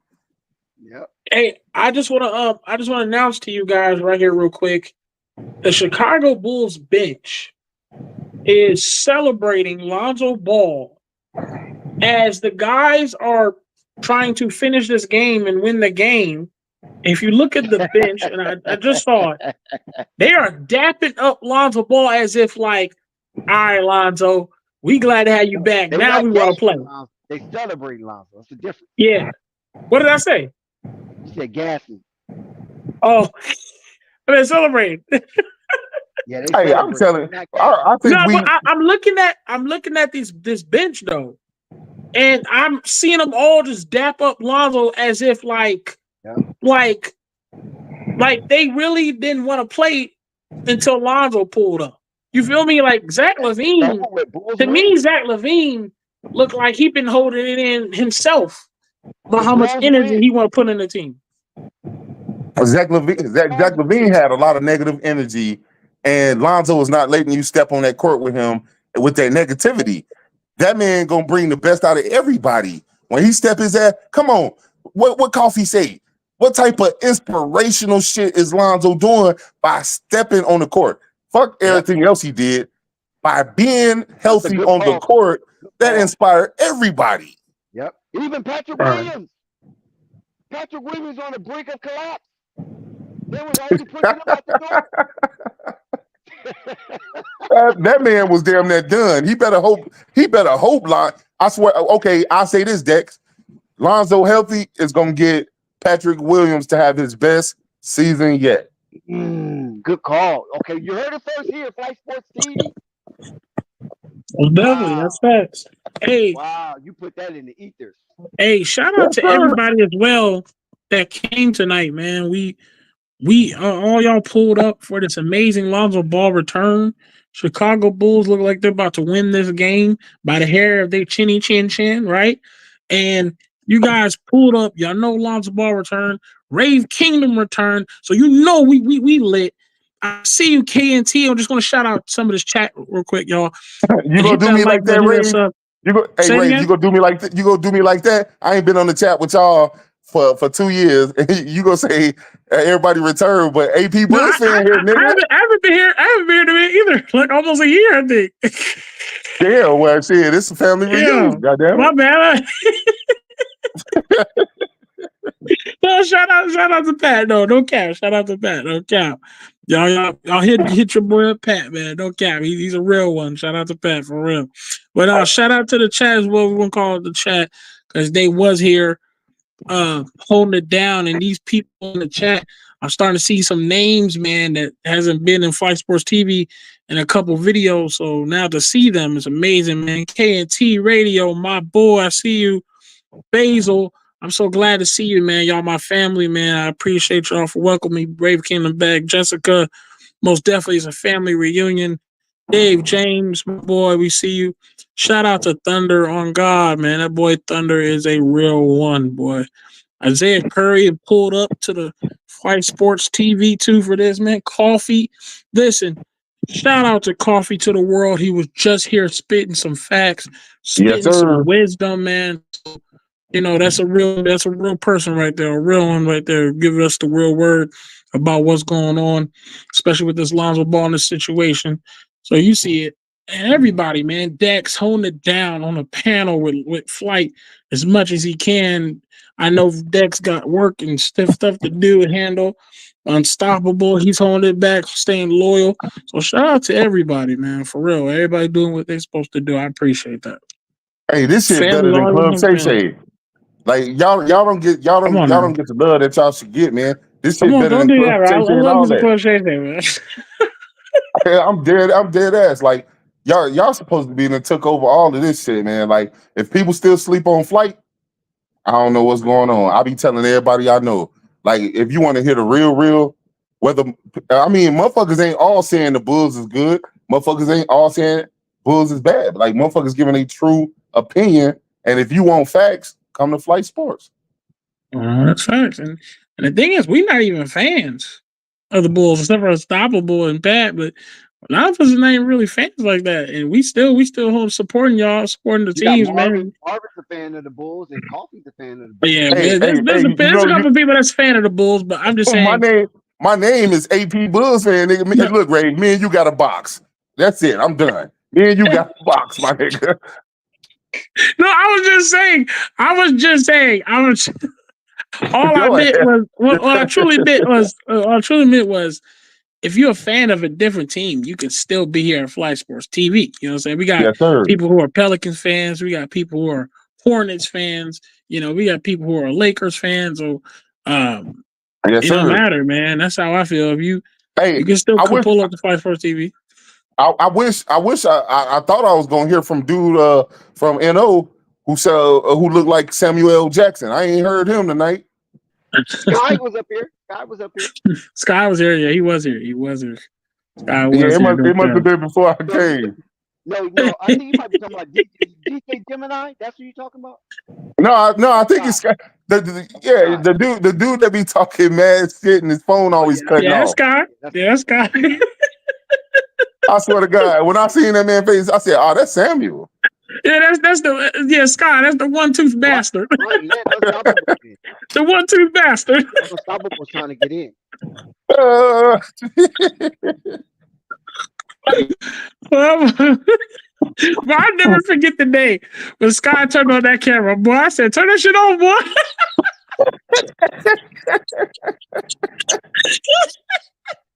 Y'all dudes is fool, man. Guy said he's off of Lonzo. He's on Bonnie now. He's gonna be on Bonnie helmet. Y'all dudes.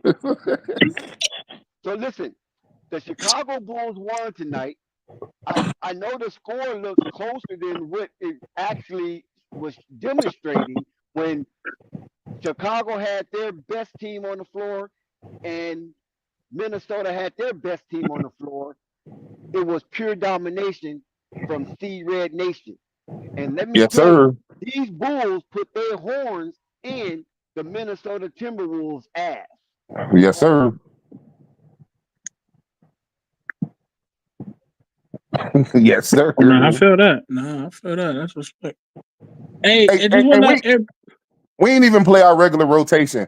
I'm telling you, first of all, I don't even know how in the fuck is you gonna have Zoe coming off the bench. I understand he's coming back from an injury. I think that's gonna change with some time.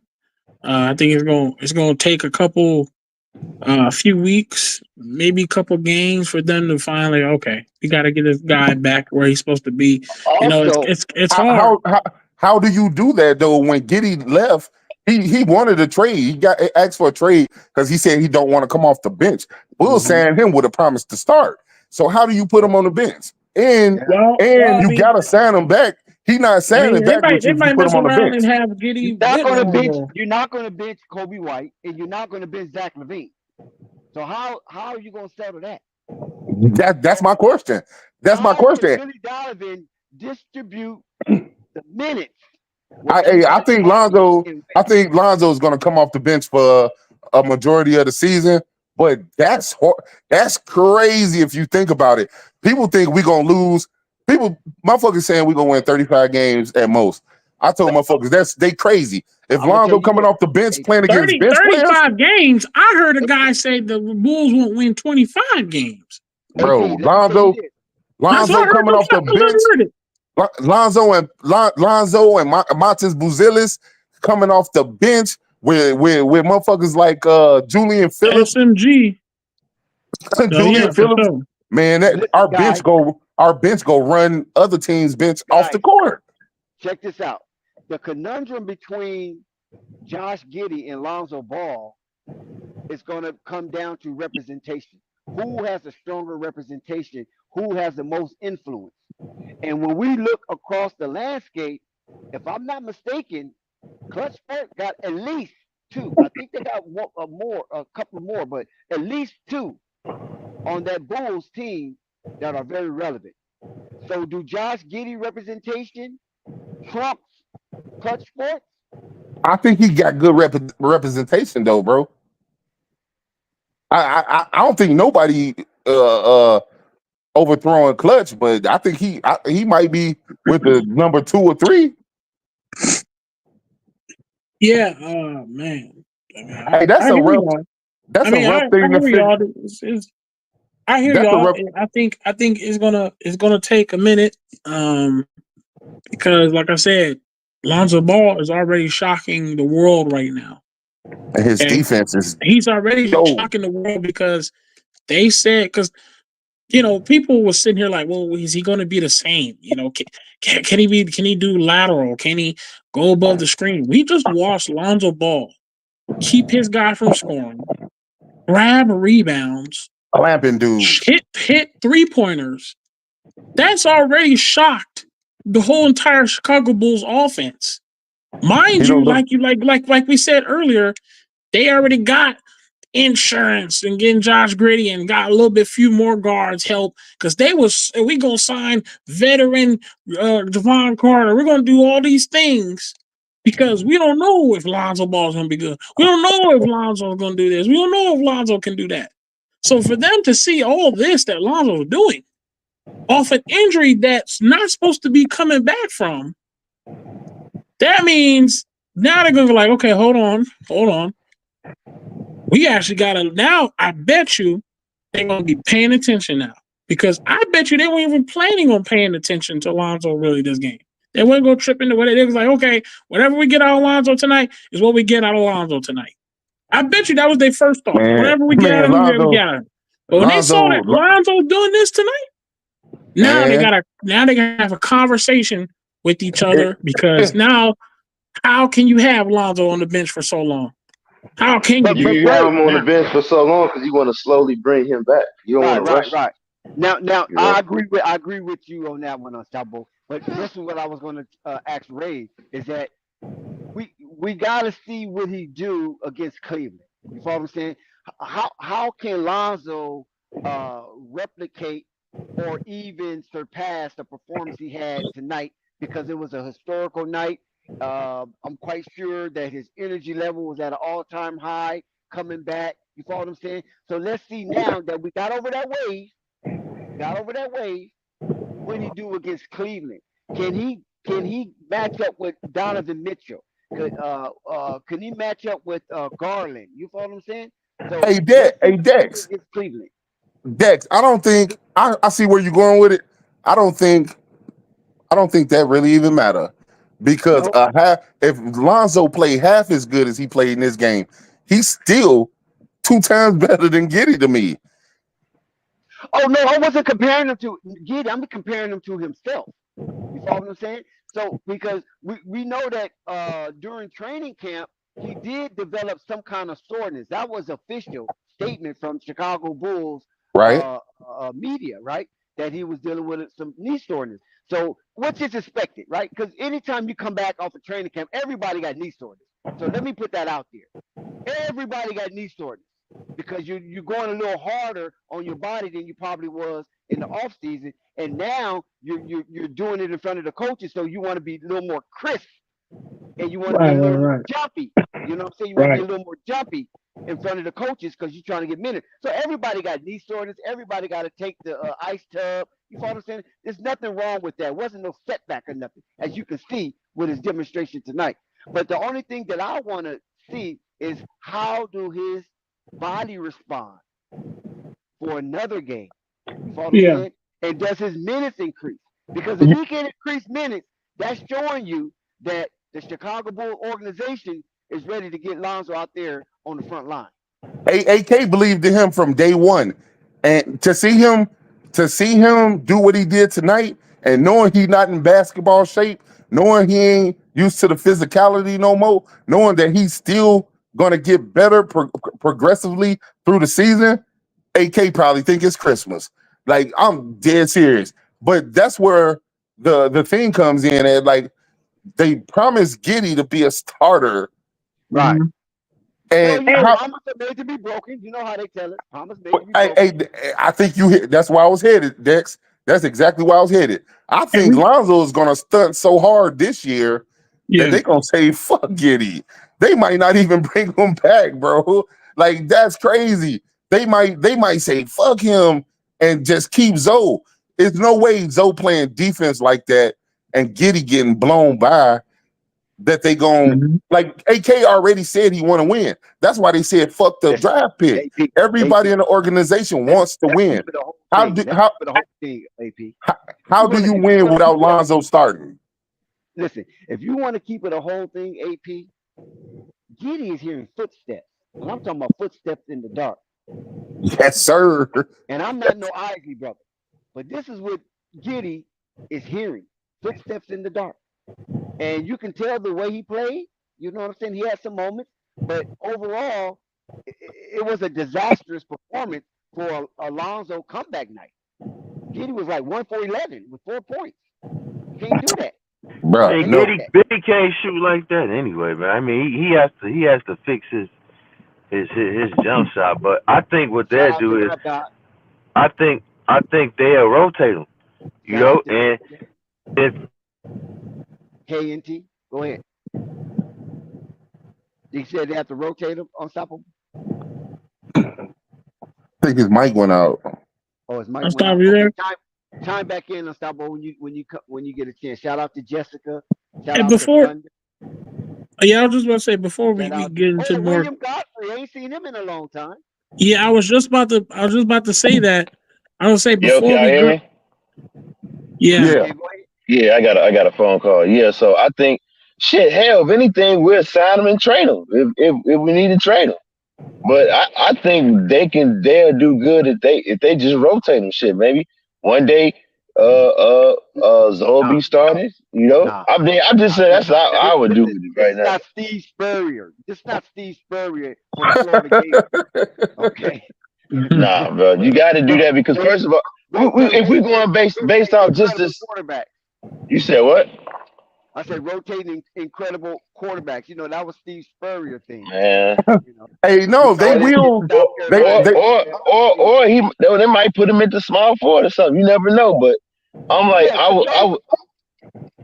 Go ahead. Unstoppable. Zoe and Giddey could play. They complement each other. They complement each other. They could play the 3, you know. And I will put them on the court at the same time, no doubt. You know what I'm saying? Because that is a large back court. If you put them on the court at the same time with Zoe, Zach, and Giddey, all 3, you know what I'm saying? And you can interchange all 3 of them, right? So what would you? Hey, Dex, anyone else can play too. So Dex, who would you? Think about this. All right, would you do this? I'm just asking. Would you if you start? Let's say they trade Zach LaVine. This is the only way I can see that rotation going. Would you start? If you trade, let's stop there. If you trade Zach LaVine, then you in rebuild mode. I'm trading. Long as you keep Zach LaVine, you're showing the fans you're trying to win because you just paid this dude $500 million. The fans want them to rebuild. Dex, we keep talking about this, man. Hey, but what I'm saying is, we want them to rebuild. This is what I was saying though. If we trade Zach, I think Zoe is a beast, bro. Like if we ain't gonna do it like Zach though. If we trade Zach, you gotta get something back in the trade.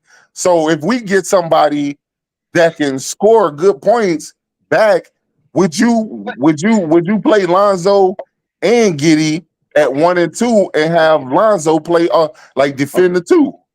Okay, this is going to be a tough one, right? Okay, let me ask a question back to you. Is that why are you trading Zach for scoring when you already got that in Zach? No. I want to keep him. I'm saying, what if Zach LaVine is behind the scenes saying, I still want to be traded. I don't want to be here. No, it's a what if. It's a what if. It's a what if. He said that for a year and a half. And he was very pestilent in his demonstration one out of Chicago. Right? Dex, it's a what if. Dex, I feel like you're avoiding the question, Dex. I feel like you're avoiding it. Yo, Dex, look at it like this. He's seen what his trade value was, and probably wanted some teams that he wanted to go to.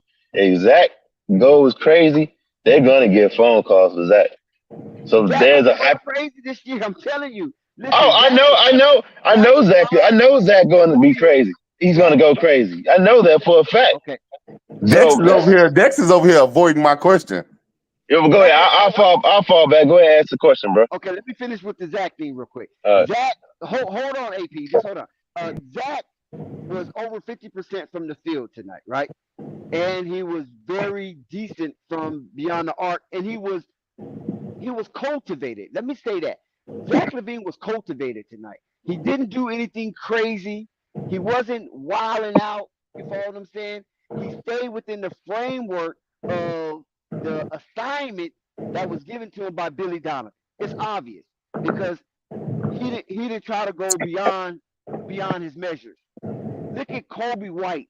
Look what Kobe White did tonight. 6 for 9 from the field. 5 killing from it. 7 from deep. Kobe was a beast tonight. And you know why? Because a lot of pressure was alleviated with the presence of Lonzo Ball, because Kobe White don't have to go out try to guard anybody, don't have to push around, don't have to fight over screens. He can kind of, pace himself on the defensive side and then explode on offense, right? Then you look at Vooch. Oh my God, the return of the living dead in Vooch, right? And then you look at Patrick Williams, who had spurts, 5 from 8 from the field, and he was 2 for 4, 50% from beyond the arc. If you can get that from 50% from Patrick, you can get 80% from. I know you're not gonna get 80%, but somewhere in the 40 percentile. No, maybe not that high. I'm embellishing.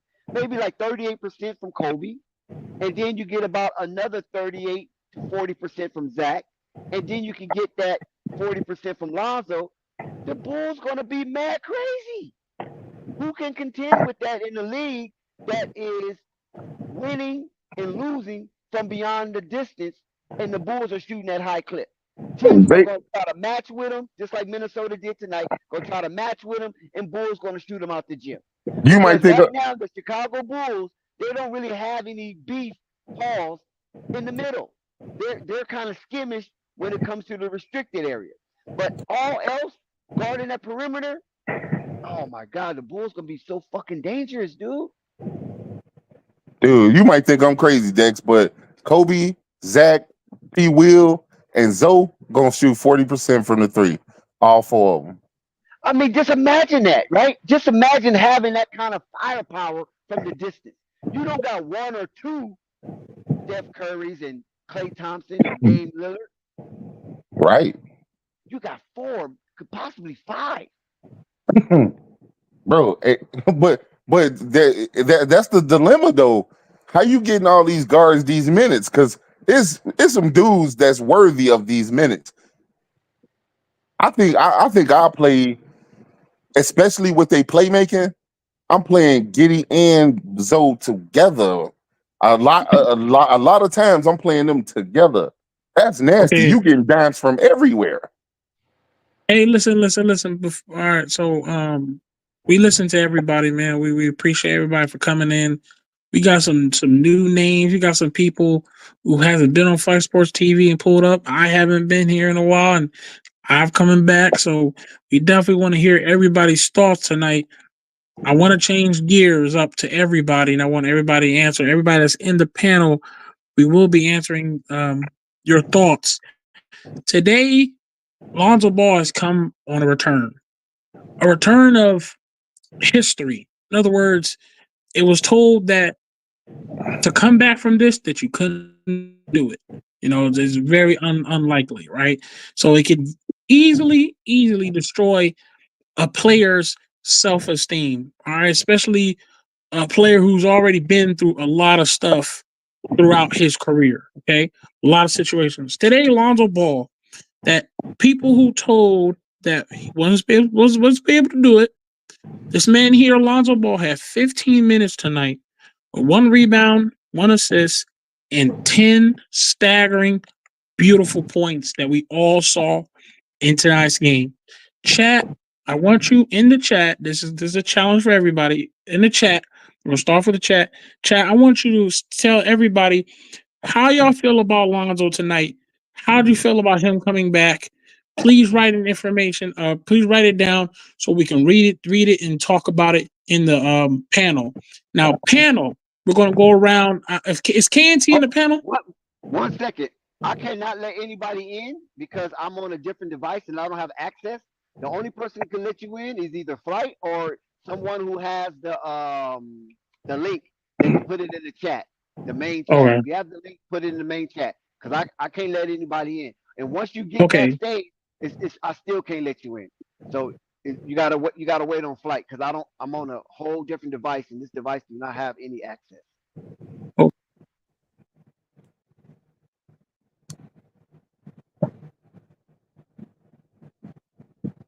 don't hear nobody.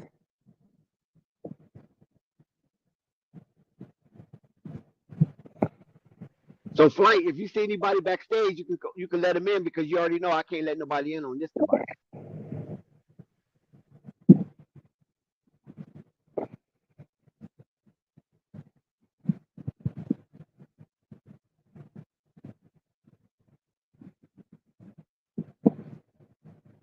Hello, one testing. Unstoppable, hear me?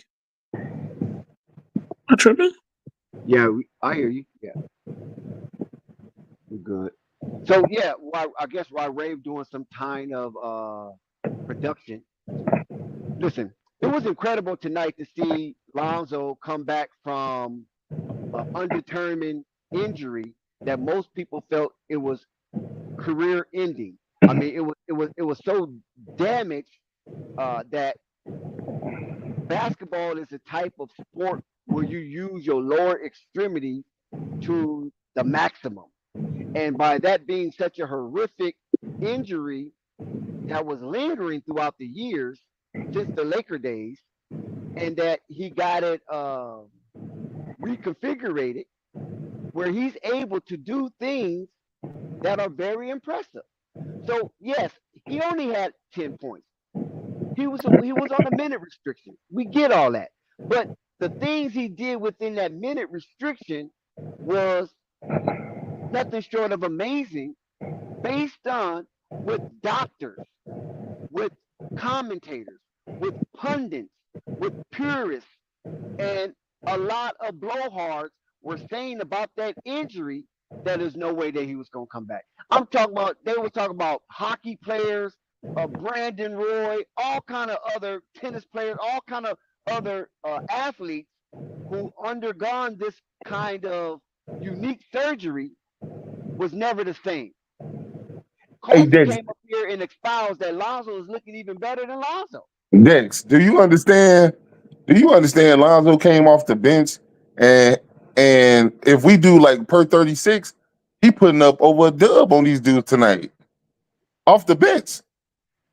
Yep, off the bench. And like I say, they're going to slow roll Lonzo out and make sure that he is able to recuperate after such poundage on that surgical repaired knee. And we're going to see what he looks like through the off days and when they come up to play the Cleveland Cavaliers. I think they play on Friday, if I'm not mistaken. And see how he handled Darius Garland, how he handles what's old boy Spider-Man. Clamps. I'm putting clamps in the chat all game.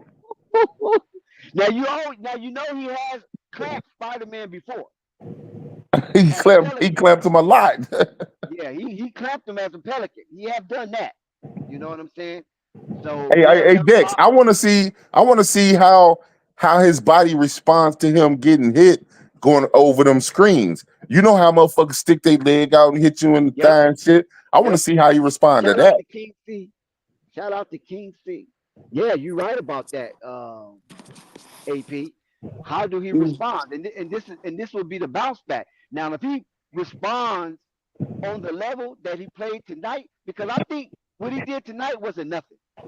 That just was a peak at the peak show. You know what I'm saying? I think Lonzo has way more in store with his repertoire than he showed tonight. He just gave us a glimpse. I agree. What we're going to see throughout the NBA season. Hey guys, I'm back. I don't know if KNT is here, but I'm here. Okay, if you here, how come KNT and the rest of them is not here? That was backstage. I'm back here. I'm here. I'm back. I got kicked out earlier. I'm back. Dude, Lonzo got me over here drinking this Don Julio. Did anybody put the link in the chat? KNT gave me the link and then I hit it. I don't know who let me in, but maybe he left. He said he's still backstage. So, Dex. There's nothing I can do, KNT. If you backstage, I can't do anything right now. Hey, I wanted Dex, to. Can you hear me? Yes, sir. Question. So, do you think Zoe's staying here or he gone? Listen. from what I could surmise of his mentality, he would love to stay in Chicago. Because like I tried to tell you before, Chicago is a major city, not a city. It's an A-list city. Chicago is an A-list city. It's only behind New York, Los Angeles. That's it. It's over Detroit. It's over Houston. It's over Dallas. It's over Phoenix. You understand what I'm saying? This is a major city. It's over Seattle. It's over Portland. So a lot of things go down in Chicago. It's a very wealthy city. It's a seaport, and it's a pillar city for the United States of America. So I think what all Chicago have shown Lonzo, when Lonzo has been dejected in other places outside of Los Angeles, of course, because they loved him in LA. You know what I'm saying? That's why I was so heartbroken when he was eventually traded, because it was, a must for David Griffin to procure Lonzo and Brandon Ingram for Anthony Davis. So, but when he got over to New Orleans, it wasn't a welcome party. You know what I'm saying? None of them was a welcome party. Brandon Ingram just played through it. And so then he get over to Chicago Bulls, they outbidded everybody for Lonzo. That's what I was going to say earlier. Chicago love him. Chicago loves that boy. Somebody was saying that Chicago was the only team. No, they wasn't the only team. You had Boston in the mix. You had Phoenix in the mix. You had Charlotte that was in the mix. You know what I'm saying? And you had New York that was in the mix. And I thought New York was going to outbid. From what I was told, New York was supposed to outbid everybody, because that's why I kept saying there was a bully on the block with the Bucks. But for some reason, it wasn't a consensus. And then when that article came out that there wasn't a consensus about bringing Lonzo to New York, and I was like, whoa. Then Chicago came on top of everybody. Hey, Dex, you know what else you got to remember for that? That Zoe said it himself. I got unfinished business in Chicago. Man, that shit give me chills, boy. Yo, so that's why I don't think he gonna leave. Hey, my cousin said he went to a game. Look how they treat his dad, right? Look how they treat his dad. Lonzo his dad is a big influencer over Lonzo. Even though Lonzo is older and he's a father himself, but the big ball is a big influence over Lonzo. You know what I'm saying? And the way they treated his dad, when we know that a lot of media and things of that nature scorch his dad, and then here you got the United Center, C-Red at his finest. You know what I mean? The mascot coming over taking pictures. It was just mad crazy. So you don't think he remembers this? Yeah. Hey, one guys, I want to get everyone's take. We'll start with you, Dex. This is your opportunity to see Lonzo back on the court. How does it feel? And everybody's going to eventually answer the same question. How do you feel about Lonzo getting on that court for the first time? How does it feel for you seeing him finally back on the team? What was your experience like? Your reaction? I was elated, and I was happy for the young man, because, like I said, I've been following his journey since UCLA. Not so much high school. I heard about him in high school. You know what I'm saying? But you hear a lot of people, in Cali in high school. This guy next, this guy. You know what I'm saying? So I was cool with it, even though it was a hell of a wave. But when he got to UCLA and I saw what he was doing on that level, I was sold. You follow what I'm saying? And then now, he was with LA, little fishy stuff was going on. Then he got to New Orleans and they didn't really like, the city boy coming down there to the bayou, on that level, you know what I'm saying? So he wasn't thoroughly accepted there. And then he gets to the Bulls, he accepted. He said, this is one of the first time I ever felt fully accepted from a team.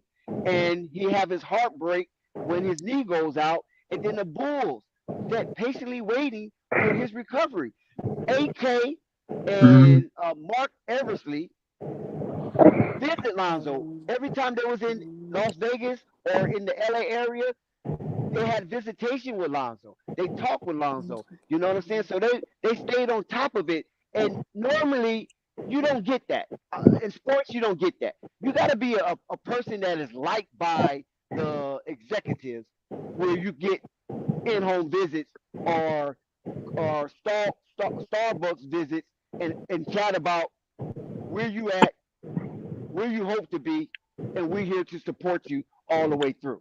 You follow what I'm saying? And I don't think it had nothing to do with Clutch Sports. I just think it has something to do with Lonzo Ball, the type of person he is, what he brings to the court, and how Acme see Lonzo Ball. Honor Covis and Mark Eversley see Lonzo Ball as a potential centerpiece for their franchise. So seeing him bounce back the way he bounced back and the way he played tonight, I was very elated. I'm thoroughly happy for his journey, and shout out to ZO2. Most definitely. Mr. P, my boy, how you felt about Lonzo's return? How do you feel about him getting on that court? And how his performance. How you feel about it? Listen, I'm beyond happy. Like I heard a lot of people say like Zoe not coming back. Like AK sitting here at press conferences or in interviews on ESPN 1000 Chicago and telling dudes like, yeah, well, we got to see what happens with Lonzo when he comes back. Like I listen, like I can't lie to y'all when I tell you this is all I do. This is all I fucking do. I listen to everything about the Bulls, and people like on podcasts is straight dogging my man's like he not gonna ever step on the court again. And AK was there for him the whole time. Hey, you want to work? You want to work out here? What makes you feel better? You want to work out in LA? You want to wherever you want to go? Hey, want to take the private jet and go here? Like, I think the Bulls love Lonzo, and I think Lonzo love the Bulls. And to see him come back and put that jersey on, he looked like he done bulked up a little bit. Like he took his rehab serious. I'm proud of that man. He a young king, and he showed what kings do. Well, definitely appreciate it. Unstoppable, you there? Yes, sir. You're unstoppable, man. Let us know how you felt about Lonzo's return, because I know we've been talking about other things, what the Bulls gonna do and whatever. But how you feel about Lonzo's return? How you seeing them in that performance? What's your thoughts? Finally seeing Lonzo back after this time. Oh well, one, I think he looked good. I'm happy that he's back. It's been a long time, man. Because with the Chicago Bulls, it's been this thing with the point guard. They even say it might be cursed, but Zoe got a chance to prove like, nah, motherfucker, your point guards ain't cursed. You know what I'm saying? I'm Great here. point. You know what I'm saying? And I'm happy, man, because I know he gonna get this team together. He gonna push the pace. And I think now too, by me even listening to Billy, that he said he want to push the pace. He want to move faster, and that's how Zoe want to play. He gonna make sure everybody do the right thing. He gonna hit them up in their spot. So I think you gonna see that 2021 team and then some. But you know me, man. I ain't gonna say that. We talking about Zoe, but I'm happy. I'm happy, man, just to see him back, bro. I'm happy. He'll be the first. You know what I'm saying? The first. Most definitely. I appreciate that. Purple Baby. I don't know for sure if you watched the entire game, and that's fine. But how do you feel about Lonzo taking this journey to return and, him having a great game, 10 points, and the little minutes that he was in? How you feel about it? I think it's cool to see him, back on the court and whatever like that. I'm not that confident in Giddey. I don't feel like Giddey is all that good. So I think his starting spot is secured and whatever. I'm just interested to see in general what the Bulls do outside of them, of Lonzo to get better, to be competitive.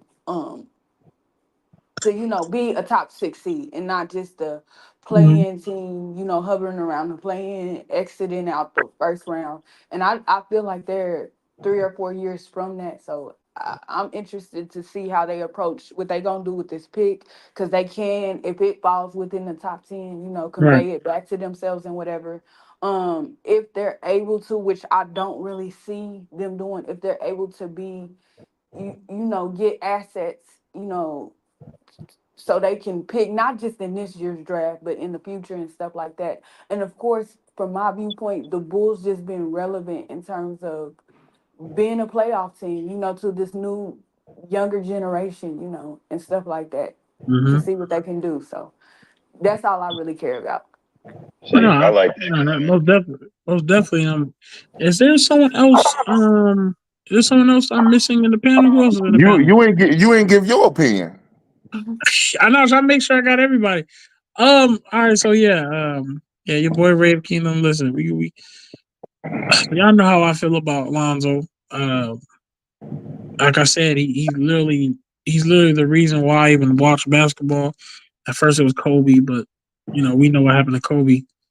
And to see my boy Lonzo fight adversity, to see him come back through something that was supposed to be told that he wasn't supposed to come back from, it was amazing seeing him out there.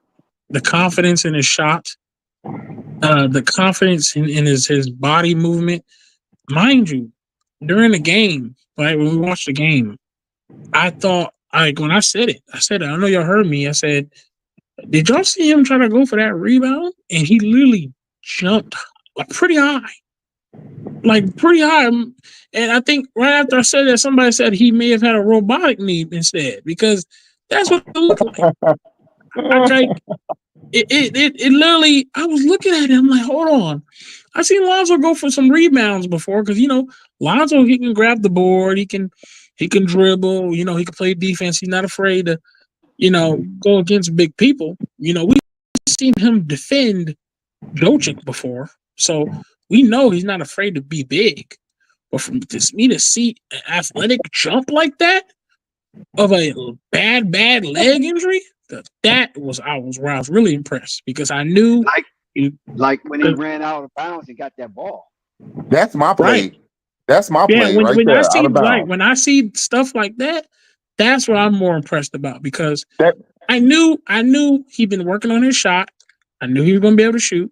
We know he had tremendous IQ, whether he was injured or not. We knew his IQ so good he could fall asleep on the court and pass the ball. Okay, we knew that, right?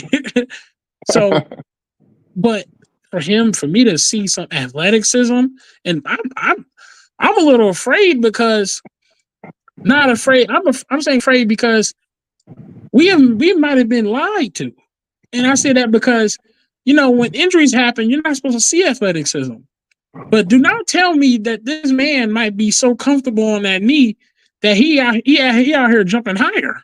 You get what I'm saying? So that's that's a little, because like I said, that jump he did for that rebound, that was not no little jump. He got in the air. So like I said, it was tremendous. It brought me energy. Like I said during the game, it brought energy to the players.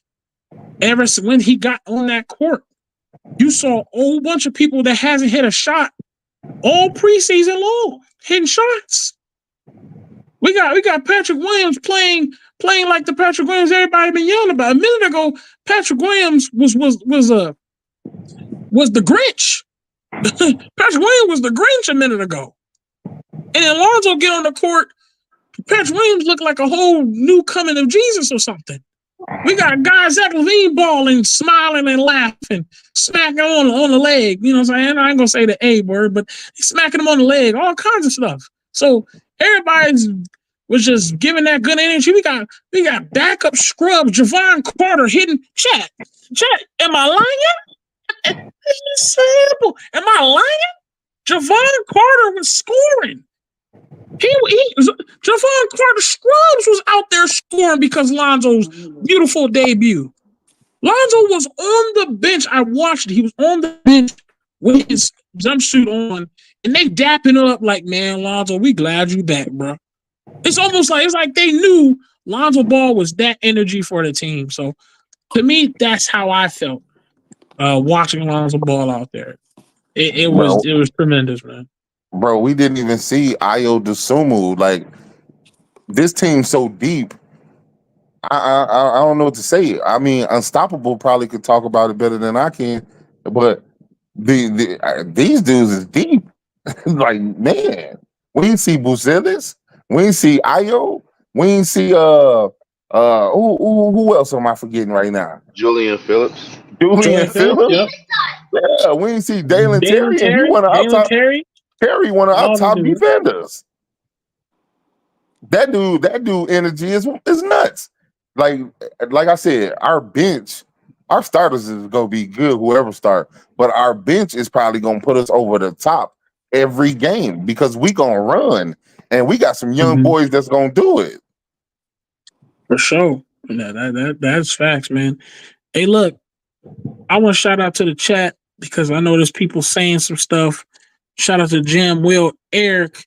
Yes, your boy Rave Kingdom is back. So he's starting to see these names, man. I haven't seen in a while. King C, I haven't seen you in a while, man. So glad to see you coming back to Fight Sports TV, man. We still the same. We still good people out here on Fight Sports TV. Fight Sports TV, Ray Kingdom is back. So we bring that energy. Dex been here for a long time. Unstoppable here. My boy AP, my boy Coffee to the World. So we all here, man. We still, I think this year for the Chicago Bulls and us, man, on Fight Sports TV, man, we're gonna have to bring the positive vibes this year, man. I feel like we're gonna have a great season. I think we're gonna have a good time. So I want everybody to be here. We're gonna have some great conversations. I saw there's a couple of comments I saw. Eric B says Zoe is back. I'm back. Sir, so glad to see you, man. What's his name? King C said Stephen A needs some better sources. Yes, sir. No Yes, cap, sir. man. No cap. KNT showing love. You sir. Yeah. Do you think Phonics is gonna sit here and let us enjoy streams with Lonzo Ball without him coming trying to rain on our parade? Who? You think Phonics is gonna let us have a clean season? Phonics. You know, he can't wait to have a debate, Lonzo debate with a hater. You know what I'm saying? Man. It's sitting back. Hell, Scott too. Oh yeah. Well, Sky already came in and said, he on Bronny now. He ain't on Lonzo. He on Bronny. Yeah, he on Bronny. Yeah, he on Bronny. Yeah. he said he found a weaker link. But Phonics, I don't know. That's like a pit bull on. Shout out to Jam Will. I think he was taking the easy way out.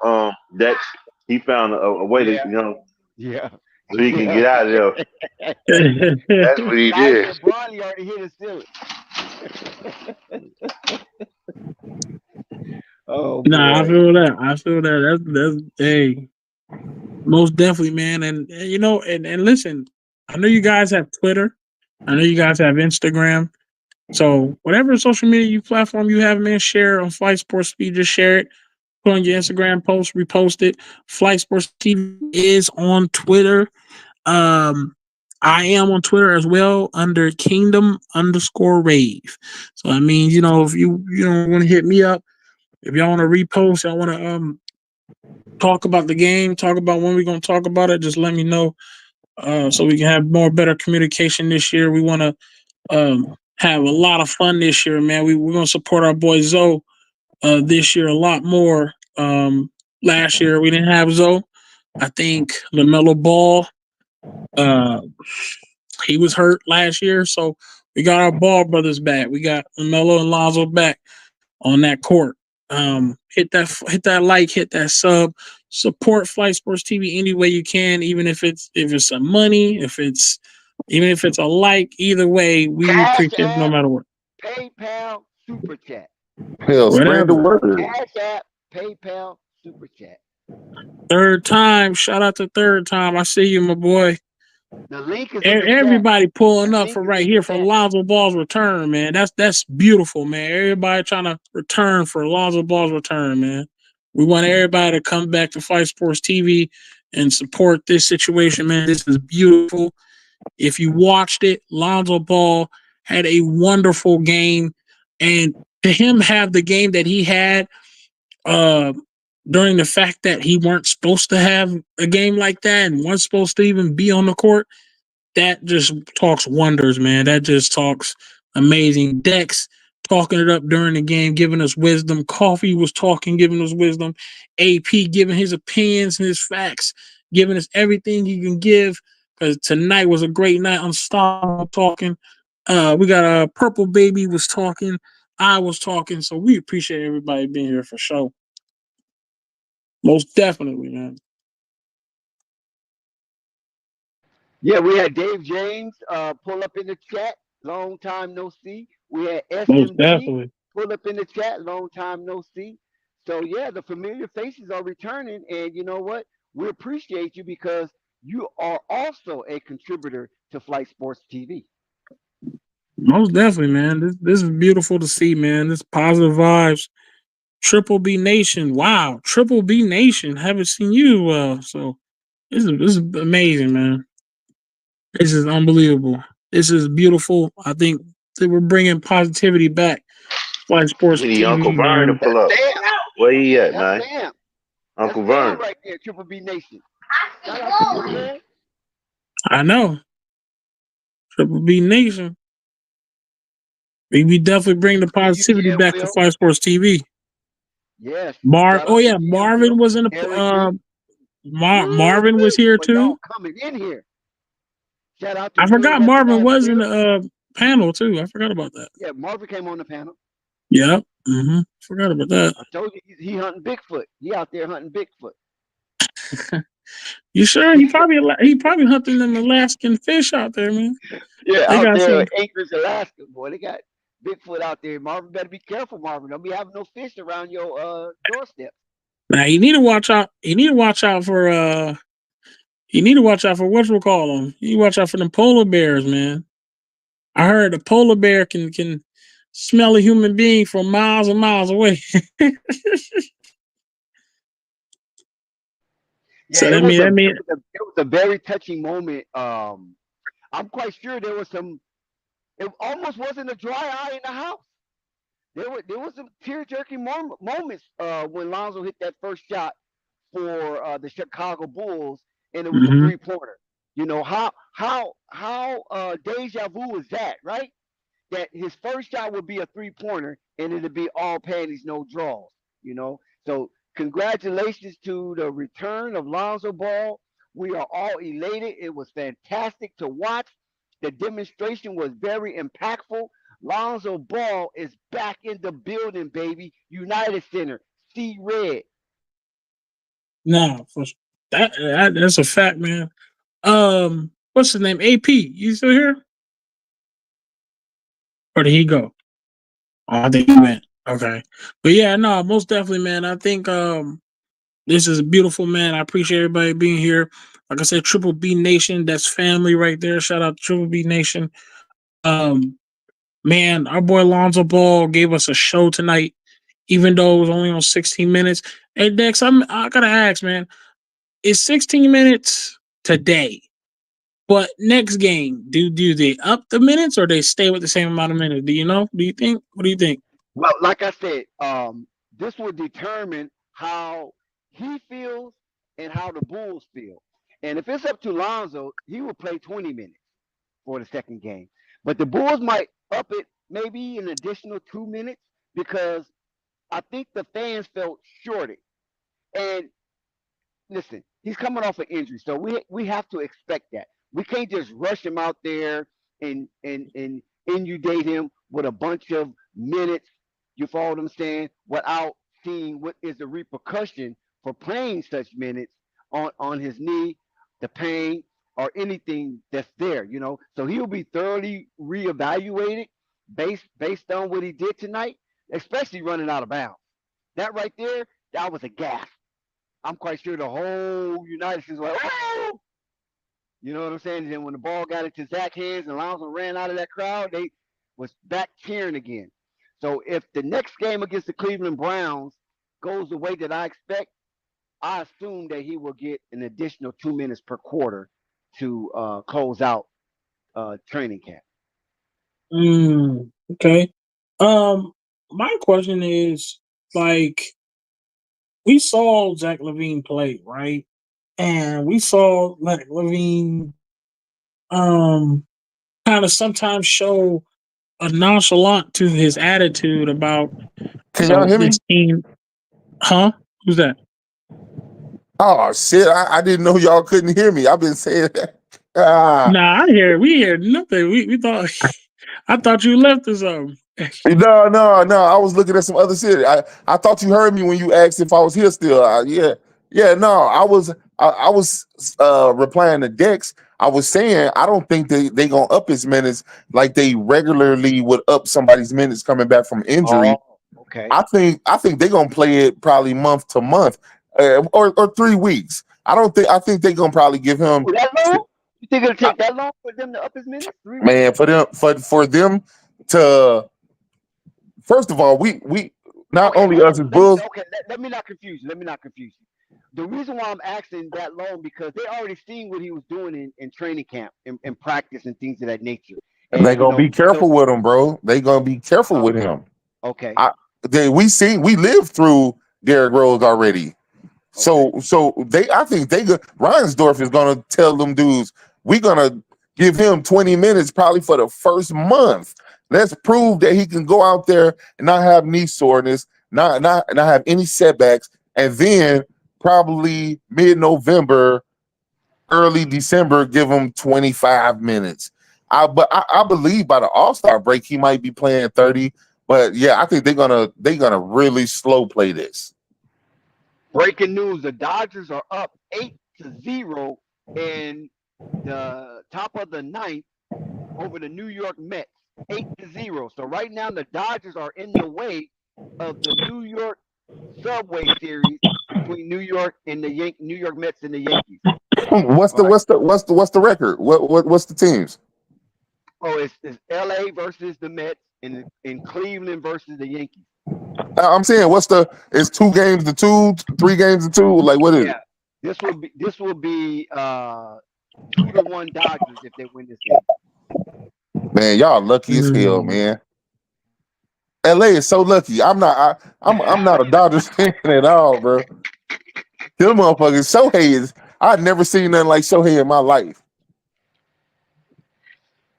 Yeah, that's crazy. So okay, let's go back. I just wanted to, just in case for the baseball fans, I wanted to know what the New York series was.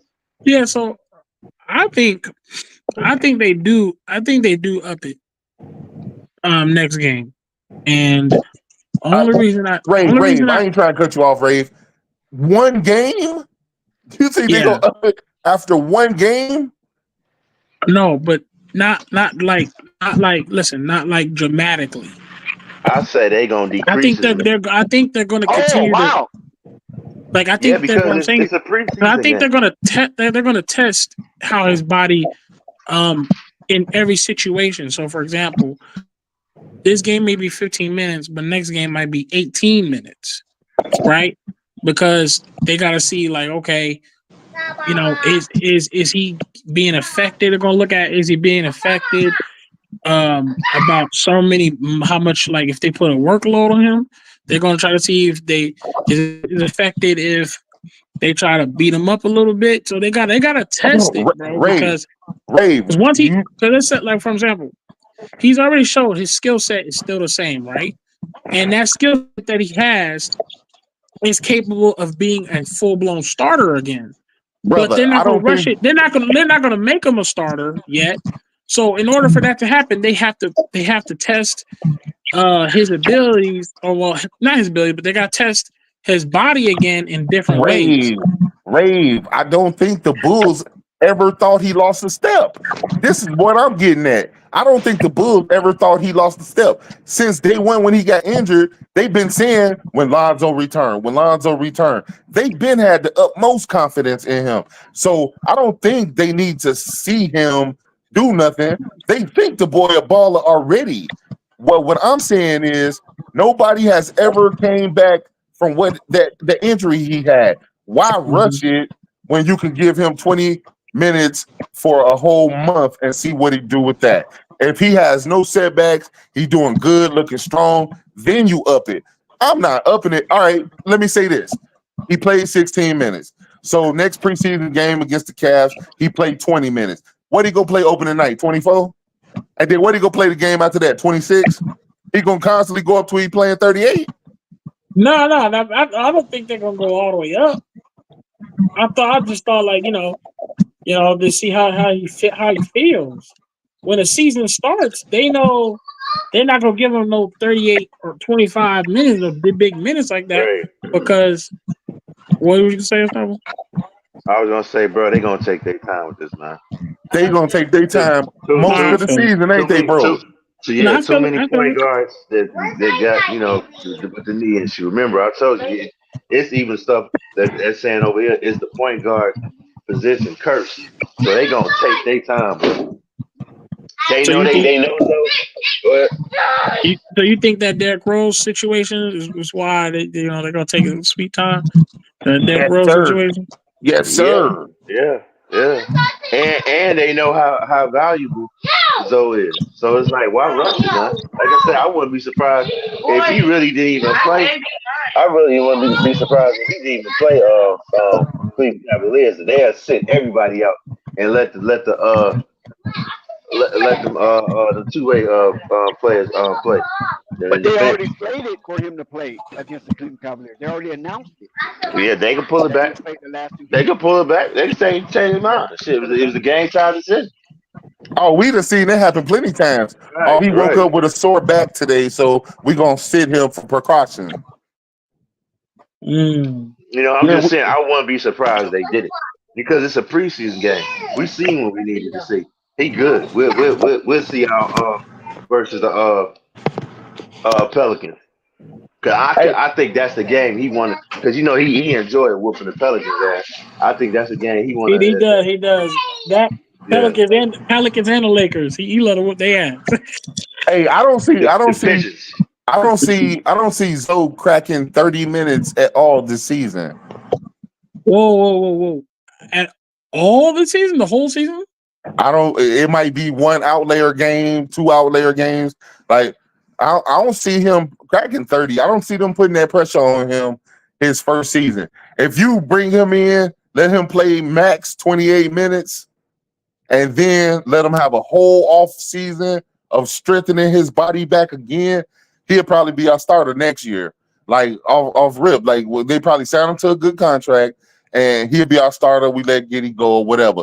But I see them slowly bringing him back all year. I mean, what did KD play?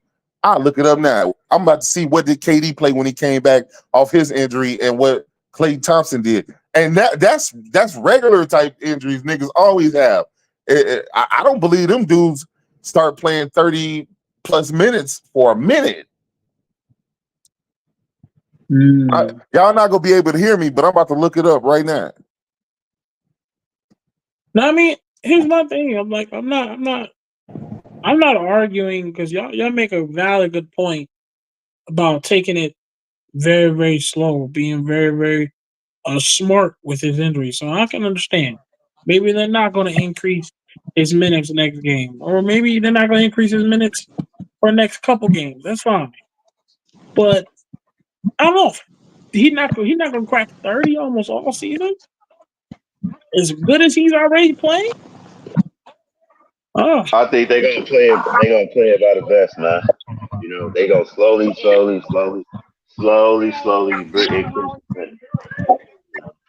because I think they want him to retire here. Like he done when he called it quits. That's what I feel. Because AK really likes Zoe. So why rush it? I hear you. I hear you. And I wanted to say this. Yeah, he did say that Thunder that it's the youth movement, but you gotta have some veterans too, though. So I think if everything goes good, that they plan on keeping Zoe. They would like to have him back if he want to come back. Hey, everybody who showed up, we appreciate you for showing up. Um, y'all did y'all thing. In the chat, y'all had a good time. We talked about the Bulls. The Bulls got a W, so we gotta respect that. Bulls got a W. We saw some people in the chat that we haven't seen in a while come to Flight Sports TV, man, and it was beautiful. And we appreciate y'all and people who are just now coming back to Flight Sports TV to check us out. If we're still here, man, we're still here, man. I think we're gonna bring the positive energy this year. Lonzo Ball has now proven to haters and people who had doubts. Lonzo Ball has proved that he can work hard, fight hard through all the adversity. So if you whatever your doubts was, whatever your thoughts was about Lonzo Ball, I'm hoping that this game can show you that there's no need to listen to the outside noise about Lonzo. Yes, is he the perfect player? No. Has he made mistakes before? Yes. But we cannot deny that he's owned up to his mistakes. He's owned up to his growth. He wants to be better and always will work for it. He's earned his right to be called a starter in this league. He's earned a right to keep playing and be a part of the NBA. And tonight, the man has played on 15 minutes, 10 points, assists, rebounds, and blocks. He showed that this injury that was told to him no player in the NBA was supposed to come back from, and he came back from it tonight. And y'all saw it full fledged, and it was amazing and beautiful. So, like I said, if you want to come back to Flight Sports TV, don't worry, you can always come back. We're bringing the positivity this year. Rave Kingdom is back on Flight Sports TV. I'm glad to be back. And Zoe is back. And we're going to have a beautiful year this time. I'm so glad. We got our boy AP. We got our boy Dex. We got our boy Unstoppable Purple Baby. Everybody was showing love, man. Our boy Marvin was here, you know, in the snows of Alaska, getting chased by polar bears, pulled up too. So, that man was in the chat with one bar on the Wi-Fi. He pulled up with the one Wi-Fi bar. But Rave, you know something. You might be onto something. I really don't think, man. I'm telling you, like if I was the GM, I'm not putting Lonzo out there no heavy minutes. But you might be onto something because I just looked at them dudes coming back from their horrific injuries, and even Paul George like broke his leg and shit, and came back when he did come back. Sat the first few games of the season, and then after 3 or 4 games, was playing 35 minutes. Yeah. I mean, I don't. Do you see? Do you see them doing that with Lonzo though? Yeah, I mean, yep. Through. I would love for them to do that with Lonzo. Through what Stoppable says, they don't see the Bulls pushing it that hard, but I feel I don't see why not. Give him some, give it some time. Give it a few weeks. Lonzo, right? It's up to Lonzo how he feels. I mean, Lonzo do have say so in this. So if Lonzo feel that he can go the extra mile, I think the Bulls will allow him to go the extra mile. Okay, hey, look, Dex. I say this. This is the last thing I'm gonna say. If the same shit that happened to Derrick Rose, rebuke this in the name of Jesus, happened to Lonzo Ball, what is Chicago fans gonna say about the Reinsdorfs, AK, Mark Eversley? What is they go? The Bulls Nation is C-Red Nation gonna clown them dudes. Nobody going to games. Motherfuckers gonna be mad. Why'd you put that boy out there playing them 30 minutes and you know what he coming back from? I'm saying go the ahead, thing go of ahead. it is, I think it was a different regime. First of all, on that Derrick Rose, it was a whole. It's still Reinsdorf though. It's Reinsdorf that they go at. Yeah, but he kind of backed off now since he got his buddy AK up in there. You know what I'm saying? So since he got one of his, I ain't gonna say the word, but one of those guys up in there that played the game,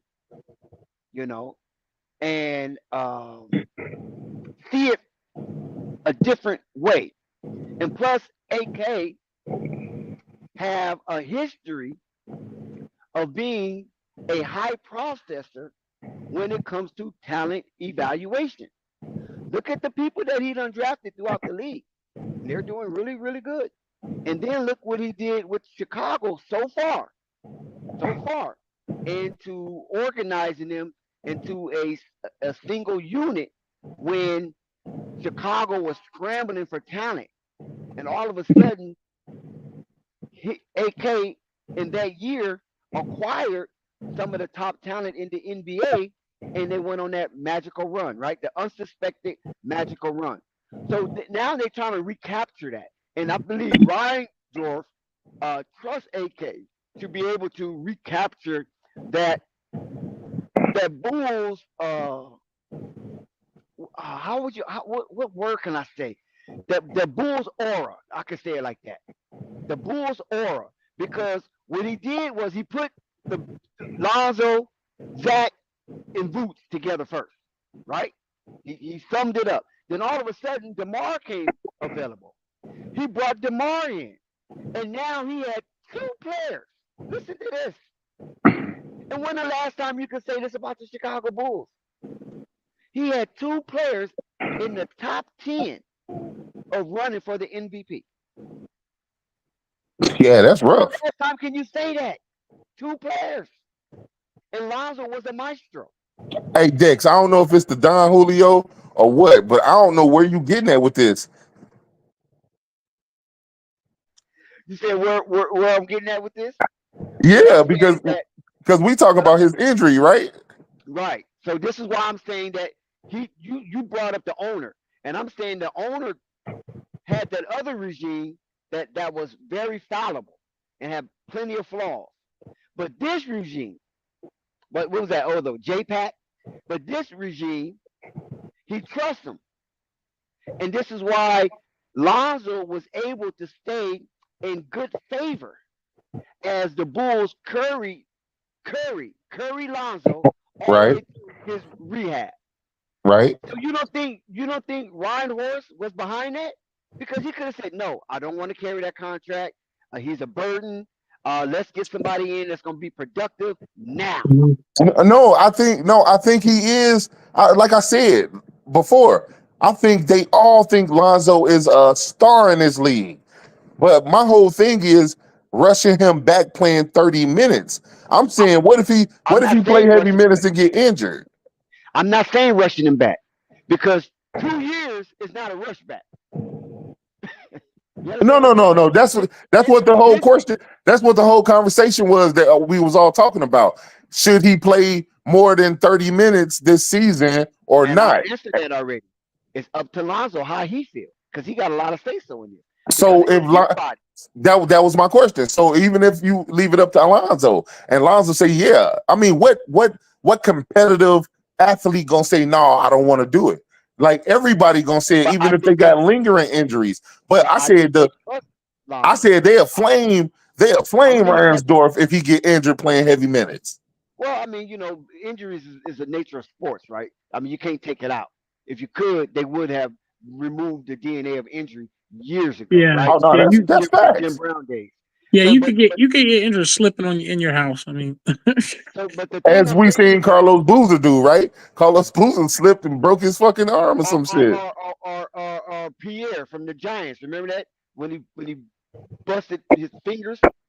Yes, sir. The mystery. All of a sudden, he come back to training camp. He only got 3 fingers. He left. That fool tripped over a gym bag, man. Yeah, Boozer tripped over his gym bag. You know what I'm saying? So what I'm saying is that you're going back to the trust factor. And what I just did was a chronological timeline to show that the difference between that regime with Derrick Rose and the regime with Zach LaVine and Lonzo. It's a whole different regime. And look how they did with Zach LaVine, how they was behind him and paid him while he was injured. You understand what I'm saying? So this is the trust factor. Reinhorst probably would have went tooth and nail on that right there. But they paid Zach LaVine while he was injured, and they coached Lonzo Ball through his rehab. Whether the Bulls messed it up in the beginning or not, that's irrelevant right now. But the executive part, outside of the medical aspect of the Bulls, coached Lonzo all the way through, kept in contact with him for those 2 years, making sure his mental was right, encouraging him, letting him know, hey man, we behind you. Don't worry about nothing. You're good. Your contract is guaranteed. So it's why would we push you out when you got a guaranteed contract? That doesn't make sense. So let's ride this out and see what the end results is on this seesaw. You know what I mean? So when you have that kind of trust between executive and ownership, when if they agree with Lonzo that my body is good, I trust my body, I can play additional minutes if need be. I think that Reinsdorf and the rest of them will allow that to happen. Now, if Lonzo, now keep this in mind now, if Lonzo get out there and start playing reckless, then of course Billy Donovan is going to be like, oh no, this is not the observation I want to see. You know what I'm saying? Running up and down the court, turning the ball over, doing too many alley oops, playing too aggressive on defense. Then you setting yourself up for a potential injury because you're not pacing yourself right. But they trust Lonzo to be smart enough, like the general and curator that he is when he's out on that hardwood, that he won't overexert himself and put himself in danger. Hey, in the chat, I got some comments that I saw. Shout out to you, Chris. I see that you're a Bulls fan, man. If you're a Bulls fan, you're welcome to be here. Listen, we have multiple people on Fly Sport TV that are fans of different teams. We're just celebrating Lonzo Ball's return. And yes, the Chicago Bulls did pull off a win, a dramatic win, a very close nail-biting win. So, and Lonzo Ball tonight, only reason we're celebrating because this man came back from an injury that wasn't supposed to come back from. So, we're just talking about Lonzo, and you hear Dex and much calm and Mr. P. They're talking about this situation to where, Lonzo's future, and we can't wait to see it. What's going to happen next game? And shout out to everybody. We see you support her. Is Purple still here? Because she's been very silent. She was talking earlier though. Okay. I haven't heard Unstoppable say, not too much. I be trying to get his takes on shit, but Unstoppable sound kind of skeptical right now. He's not really sure. Yeah, I think his kid. I think I heard his kids, man. I think his kids. Oh, yeah. He's going crazy right now. That's why I got to keep it on me. Yeah. I heard it too. Yeah, man. People got the kids, man. You gotta rock them to sleep. Unstoppable. That's what you're doing right now. Rock them kids to sleep. That's what y'all get for giving them kids all that sugar in the daytime. Facts. Yeah, but yeah, I'm happy, man. Like I said, that he's back in. As we stated, that I don't think they're gonna give him heavy minutes. I think they're gonna play that to the chest, man. Like, get healthy. I mean, once you are healthy, but let's just take our time with this. You don't need to be playing big minutes, man. Not yet. And unstoppable. If you think about it, that gives them the perfect excuse not to even start him and leave Giddey in the starting role. No, he's not starting. You can forget that. You know what I'm saying? Hey, but Dex, can you feel what I'm saying though? Because they brought Giddey in to be a starter. They promised him to be a starter, and they trying to slowly bring him back. So they give him the excuse to bring him off the bench. Yeah, but I mean but you would do that anyway though. I wouldn't, even if I didn't have Giddey, even if I had Patrick Beverly still there, I would still bring Lonzo off the bench until he's get thoroughly acclimated. And once he get thoroughly acclimated, then because Patrick Beverly already know that he's a role player. You know what I'm saying? So it wouldn't matter. Even though Giddey was promised, I promise you a starting, because we ain't got nobody yet. Now if Lonzo was there and he was healthy and they promised Giddey a starting spot, then I'll say, yeah, they moving on from Lonzo. because why would they need Giddey when they have Lonzo, right? Right, They didn't right. have Lonzo. There was a lot of unsurety there. So Giddey was the next best thing available. He's a poor man. He is a poor man's Lonzo Ball. Right. But you got to look at it like this also. Why it didn't work in OKC? He was starting. I mean, shit, that's a hell of a question. And why you couldn't excel playing next to Shea? It's because of and Shea, Jalen man. Williams. And Jalen Williams and Shea. How you can't excel in Because that? he couldn't shoot. And Chase was sagging off of him and double teaming the other players. That's why. But I think they gave up on getting too quick, man. He's young, man. He's developed a damn jump shot. So that was a lingering thing as well. But like I said before, a lot of Chicago Bull content creators jumped on the opportunity to pounce on Lonzo while he was down in for the Josh Giddey thing. You know what I'm saying? Because Josh Giddey was on a winning team. They was first in the West. Can you imagine that? A young team first in the West, and you want out? Something is not ringing right. Yeah, no, he wanna be a starter though. Like he was a starter. What do you mean? Now they put him, they put him on the bench after a certain amount of time.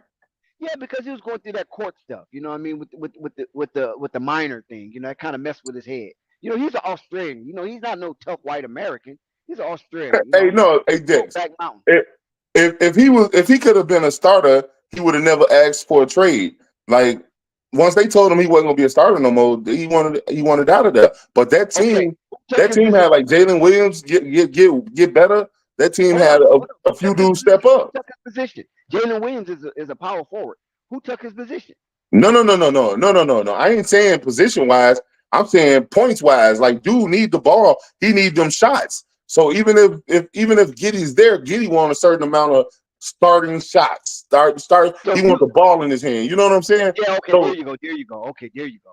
So yeah. No. Somebody step ball dominant guard, and it was interfering with the success of the way Mark Dadno was running his offense, because Shea has to get his shots, right? Luke Burke had to get his shots. Right. And Giddey ain't hitting. So if you ain't hitting, then you need to take less shots. And let's give those shots to Jalen Williams. Yes, sir. That's what I'm getting at. Yep. That's What's why the situation with Giddey? Go ahead, AP, explain that. When he was in OKC? Yeah. What was the question? Yeah. No, I'm saying he was a starter. Then he got put as a reserve. He was part of the youth movement moving forward. You know what I'm saying? How come he couldn't excel with Shea, Williams, and Chet? Because it leads into what people do with a lot of these guys nowadays. They show, like, I feel like Lonzo is a pure point guard, right? I do feel like he has some ability to shoot, not score, and whatever. So what they often do is, with that ability to shoot, they mistake that guys could score. I never felt like Giddey coming into the NBA was a scorer like that. And they thought that he could come to OKC and play not behind, but with Shea as a primary playmaker, like that, while Shea do all the scoring. But they didn't. Right now, they're comparing Giddey to Zoe. But when Giddey came out of the Australian League, the ABL, they was trying to compare him to LaMelo. I mean, but that was wrong. But you got to understand. I was saying just how much upside they have for Giddey. They said that once LaMelo won Rookie of the Year in the ABL, right? The following year, Giddey won Rookie of the Year.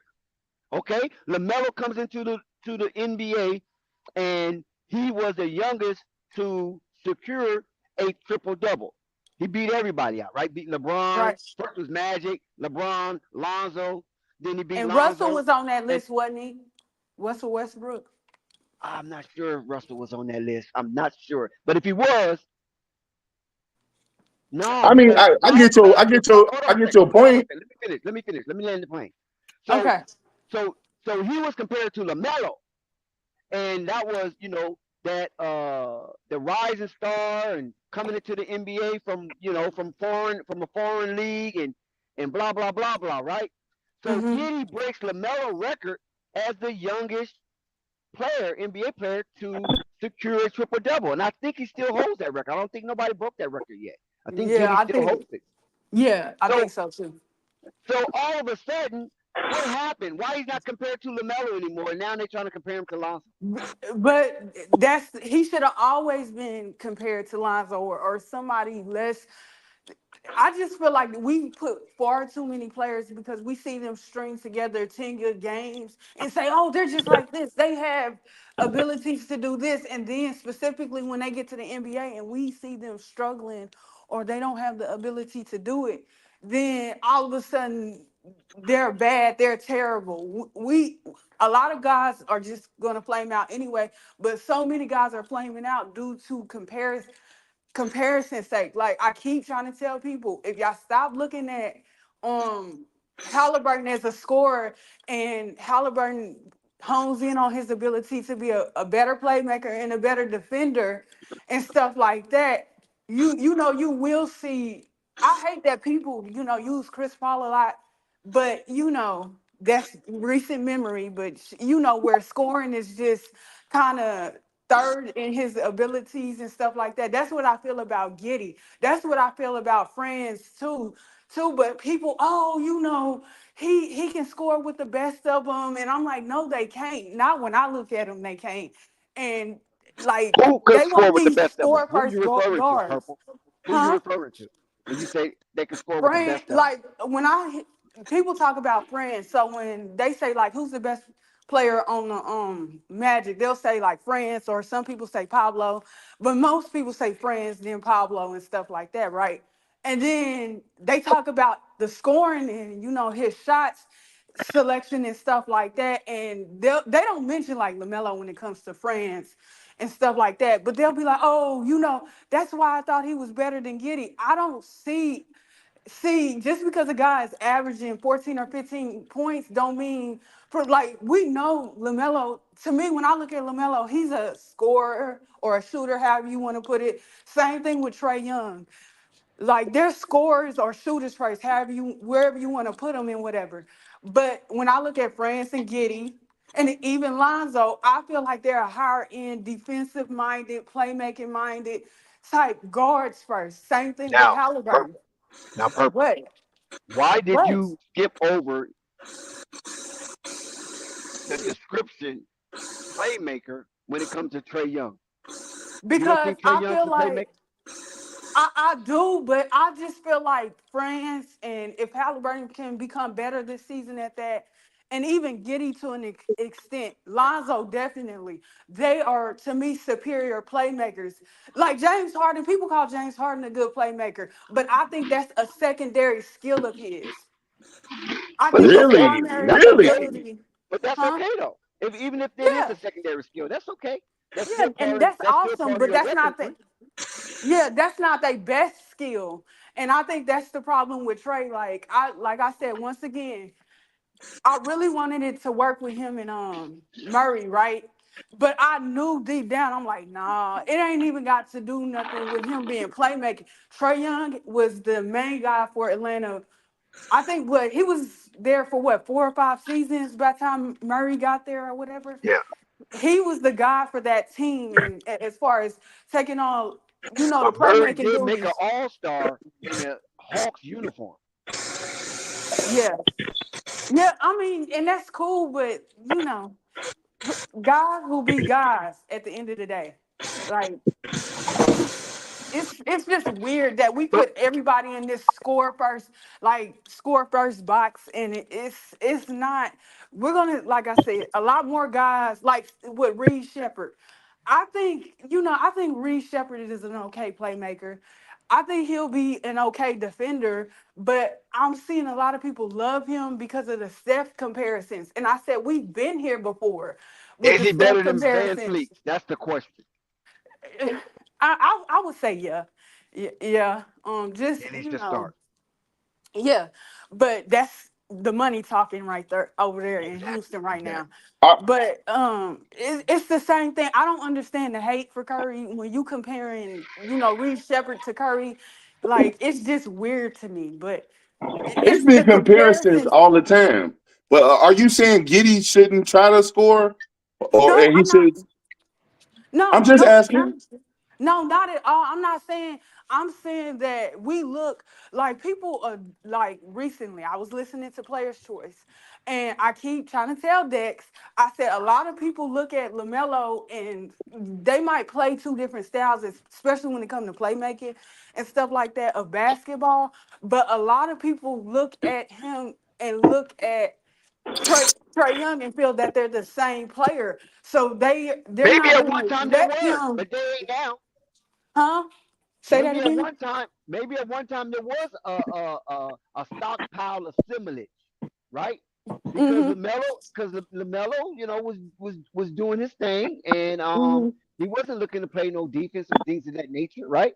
But now, since he evolved, you have to separate the two now, What because you I don't what? know Hey, if Trey Dex, what you Young. mean? I don't hold on one second. I don't know if Trey Young have evolved to the point where he feels defense is sufficient to be part of his weaponry. So Dex, But what do that's you why I mean? What can't. do you mean he Go ahead, evolved?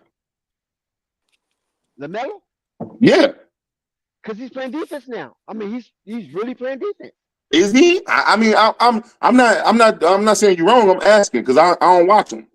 Yeah, he's playing defense. is From the he? preseason games that he came in this season, he is playing defense. He's playing. I mean, I saw him on Bam Adebayo. You would never see Lamelo on no Are Bam you Adebayo. serious, Yes. bro? Because when I heard her say like Lamelo and Trey, I was like, they is the same person. They can shoot from deep. They cold with the assists, and they stick no defense. But you telling me the man stick defense now? Shit, Right. But that's that. That's why I said he evolved, and Trey Young no, sticks. no. I'm gonna give you because people been excited. People were down on this rookie class for whatever reason. And so they was talking about it today because they had a whole episode and they talked about LaMelo and people was like currently they was like I think him and Trey Young shoot you out of games. For as good as they shoot they 3-point shot, they shoot you out of games. And they said they was like they went and looked at LaMelo's specifically against the Knicks because of the Towns trade. So I'm guessing that's why people even was watching to see how Towns fit in that offense and whatever. And then they said they still see the same player that they've seen over the last 4 years when they play a very sporadic shooter. When it goes in, it goes in. They don't feel that his game has evolved yet from an offensive You talking standpoint. about Carl Anthony Towns? No, LaMelo.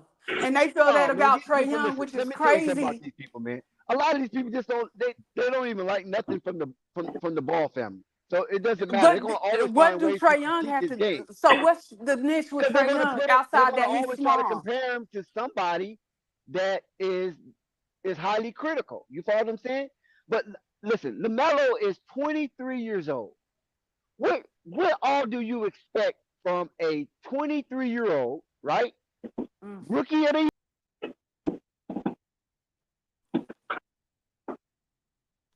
I mean, I expect evolution. I expect you to get better at something that you wasn't better at. When you came in.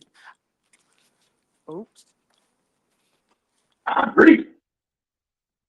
Right. And that's the thing. And that's why I said, like, I don't see him making. They gave Trey Young, and this was a conversation today on Players' Choice, because it's not just a LaMelo thing or a Trey thing. It's been going on in the NBA.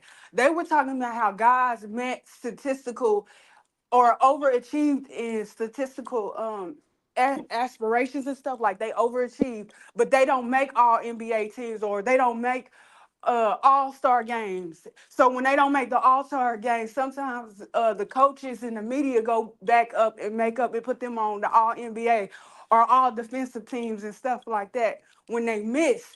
And we seen like Trey Young, it was ridiculous last year. Like this man literally shot less threes, but people complained about it and said that he's not a number one. He can't be your best player on your team and stuff like that. And that's how people feel about LaMelo too. I definitely think LaMelo is a number one option on any team he go to. Mm. I think LaMelo could be. Like I heard I ain't gonna lie to you. I don't follow the Hornets like that, but I do listen to a million podcasts. And I ran across my Chicago Bears played the Carolina Panthers. So I listened to one of their podcasts and they started talking NBA. So them dudes are saying they diehards. I see all the posters and shit on the wall of old school players, like they diehards. They said Brandon Miller is the number one on that team. Mm. I've heard it too. What you think about that? You think Brandon Miller is the number one? But Miller. it's how they approach the game. Like I keep honing back to what the coach said during the press conference of him feeling like Miller is not at least he can shoot 37% on the year, and whatever. But that's not his strength. His strength is to get in the mid range, get to the basket, and stuff like that, and then shoot his threes when he can. And that's why a lot of people, when I listen, because I said, let me see, because a lot of hate has died down for LaMelo and whatever. So I said, let me see why they think that. And a lot of people were saying because of the style of game he plays. Like outside of DeRozan, for whatever reason why DeRozan can't turn a positive for the way he plays the game and stuff from the mid range and then go back outside and whatever, because he's historically not been a good 3-point shooter. He's Right. probably the only player in today's league that can't, be a number one and whatever. But you got Kawhi, KD, you got who else? Kawhi, KD, Paul George to an extent. You got like some of the best guys. Curry is the exception, and maybe Lillard. Even with Giannis, these guys are not really good 3-point shooters. Now, like KD and them don't shoot average. Some years they shoot exceptional, way above league average. That's But their fact. strength is, in the post, in the mid range, and stuff like that. So that's why people feel that Miller can be the number one option because they like the way he plays. It's aesthetically pleasing to them. That don't mean LaMelo can't help, but it's aesthetically pleasing to them. Well, for the games I did watch, I will say this: LaMelo makes Brandon Miller better. So people can think he's better than Melo, but Melo's presence on the court makes him better. Like they got all eyes on Melo when he bring the ball up the court. So that opens up backdoor cuts. That when he penetrates, that open up corner threes. Like LaMelo presence is what's making Brandon Miller good. I believe if LaMelo wasn't on that team, he wouldn't be as good as he is now. I disagree with that. All right, that's just my opinion. Yeah, I disagree with that. I hate when people, because it's the KD and Steph argument, that KD wouldn't have been as effective as he was if Steph wasn't there for that team. Because people He bring up like the definitely wouldn't have. losses the losses that they had. I think if I remember correctly, they said they was below 500 and whatever else. But I hate that. I hate that. Now he I hate that. definitely I hate that. KD definitely wouldn't have been winning no rings if it wasn't for the presence of Steph Curry.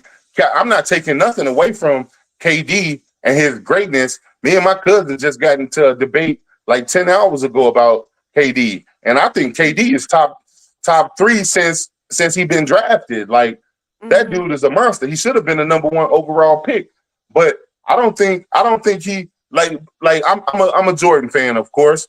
Of course. Jordan had the killer mentality. I don't think, excuse my language, I don't think KD's balls got big until he went to Steph Curry, Draymond Green, Klay Thompson. I don't think he poked his chest out and had that confidence until he went there.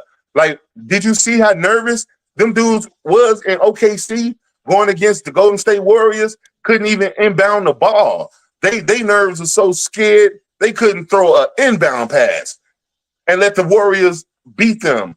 Like, yeah, like KD wasn't about that life until he went to a stacked team. Think about it. If you walking around by yourself and 3 girls try to jump on you, like you might be hesitant to fight all 3 of them. But if you got Mike Tyson walking with you, you're gonna be like, who won't smoke? Like I'm about to get. That's what I think. That's what I think Steph Curry did for KD. He made a man up. And plus the competitive spirit, I don't think KD wanted Curry to outshine him because he always wanted to be known as a great. So yeah, but that goes back to what we saying about Melo and Brandon. Brandon is a good scorer. I think he baby PG all day, but he might be even better than PG once he get a few more years under his belt. But I think a lot of that is caused from LaMelo being a point guard. Like Melo takes some dumbass shots, and Melo,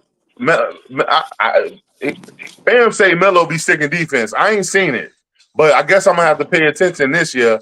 But yeah, I think Melo is the engine that make that team run. Yeah. Yep, but it's just weird, you know. I feel like I feel like when people say, you know, that what you just said about LaMelo making Brandon Miller better, to me, I take it as like the talent that he's displaying, as I said the day he got drafted with Miles Bridges, they're miles apart. Like they're miles you know, apart. Tell me I who. always said that Bridges to me gave off maybe 21 points. Average. Everybody's not, and that's the problem in today's NBA too. People feel like everybody's meant to average 25 plus. No, some players are meant to average like Giddey and them Yep. 15 points a game, 15 to 18 points a game, 15 at its best. And that's okay. But sometimes they might have 10 to 12 assists or, you know, well, saying 20 is being dramatic. So I'm not going to do that. But yeah. I know. I feel where you going though, because people try to get on my ass when I say exactly what you just said. Everybody, you said it, and I think it's the best comment of the night. Everybody not meant to score 20 plus.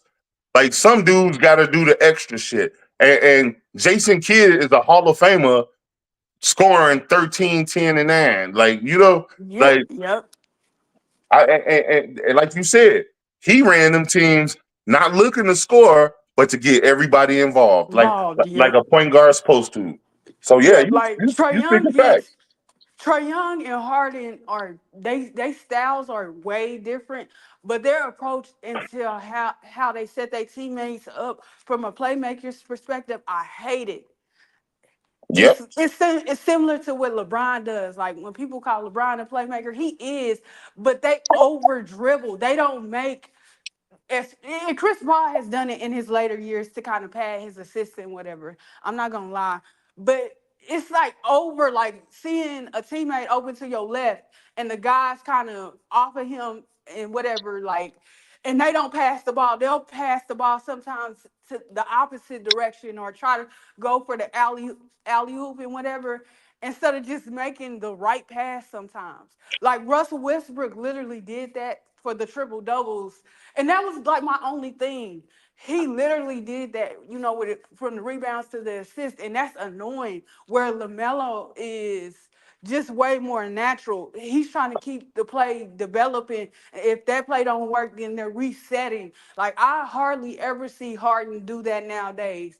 Young tends to do the same thing he's done since he's got here, which is he's not patient to me sometimes and letting the play all the way develop. And he's just like, well, I'm gonna go up for a shot or I'm gonna make this unnecessary pass. I feel like LaMelo was like that, of course, when he came in, but he's calmed down a lot and he's Yeah. learning to let the play develop. And if that play don't work, go into the next, you know, next transition, the next play if possible and stuff instead of putting up a shot. Yeah, that's facts. He did grow when it came to his playmaking and his vision on the court. Cause he used to try to do shit like he was back at Chino Hill. Yeah, yeah, yeah. But that's my only thing. Like I was listening, and they were like, they feel like this is the same thing what happened with Young. Young had the numbers all NBA, All Star. I think it happened to Shea. If I remember, I forgot what year that was, and I think he missed out on the All NBA. He made the All Star team, but he missed out because they felt like, oh, we already gave you enough, and whatever. I'm telling y'all, they're going like even with K. K's team is significantly worse. Him and K can average the same. Well, K ain't getting no 7 assists, but let's just say the same points, right? They're gonna literally be like, I don't think Cade is gonna be considered for an All NBA team, but they'll literally be like, especially if Cade can get in through coaches, which I think that's how he's gonna get into the All Star game and whatever.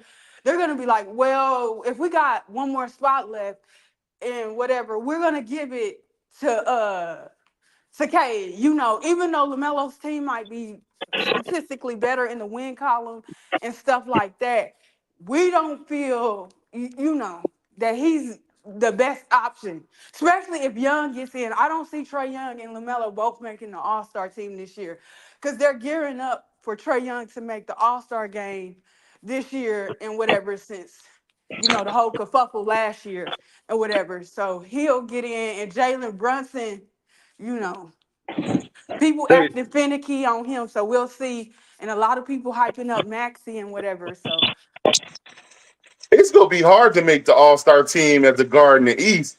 It's gonna it's yeah, gonna be hard because you still yeah, got to remember like Jalen Brown played guard like yep. our But you regular. know what? I don't see because I don't understand where the Jalen Brown disrespect is. I don't see them. He's going to continue to get used and whatever and disrespected. I would. It's gonna take people that like him, like myself, from a fan's perspective, and however the coaches feel about him for him to get in. I don't see him getting a lot of fan votes, so it'll be a coaches thing and a media thing for him to get in. I don't understand why they acting like he. I don't know. Oladipo to me got more respect than Jalen Brown gets. Like it's ridiculous. Oh, Jalen get disrespected big time. Should have Yep, been should have been on the Olympic team, and I think that Celtics team doesn't win a championship without Jalen Brown. I agree. Like it's similar. I'll give you another thing. Jimmy Butler gets more respect than Jalen Brown. And I'm not saying that's crazy, that's ridiculous, but like, come on, like, why y'all don't want to give Jimmy his respect? I mean, Jalen his respect. Like, I just don't understand. I definitely think Jalen Brown is a better player than Jimmy. I definitely do. I swear for living Jesus. In that draft, I wanted them to trade Jimmy for the pick to pick Jalen Brown. Mm-hmm. Yeah, Jalen Brown is a dog. What can you say? You can't say, oh, Jimmy's a better defender. Jalen Brown is a first, second team all defensive player. Like he's up there. He scored more than Jimmy, if I'm not mistaken. Mm. I mean, what else? He got better passing than Jimmy. He not a ball hog like Jimmy. Like, yeah, Like, I he think got on the player's choice today, Jalen Brown got tore apart. Like tore apart to the really, highest order. Like I don't understand why people don't like him. Like I really. was listening to people saying he's not even the best defender on his team. They were making all kind of excuses to why he ain't a good off-ball defender. And how he might not even be the best individual. They were bigging up Derek White and Drew Holiday and saying they defend better than him. That's They were saying disres- Tatum. I'm like, oh my God, what That's what disrespect. did Jalen Brown say something that I missed? Like, what is it? No, that's straight disrespect. If I was him, I wouldn't be having it. I What don't what understand. I don't understand. They was like, you'll see how bad of a defender he was if he wasn't on Boston. You'll see how bad he was and then stuff. I was like, wow. I bet you I'm I like, bet you I they don't don't trade that motherfucker. understand. Huh? Yeah, I bet you they don't trade him. They can talk all that shit all they want. I bet you he ain't gonna never leave the Celtics organization. Mm-hmm. They tripping. What show is this you talking about? Player's choice. Just go watch today's episode because they was ranking like the players that was gonna make the first, second, and third all NBA teams and whatever. And then they was talking about Jalen. I don't think his name. They had got to his name making the team. I probably missed that part, but somehow they started talking about him and Tatum and whatever. Like I was literally irritated because I was sick of people expecting just because guys have longer wingspans that they're better defenders or because they're bigger in terms of height and weight that makes them a better defender. Like I think that's crazy. I honestly, I might be wrong. I might be wrong when I say this. I honestly think Jaylen Brown is a better player than Jason Tatum. Jason Tatum is a chuck artist. I can't tell you the last person I seen him clamp up. So like I don't know. Like one thing that gets me is it's because I mentioned this to Dex because the conversation happened with Paul George and Kawhi Leonard. To me, while these two men were together, Paul George was a better offensive player. Like it wasn't even close. His ability as an offensive player was not even close. But from a percentage standpoint, Kawhi was better, and so people mistook that Kawhi was the better offensive player off of percentages, but I was like, he's not. Like his percentages is good. I ain't taking that from him. But please understand his ability to be on offense and stuff. And you can't. And you had to play offense to offense in a one-on-one game. Paul George is going to get to 21 before Kawhi would. Kawhi percentage might be better. Kawhi might take smarter shots and his shot selection might be better, but it's not even close. I feel You that right. same way with Jaylen Brown and Jason Tatum. I understand the ceiling for Jason Tatum as an offensive player is compared to Brown to me, it's not even close. And whatever. But however, I feel defensively, and in some ways more than others, that Brown is head and shoulders a better defender than Brown is and whatever.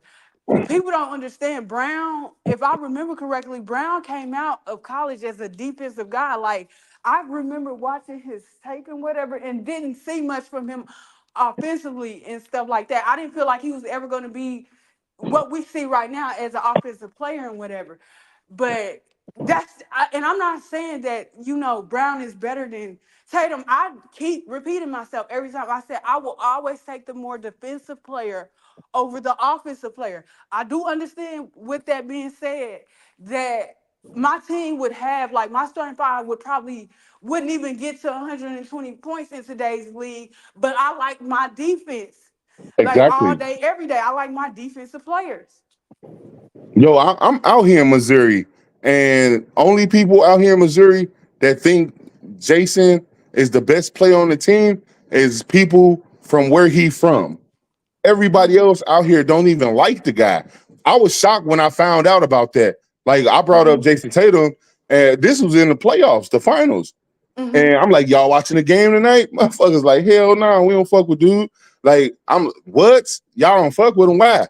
And they was saying some other shit why they don't fuck with him and shit. But yeah, his hometown and maybe East St. Louis, Illinois, because it's right next to St. Louis. Like a lot of motherfuckers out there love him around there, but the rest of Missouri, like, nah. Like I'm damn near in Kansas City, Missouri, and motherfuckers is not rocking with him at all. Even though he done played all over this state, everybody know about him. But motherfuckers, Jaylen Brown fans, and yo NBA knowledge is off the chain. I don't know. Jaylen been in the league like 10 years almost, or something like that. And your ass talking about he came out and he was a defender. I ain't know nothing about no scoring, and that's exactly what they had him at. They said he's the best defender in the draft. He got to work on his scoring, and he'll be your shit, girl. Yeah, I mean, it's like they said something that came up with Stephen KD as far as he wouldn't be able to get some of the shots he gets or score like he scores if it wasn't for the attention that Jason Tatum gets on the defensive, I mean, on the offensive end from defenders. And I definitely agree with that. I absolutely agree with that. But I think that's where it should stop. I don't know. I'm gonna have to see. I don't. I'm trying. I'm gonna have to ask the next time, like what is with the Jaylen Brown? Like, if y'all feel like he's not all that, where is the hype coming from? Because I hardly hear people talk about him and whatever else. Jalen Like, is I a just want to know why. Like, why is it starting? Like, I don't know, because Jalen is a baller. I mean, I can't name when it comes to two-way guards. How many two-way guards can you name in the league? Like, like I wouldn't even say Drew Holiday, because Drew Holiday ain't really a scorer like that. But right. And Drew Holiday fits in that category too. I like Drew a lot, actually. oh yeah, no, I love, like you said, I love defenders. When the Bulls was good in 2012, 13, and shit like that, the Bulls had a number, like a top 3 defense all them years. Like, I love defenders, Joakim Noah, Luol Deng, and shit like that. Like, Ben Wallace was one of my favorite fucking Detroit Pistons. Like, they was holding motherfuckers under 80 points a game. I love defense. But I don't think you can name, or anybody on the panel in the chat, I don't think nobody can name 4 better two-way defenders than Jaylen Brown in the league right now. They just go back and look at Player's Choice, and that's all I'm gonna say. Yeah, I watch a lot of podcasts. I never heard of them. Yeah. I was just like, dang, like the disrespect is unhealthy for that man. Like, and then it was crazy because they did insinuated that he only won the conference MVP and the finals MVP because of Tatum, like because of the attention that Tatum was getting. I'm like, damn. Like, and he really didn't, like, he did a good job at times, but it was really because of Derek White and what's the other one's name? And Drew Holiday and Yeah, Peyton yeah. Pritchard, I think they named too.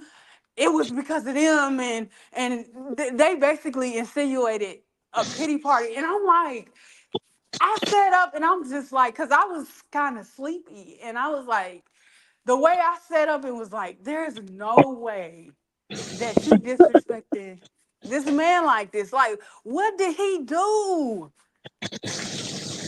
And hold on, that was today's episode? Yes. They was I'm a what? ranking, they was seeing who was gonna make first and second all NBA team. Like KD, I know KD been hurt since his Achilles. I think that's what happened to him back at Golden State, if I remember correctly. So he's Yeah. not been the healthiest since then. But they literally had KD missing because they was like, oh, I don't think he's gonna play 65 games, so he's not going to be eligible. But if he can play 65 games, then he's definitely making it. I was like, what? Yeah, no, that's beyond me. I don't know what's going on with them dudes. Like, I understand the requirement for the 65 games, but I'm more confident in KD playing 65 games than well, I can't use Embiid because that's kicking on low hanging fruit, but like but nah. Like, nah. No, not at Absolutely all. not. Like, I was just like, this ain't Embiid. Like, yeah. And then they were like, oh, 2 Suns players aren't going to make it because they put Booker on the 3rd team and Brunson on the 2nd team. That's as far as I got because I had went to sleep. But I stayed up long enough to see them just tear Jaylen Brown apart. I was like, God damn. Jaylen Brown is a top 10. I might be over speaking right now, but I think Jaylen Brown is a top 10 player in the league. Right. I can agree, and stuff like that. To an I mean, extent. all right, is Brown, would you still put LeBron in the top 10? Personally, no, but I have to think about, go and look because I don't want to be disrespectful and stuff. People try to give Ant-Man all his love. I don't think Right. Ant-Man is as good as Jaylen Brown. Yeah. And I told you, like, I was listening to them tonight, and I think on 3 straight possessions, he came down, and this is just a problem with today's players and today's league because they make the 3-point shot so important. But I was like, I just shook my head because Flighty was like, Anthony Edwards, Rudy gets the rebound, passes to Anthony Edwards. He puts up a 3. I like Anthony Edwards. I've never hated him, but like, bro, that's not your strength. I understand you want to be a better 3-point shooter, and you need to be because I think, honestly, they about to miss out on a whole lot of offense that, in a way, Cat provided for them. Like Julius Randle's gonna always get his. I just don't know how impactful his 25 to 30 points will be for Minnesota. I think it'll be a huge drop off. But I'm looking at it, just shaking my head. I'm like, oh Lord, they're gonna have a lot of games where Anthony, because he did it in the playoffs too. Like, I understood you was their best go-to kind of scoring player for them, but you need to calm down, man. Just calm down. Right, let the game come to him. Let it flow. Yep. Like Yeah, put no, in. no. I looked at Julius Randle tonight, and he don't look like he fit their offense at all. Yep. Yep. Yeah, they long. They want to run. They want to get out in transition. And when he got the ball, like he tried to do what DeMar DeRozan did last year for the Bulls. He ISO, dribbling the ball, trying to back down, doing 2 or 3 moves. Now the shot clock low, and now he got to kick it out, and it's a bad possession. Like, I don't know, maybe they're in jail and things will get better. But from what I saw tonight, he definitely looked like the new guy. Yeah. Like, I don't think they're gonna be a top 4 team. They'll be in the top 6 still, but I don't think they're gonna be top 4, let alone top 3 in the conference. Nah, I don't see them repeating what they did last year. Because like I was telling the dudes earlier, it's about chemistry in this league, man. You can't just say I'm about to put all these good players together and they're gonna be good. Like, it's about chemistry. And even when KD went over to the Warriors and all that, like dudes was playing at the Drew and stuff, or like they was playing pickup games and stuff together.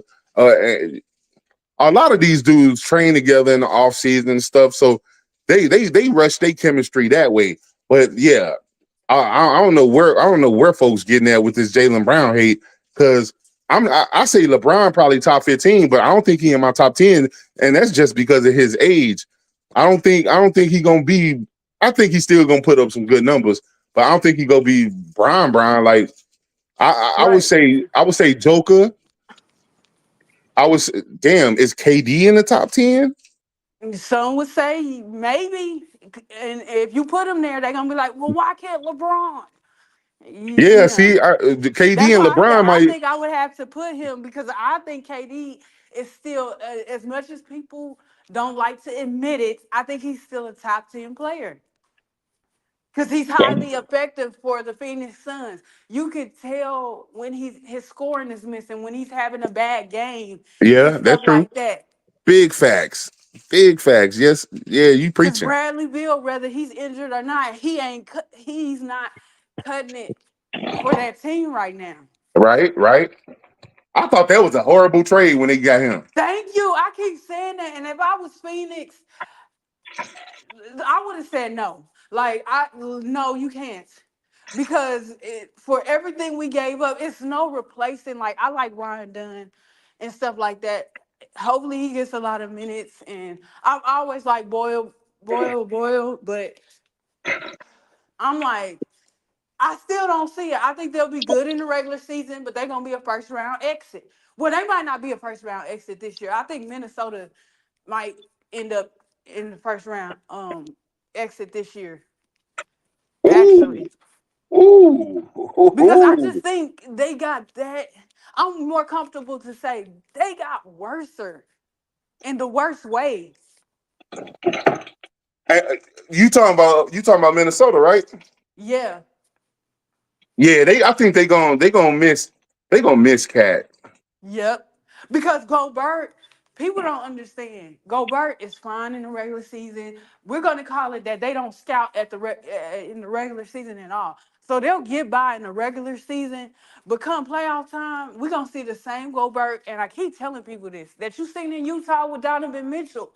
Like he's not going to be effective as he is. And I think because Julius Randle, I for some reason, I think he's 6'7". I don't know why, but I've heard people say he's 6'9", so I'm not for sure. He But like I definitely. said, the scoring is there, but I don't know if like I'm telling you, I fully expect Julius Randle to get his 25. I'm gonna put him at 25 for Minnesota. 25 and whatever.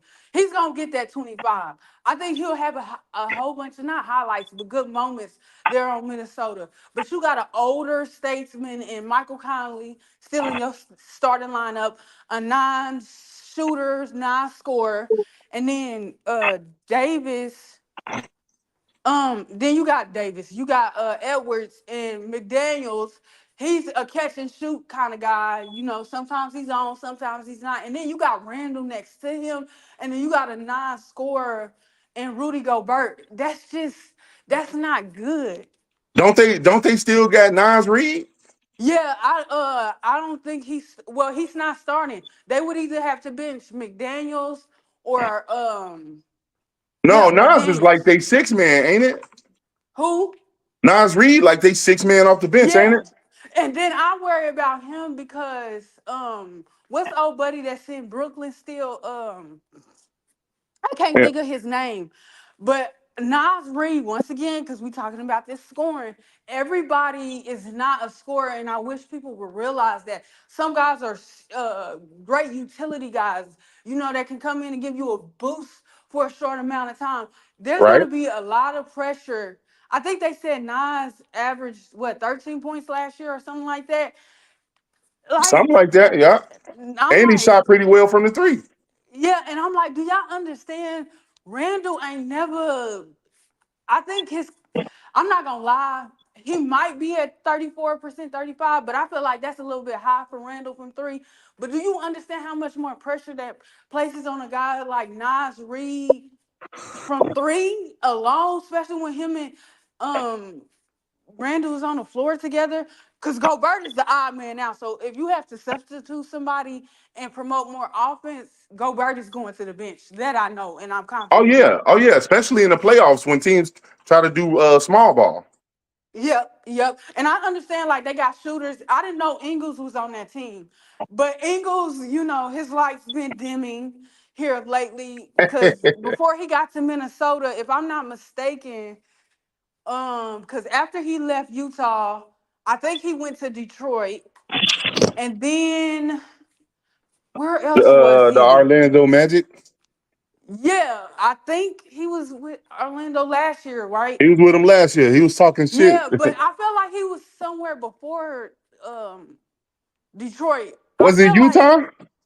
no, I know he was at Utah, but he was in Milwaukee. That's the team we're forgetting. Oh He was yeah, in yes he Milwaukee. was.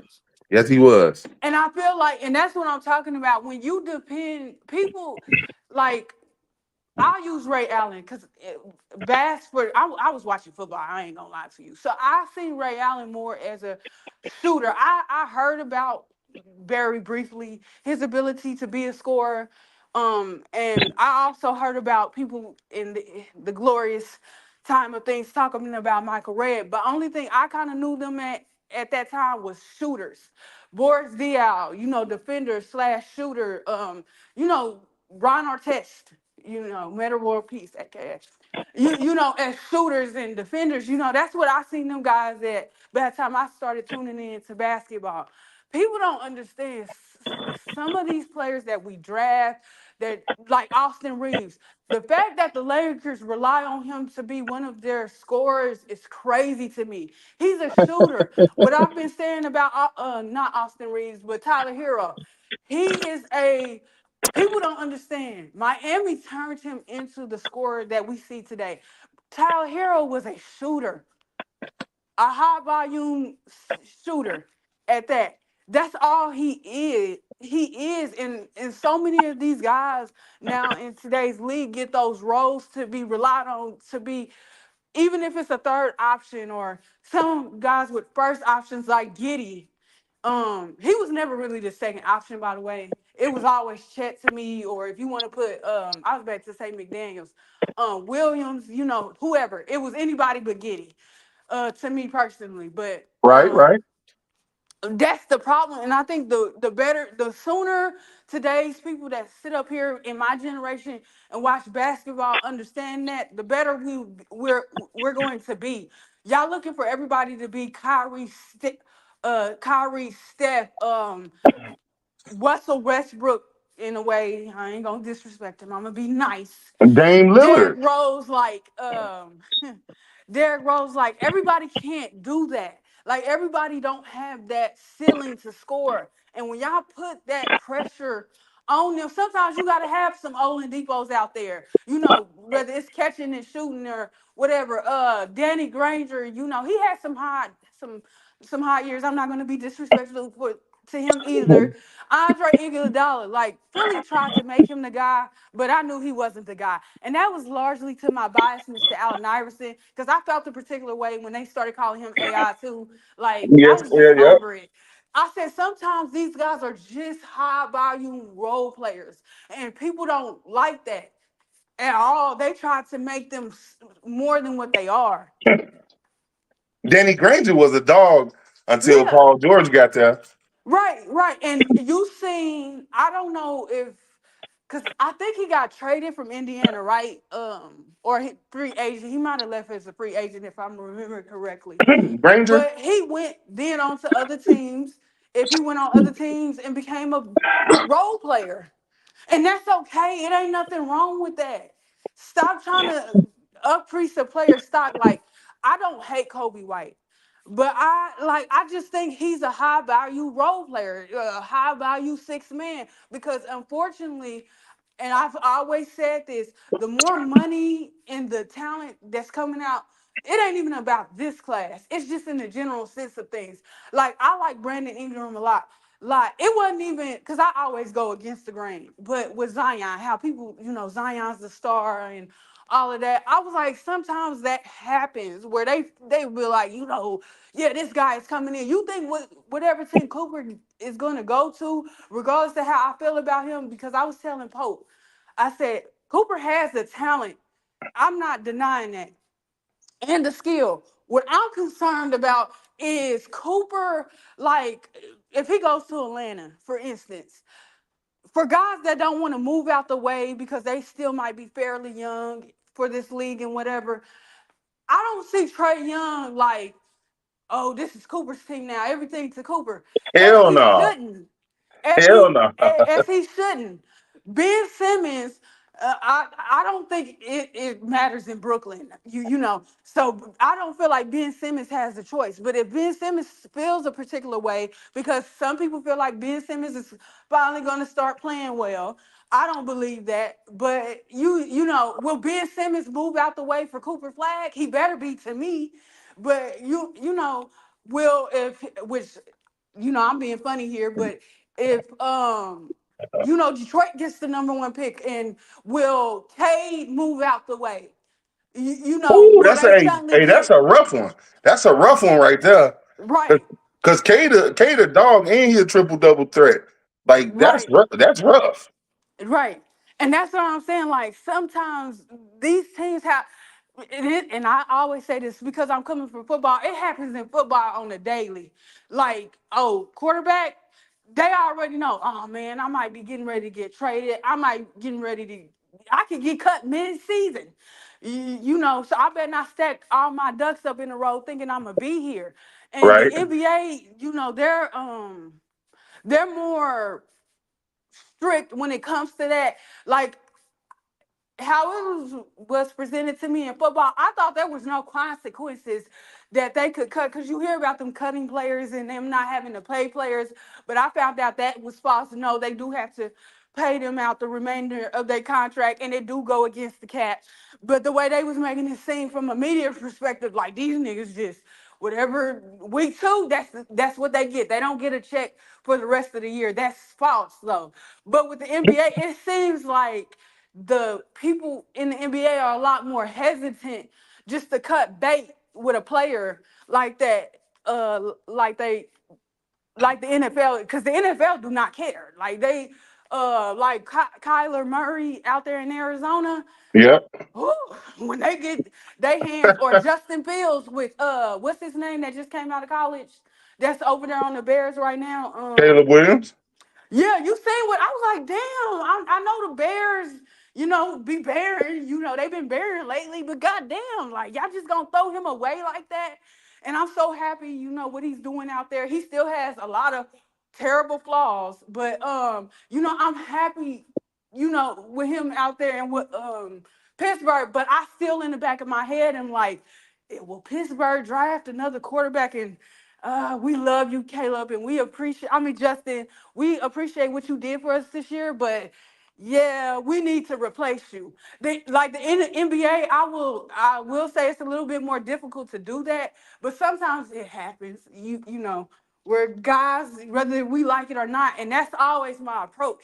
Like that's what's going on with AD and LeBron. LeBron will not move out the way for nothing. Like AD, oh, he's supposed to be the best player, but all the attention from the media's perspective, and LeBron does it himself, is always on LeBron too.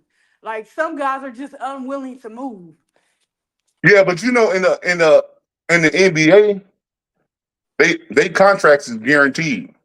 Yeah, yeah. In the But in the that's what I'm NFL, saying about the NFL. Like when I found out, like, no, they still get paid a certain percentage of their money. Like they just don't. It's not like you get fired from your job and you don't see another check coming. That's not true when it comes to the NFL. They definitely still get some money. It's just not, they get the guaranteed. they get the guaranteed portion of their money. So Right. if somebody signed $100 million deal and $40 million of it is guaranteed for the first, let's say it's 5 years, Mm-hmm. and somebody uh get 2 years guaranteed 40 million, Mm-hmm. that's the money you get. That 60 million they get to save. So yeah, you do get paid your guaranteed money, Right. but all the rest of that money that go back to the team.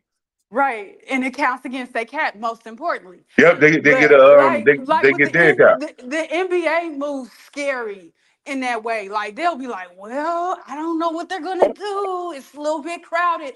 Like Reed Shepard, for example, I wasn't even thinking about it. To me, Jalen Green is the easiest, guy to pick on and say, you know what, you're out of here. And I believe he's up for a contract too. But I was like, because I don't hardly see guys with money get benched that often. But I always said from the beginning, I didn't agree. I know they needed veteran leadership, and Houston needed to spend the money, or they was gonna get hit with a fine. But I never understood why they signed Dylan Brooks and Fred VanVleet to the money they signed them for. And then secondly, I don't know what happened with Brooks out there in Memphis, and why Memphis felt a certain type of way to where they wasn't bringing him out, bringing him back. I know he was out there wilding, but he wasn't the only one and stuff like that. Yeah, And you're I right. was just like, and now I was listening to like they depth and stuff like that they have, and who would they put up on the trade block? And I'm like, yo, they got a lot of good young pieces, and it seems like they're gonna be on the trade market. They'll get some good pieces back, or picks back for those players. But I'm like, damn, like what are they gonna do? I feel bad for Jalen Green, but that's what happens when you don't. It's not even like coming in from day one and doing your job, but when you just kind of be lackadaisical. Even with Colin Sexton, I like Colin Sexton, but I knew from the minute that Cleveland put him at the 2 guard that, listen, you just gonna be in this league existing. You gonna score what you score, but you just gonna be in here existing. You gonna be somebody that they go down on their thing when they trade in somebody and gonna be like, oh, I'm not saying he making $7 million. I don't know how much he making, but they gonna be like, oh, Throw Colin in there, and then the next team is gonna buy him out. Like Jordan Clarkson, I was a fool to like Jordan Clarkson. I still like Jordan Clarkson, but Jordan Clarkson is sitting there existing in Utah for whatever good seasons he had. He's sitting there existing. It's guys that come in here and just exist. And I feel bad for Jalen Green because That's facts. he's existed. And I think certain things as a man, young man at that you should keep to yourself. I understand you wanting to play for your kids, but I hope the quote wasn't true that you said that you needed to play better because you needed to pay child support. Because that was terrible. Wow. That was a terrible thing to say. I'm hoping he didn't really say that. He really said, I got to play better, because my kids depend on me type stuff. But I'm like, damn. Like, did you really say that? Oh, shit. You got a lot of players that, like Jonas Valanciunas, Valanciunas. Like Mm-hmm. right now, Valanciunas is a decent guy, but he's in the existing category too. He's sitting there putting up good numbers, but he's in the existing category to me. Yeah, A team Steven Adams wouldn't too. hesitate to go down their roster and be like, you know what? Let's put him in there. We might need him, but we're gonna put him in there anyway. Hey, no, you're not lying. There's a lot of dudes like that. Steven Adams. I think Vucevic go fuck around and be just Oh existing yeah, in the he's been second. in that category. Cause here I go in a way trying to defend him. Cause him and Gordon was putting up their little points out there in Orlando. I did feel like they were good. They were good, Oh, I thought he talented was a players. monster. I thought he was a monster. Right. And the way I'm so glad Gordon, by the way, proved his value. And he's not easily picked on nowadays and stuff where you kind of like, okay, he's making this amount of money, let's get him out of here. But I felt bad because so many people tried to poop on his parade and say, oh, he ain't nothing. I said, no, Aaron Gordon was good to me. I like defense, of course. But I said he's good to me. But with Vucevic, I was like, yo, I can't lie. Like Vucevic be getting his numbers, but are you sitting up there existing in Chicago now, Vucevic? Like, you're a good player, but are you existing? Can a team? Well, everybody's over the cap and stuff like that. A lot of teams are in the first apron, but if Chicago, I don't know who's making. Well, Zach is making the most money, I believe, on that Yeah, team right now. yeah. But Mm-hmm. they're like Chicago to me can't really go down their roster and be like, you know what? Let's throw Vucevic in here to make the money work because of the other team they might be trading with. But that's what D'Angelo Russell is for the Lakers. Oh, Like big time. he's existing on the Lakers right now, regardless if he's starting or not. Please believe that the Lakers, every time somebody do call them, is like, before you even talk, D'Angelo Russell. That's where I'm starting at. What else you want? What else do you need? Please help me. Hey, you might think I'm nuts, but when we traded for Vucevic, I'm in every chat on every podcast arguing with dudes. Talk about he just as good as Embiid. listen. I ain't gonna never say I never thought about saying that, but I can understand. Like Miles Turner. People might think I hate Miles Turner. But my problem is when people talk about Miles Turner, I understand his impact and what he provides for Indiana and stuff like that. But please don't make it a mistake. He's on that Indiana roster right now. And Indiana, if they see the right type of big man that they want for whoever that might be, please don't understand. He's first to go. They won't even hesitate. He will be the first to go. He will be the first to go. He expendable. He's over there existing. They didn't. His era for him to be the player on that guy for that team has been there and gone. Regardless of what numbers, because I've gotten into it with Marvin several times. Regardless of the numbers he's putting up, his little 18 points. Again, congratulations to him with 7 rebounds. I think. I don't want to be disrespectful. If it's 10, I'm sorry. No, it But definitely he ain't should be 10. rebounding more than 7 times a game. But that's my personal opinion. But same thing with him. He's just there existing until they can get rid of him. They tried to trade him each of the last 3 seasons. Exactly. Because he's a player that fits in the existing category. They're not terrible. They're not bad, but they're existing. Like shout out to DeMar DeRozan. He's been existing upon existing and cashing and checks clear and stuff like that. He's up there existing. But please don't understand. If they feel like they can upgrade DeMar DeRozan in any small feat, like if they feel that Brandon Ingram is an upgrade over DeMar DeRozan, please don't underestimate that they will trade for Brandon Ingram and he will be the first to go before they release any of those young guys, before they trade Kevin Herter or Keon Ellis, Davion because I heard Mitchell, that they was yeah. high on him. They will trade DeMar DeRozan first because it's been said time and time again, DeMar DeRozan does not help you win. People are looking at DeMar DeRozan's points per game and stuff and been like, oh, you know, he can help. What's the name? The thing is with Sacramento, these last couple of seasons, they've been hovering around 5 or 6. And I was awfully disappointed last year that they didn't secure, they didn't take care of business. They've been disappointing me and I'm frustrated. But I'm trying to be patient. But I don't think DeMar DeRozan helps them get better. I don't feel like he's that much of an upgrade over another player that's just existing in Harrison Barnes out there in San Antonio. I'll tell you this, like real shit. This ain't even no lie. I don't think DeMar DeRozan is gonna succeed in Sacramento. I don't think he putting up no 20-point game, like averaging 20 points and shit. I don't think he doing none of that.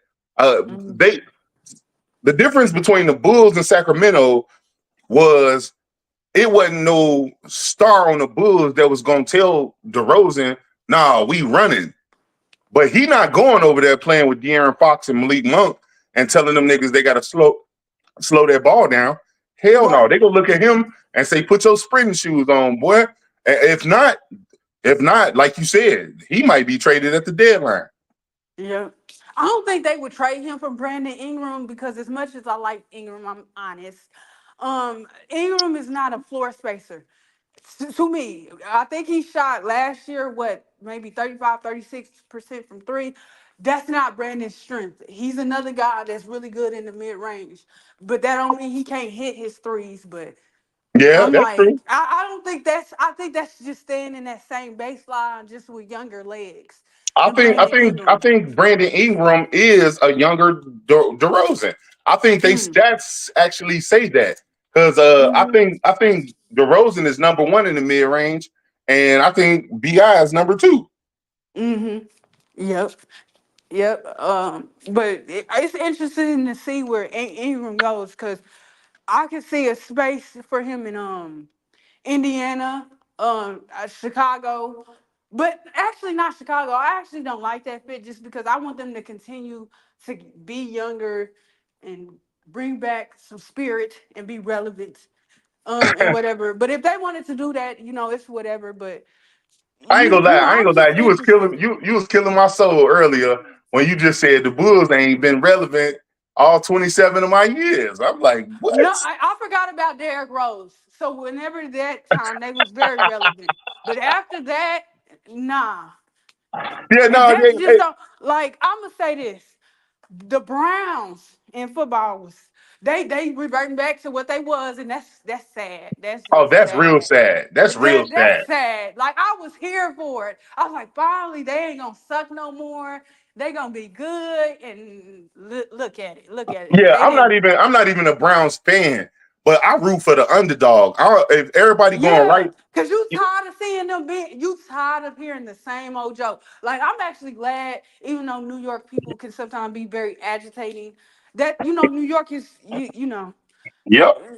relevant in terms of making the playoffs, being that team. Cause I was tired, and especially with Stephen A. Like I was, they nauseating sometimes. So I'm kind of really glad on that for. I'm waiting on Detroit to get there. It seems like I'm gonna be waiting until the day I die because listen. I'm looking and I'm like, really? Y'all drafted another guy that cannot space the floor. What are y'all doing? And like, what's going on with Jalen Duren? Because a lot of people were high on Jalen Duren. Now they back low on Jalen Duren. Like, come on, Detroit. Let's become relevant. Ain't y'all tired of being the butt of jokes? and being covered for the wrong reasons. I mean, every one of their teams, the Lions, the Detroit Titans in baseball, like Yeah. all the Detroit teams been ass. Yeah, well, they've been better in, especially the Lions. And I hope the Lions don't resort back to, they terrible years too. Because we should not go through 3 or 4 generations with the teams just being bad. Like come on. Like Hey, let's be like Donald Trump said. Let's make them great again. Because it ain't no way hey, that. I'm a Bears fan, so the Bears is in the NFC North with the Lions, the Packers, and the Vikings. Yup. So me being a Bears fan, happy as hell that Detroit don't suck no more. Like I want to beat them at their best, you know. Right. Not at their lowest. Yeah, Yeah, definitely. you wild for that though. Yeah, dude. I'm for real. Like when you think historically, like the teams that been bad, like I'm in Kansas City myself. So when the Royals had won the World Series, I forgot what year that was. I work in nursing, so the first thing I went and did, because it was people in their 70s and 60s, of course, that I said, "How happy are you?" The way they told me that they didn't give a damn, like they didn't have no spirit, because they said they didn't win when I was young, when I could really enjoy it, And then you had some of them who was happy and stuff like that. But I love just to hear, because the first thing they'll tell you is that they're ass, that the Chiefs is ass. They only got that one Super Bowl. Like, oh my goodness. Like I hear it every day, so it does excite me. Like I'm excited for my grandpa, because again, he was another one with the Royals and the Chiefs that was like, oh, they ain't been doing this since this time, specifically with the Chiefs, because he's more of a football fan than baseball fan. But the fact that the Chiefs have, won, regardless of how I feel about it, that they were winning, and I think this would be what, they third or fourth time probably going to the Super Bowl and whatever. But Something like that. Yep, so like 4 out of 5 or I'm something. excited, and my grandpa's excited. Like finally, he's out there enjoying, them going to the Super Bowl and whatever. He's huge supporter. Same thing with my dad. Huge, and they from Arkansas, so I'm really excited for them and whatever. You know. So hold on. So they not Cowboy fans? No, I don't know why they Chiefs fans, and I didn't even think about the Cowboys, but like I don't know why they Chiefs fans. I don't know what made them be Chiefs and Royals fans for real. Mainly Chiefs fans, because what I found interesting is that my dad roots for the Razorbacks and stuff like that. The football team, the Right. basketball team, and stuff like that.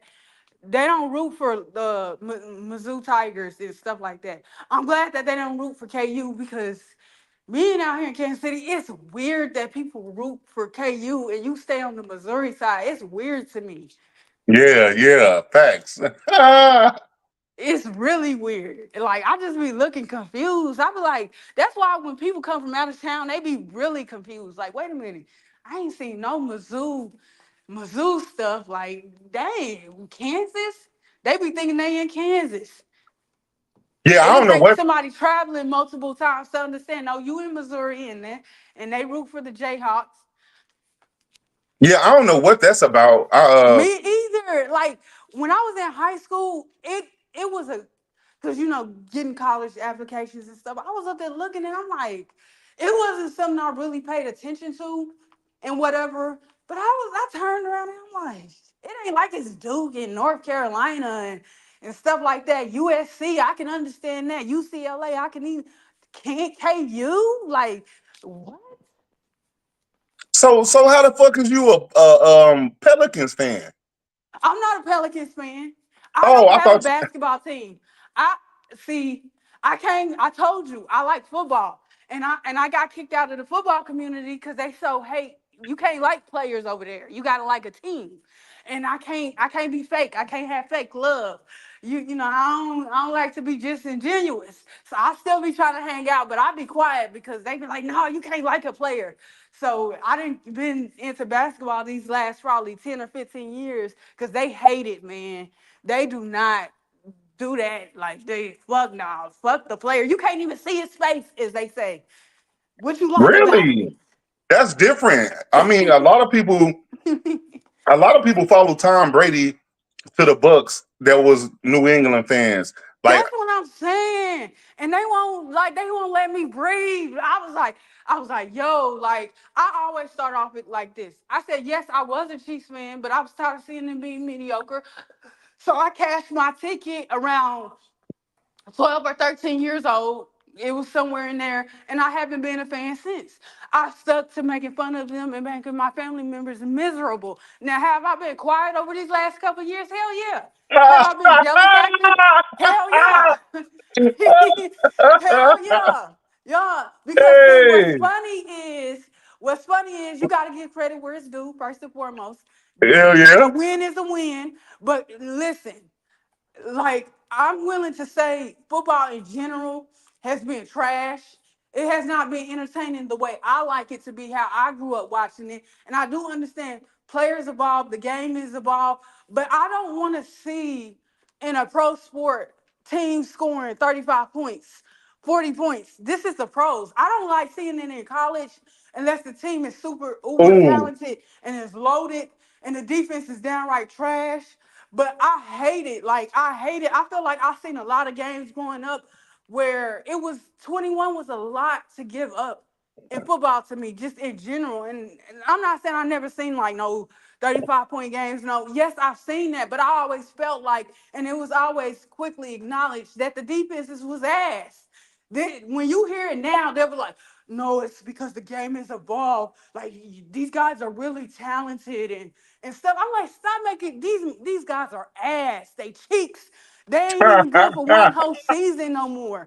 And and talking about people that flame out, I told you the NFL don't care. The way players go into the pro game now, they lucky to make it a season before they're not talked about anymore. Like Kelvin Benjamin, I was excited for him. I think if I remember correctly, he went to Carolina. He It was was a couple of that receivers that I was 6'6". excited to see at the pro game, at the pro level. And I remember, I understand deeply that they need really good quarterbacks or at least a decent quarterback. And to see a lot of them just flamed out to flame out. Stephon Gilmore, he's still hanging on there somewhere on somebody's team because I forgot what jersey I seen him in. But I think he had gotten hurt, if I'm thinking of the correct player. You talking about the cornerback? Yeah. I just seen him on the team that we played. The Bears played. Yeah, that's why I was like, I'm not, because I was watching them asking them questions and stuff.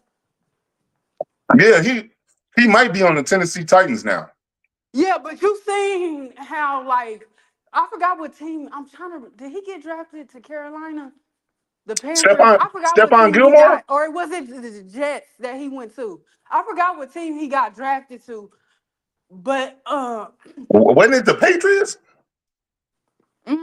I forgot. I'm not on the computer. I'm on my phone, so I have to look it up later on. But I think he got hurt or something, and I still had faith. I'm like, man, it's okay. He gonna come back and whatever. And then I heard people talking. I'm like, damn, like how you gonna do that? Another player I like is old dude. I don't think he's with the Bears no more. He came from the Texas. Clowney. Clowney. Jazavion Clowney. And I'm like, what the fuck happened? Like, come Hey, I think he on. was. I think he was the number one pick in the draft. Yeah, I think so too. I'm like, come on, like even with the quarterbacks, the guy out there in Cincinnati, the guy out there in Buffalo, like I'm just like, where I feel like the Chiefs, yes, they do have competition, but the competition that I'm used to seeing, I just feel like even with the game evolving, like the Chiefs ain't really did. Like I'll give them credit for the year they went against the the Bills, because the Bills had a really good defense and whatever. But I'm man, like it's boring to me. Football is boring. It's too many points getting put up. I don't want to see 35-point games.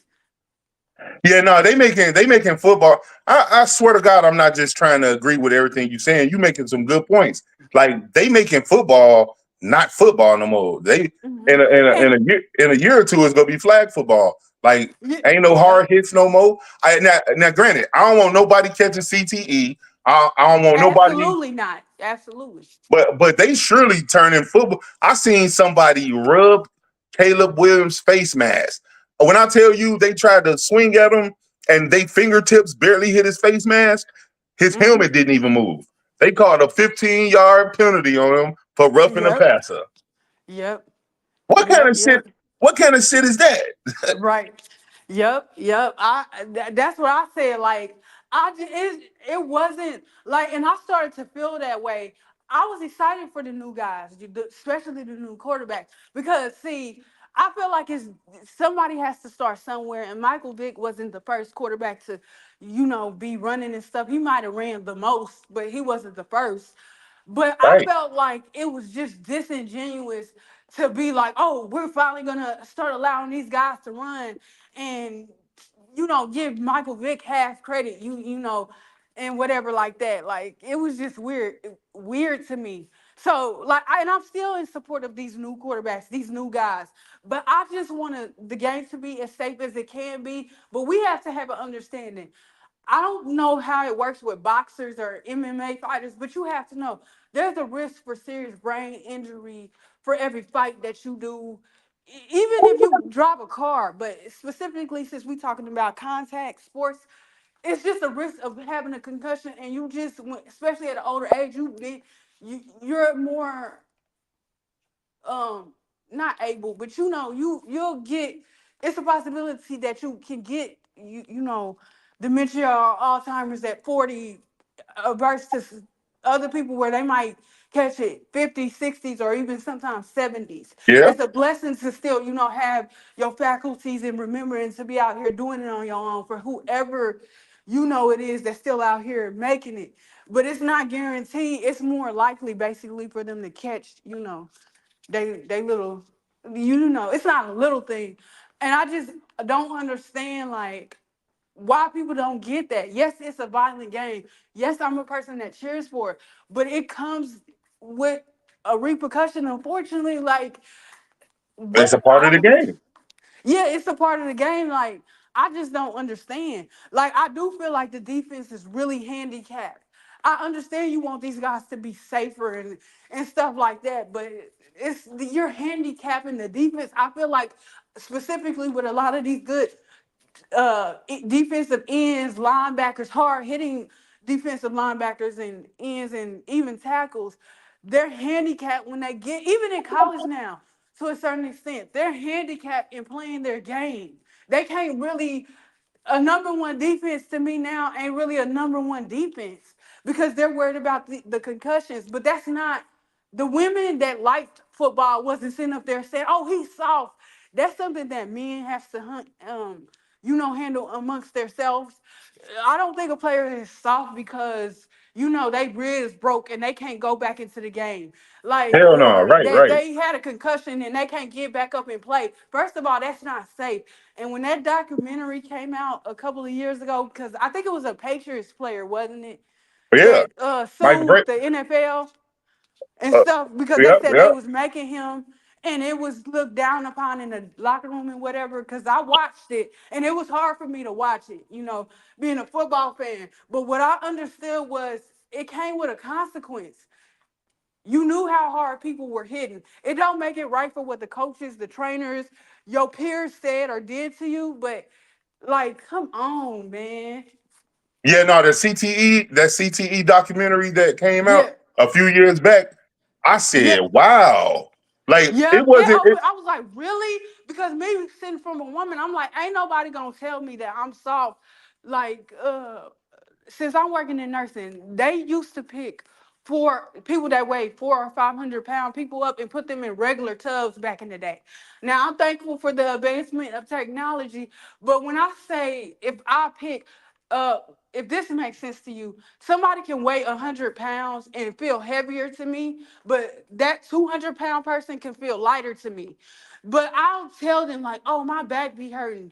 Or oh, like I get muscle strains a lot from picking up people twice my weight and whatever.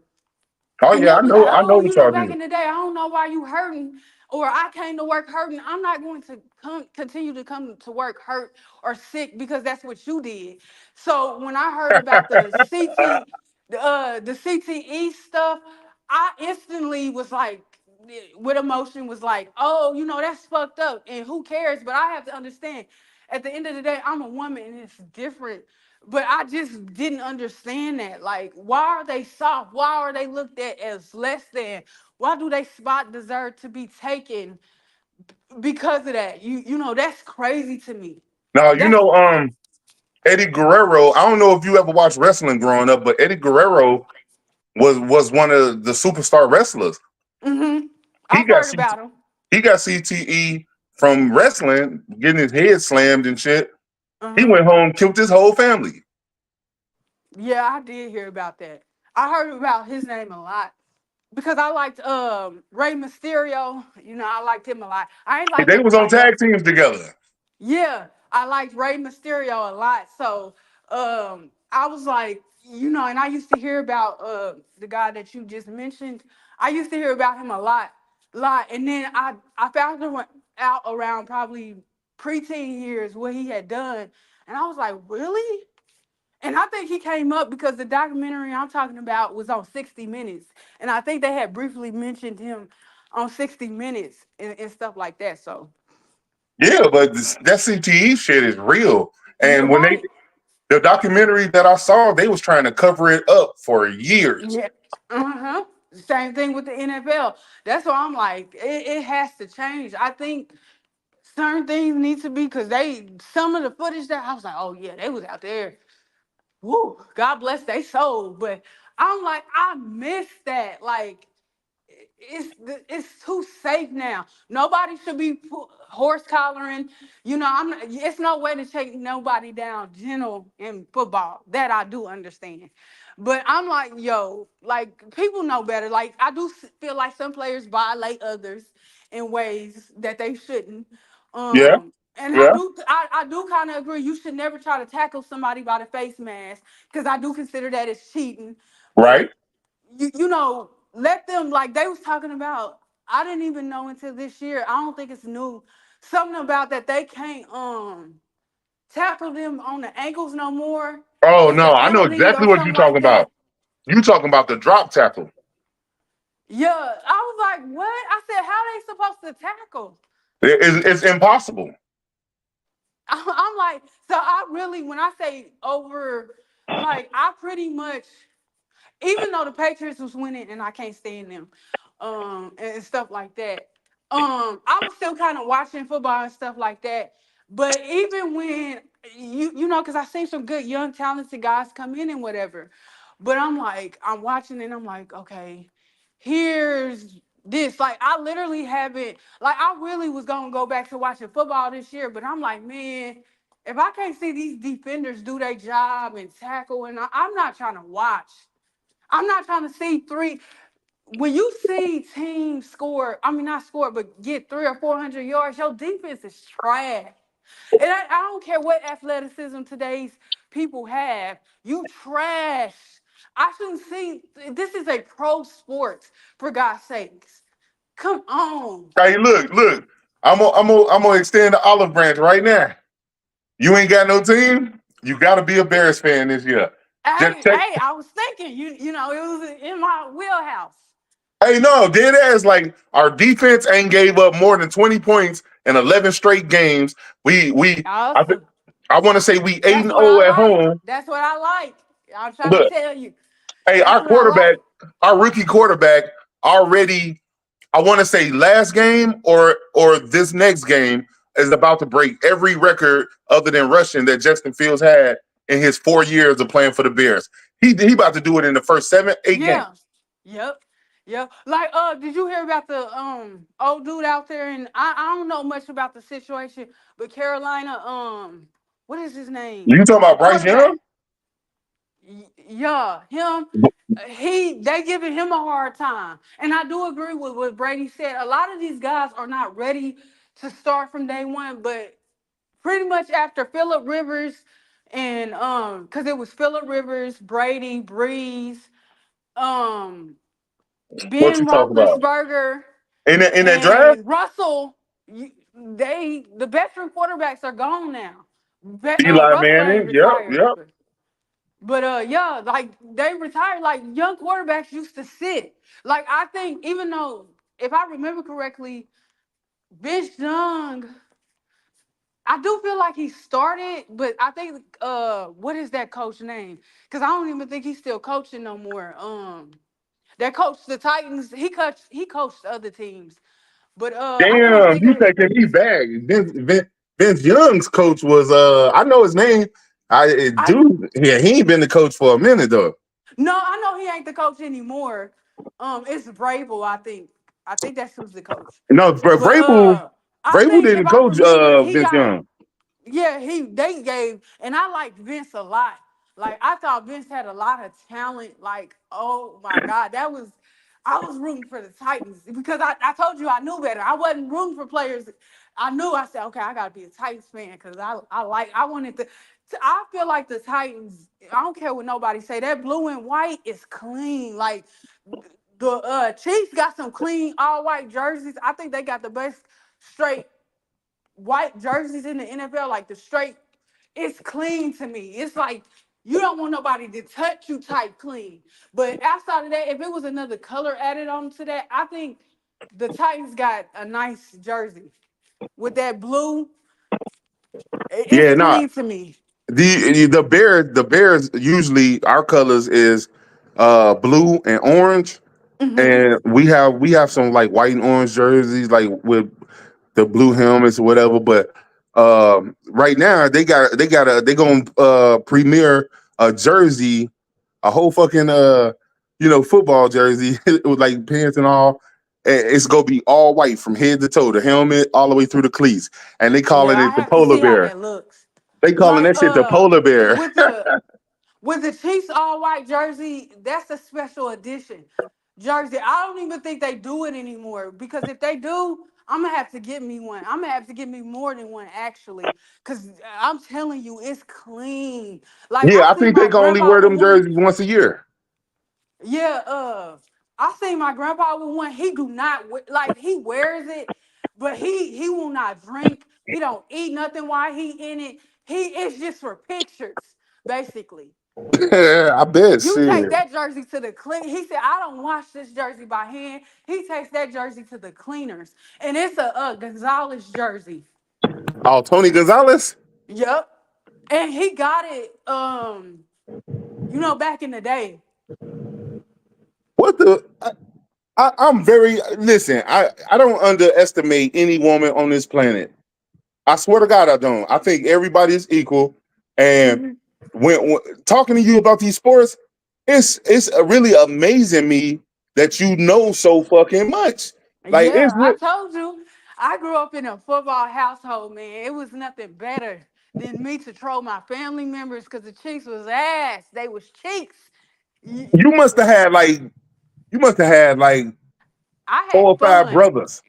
No, I know I'm the oldest of 2 kids by Wow. 6 years. And my other sibling is a girl, so she didn't start liking sports until later. And by then I was irritated because I don't like having to explain. I'm quite selfish in that. Hey.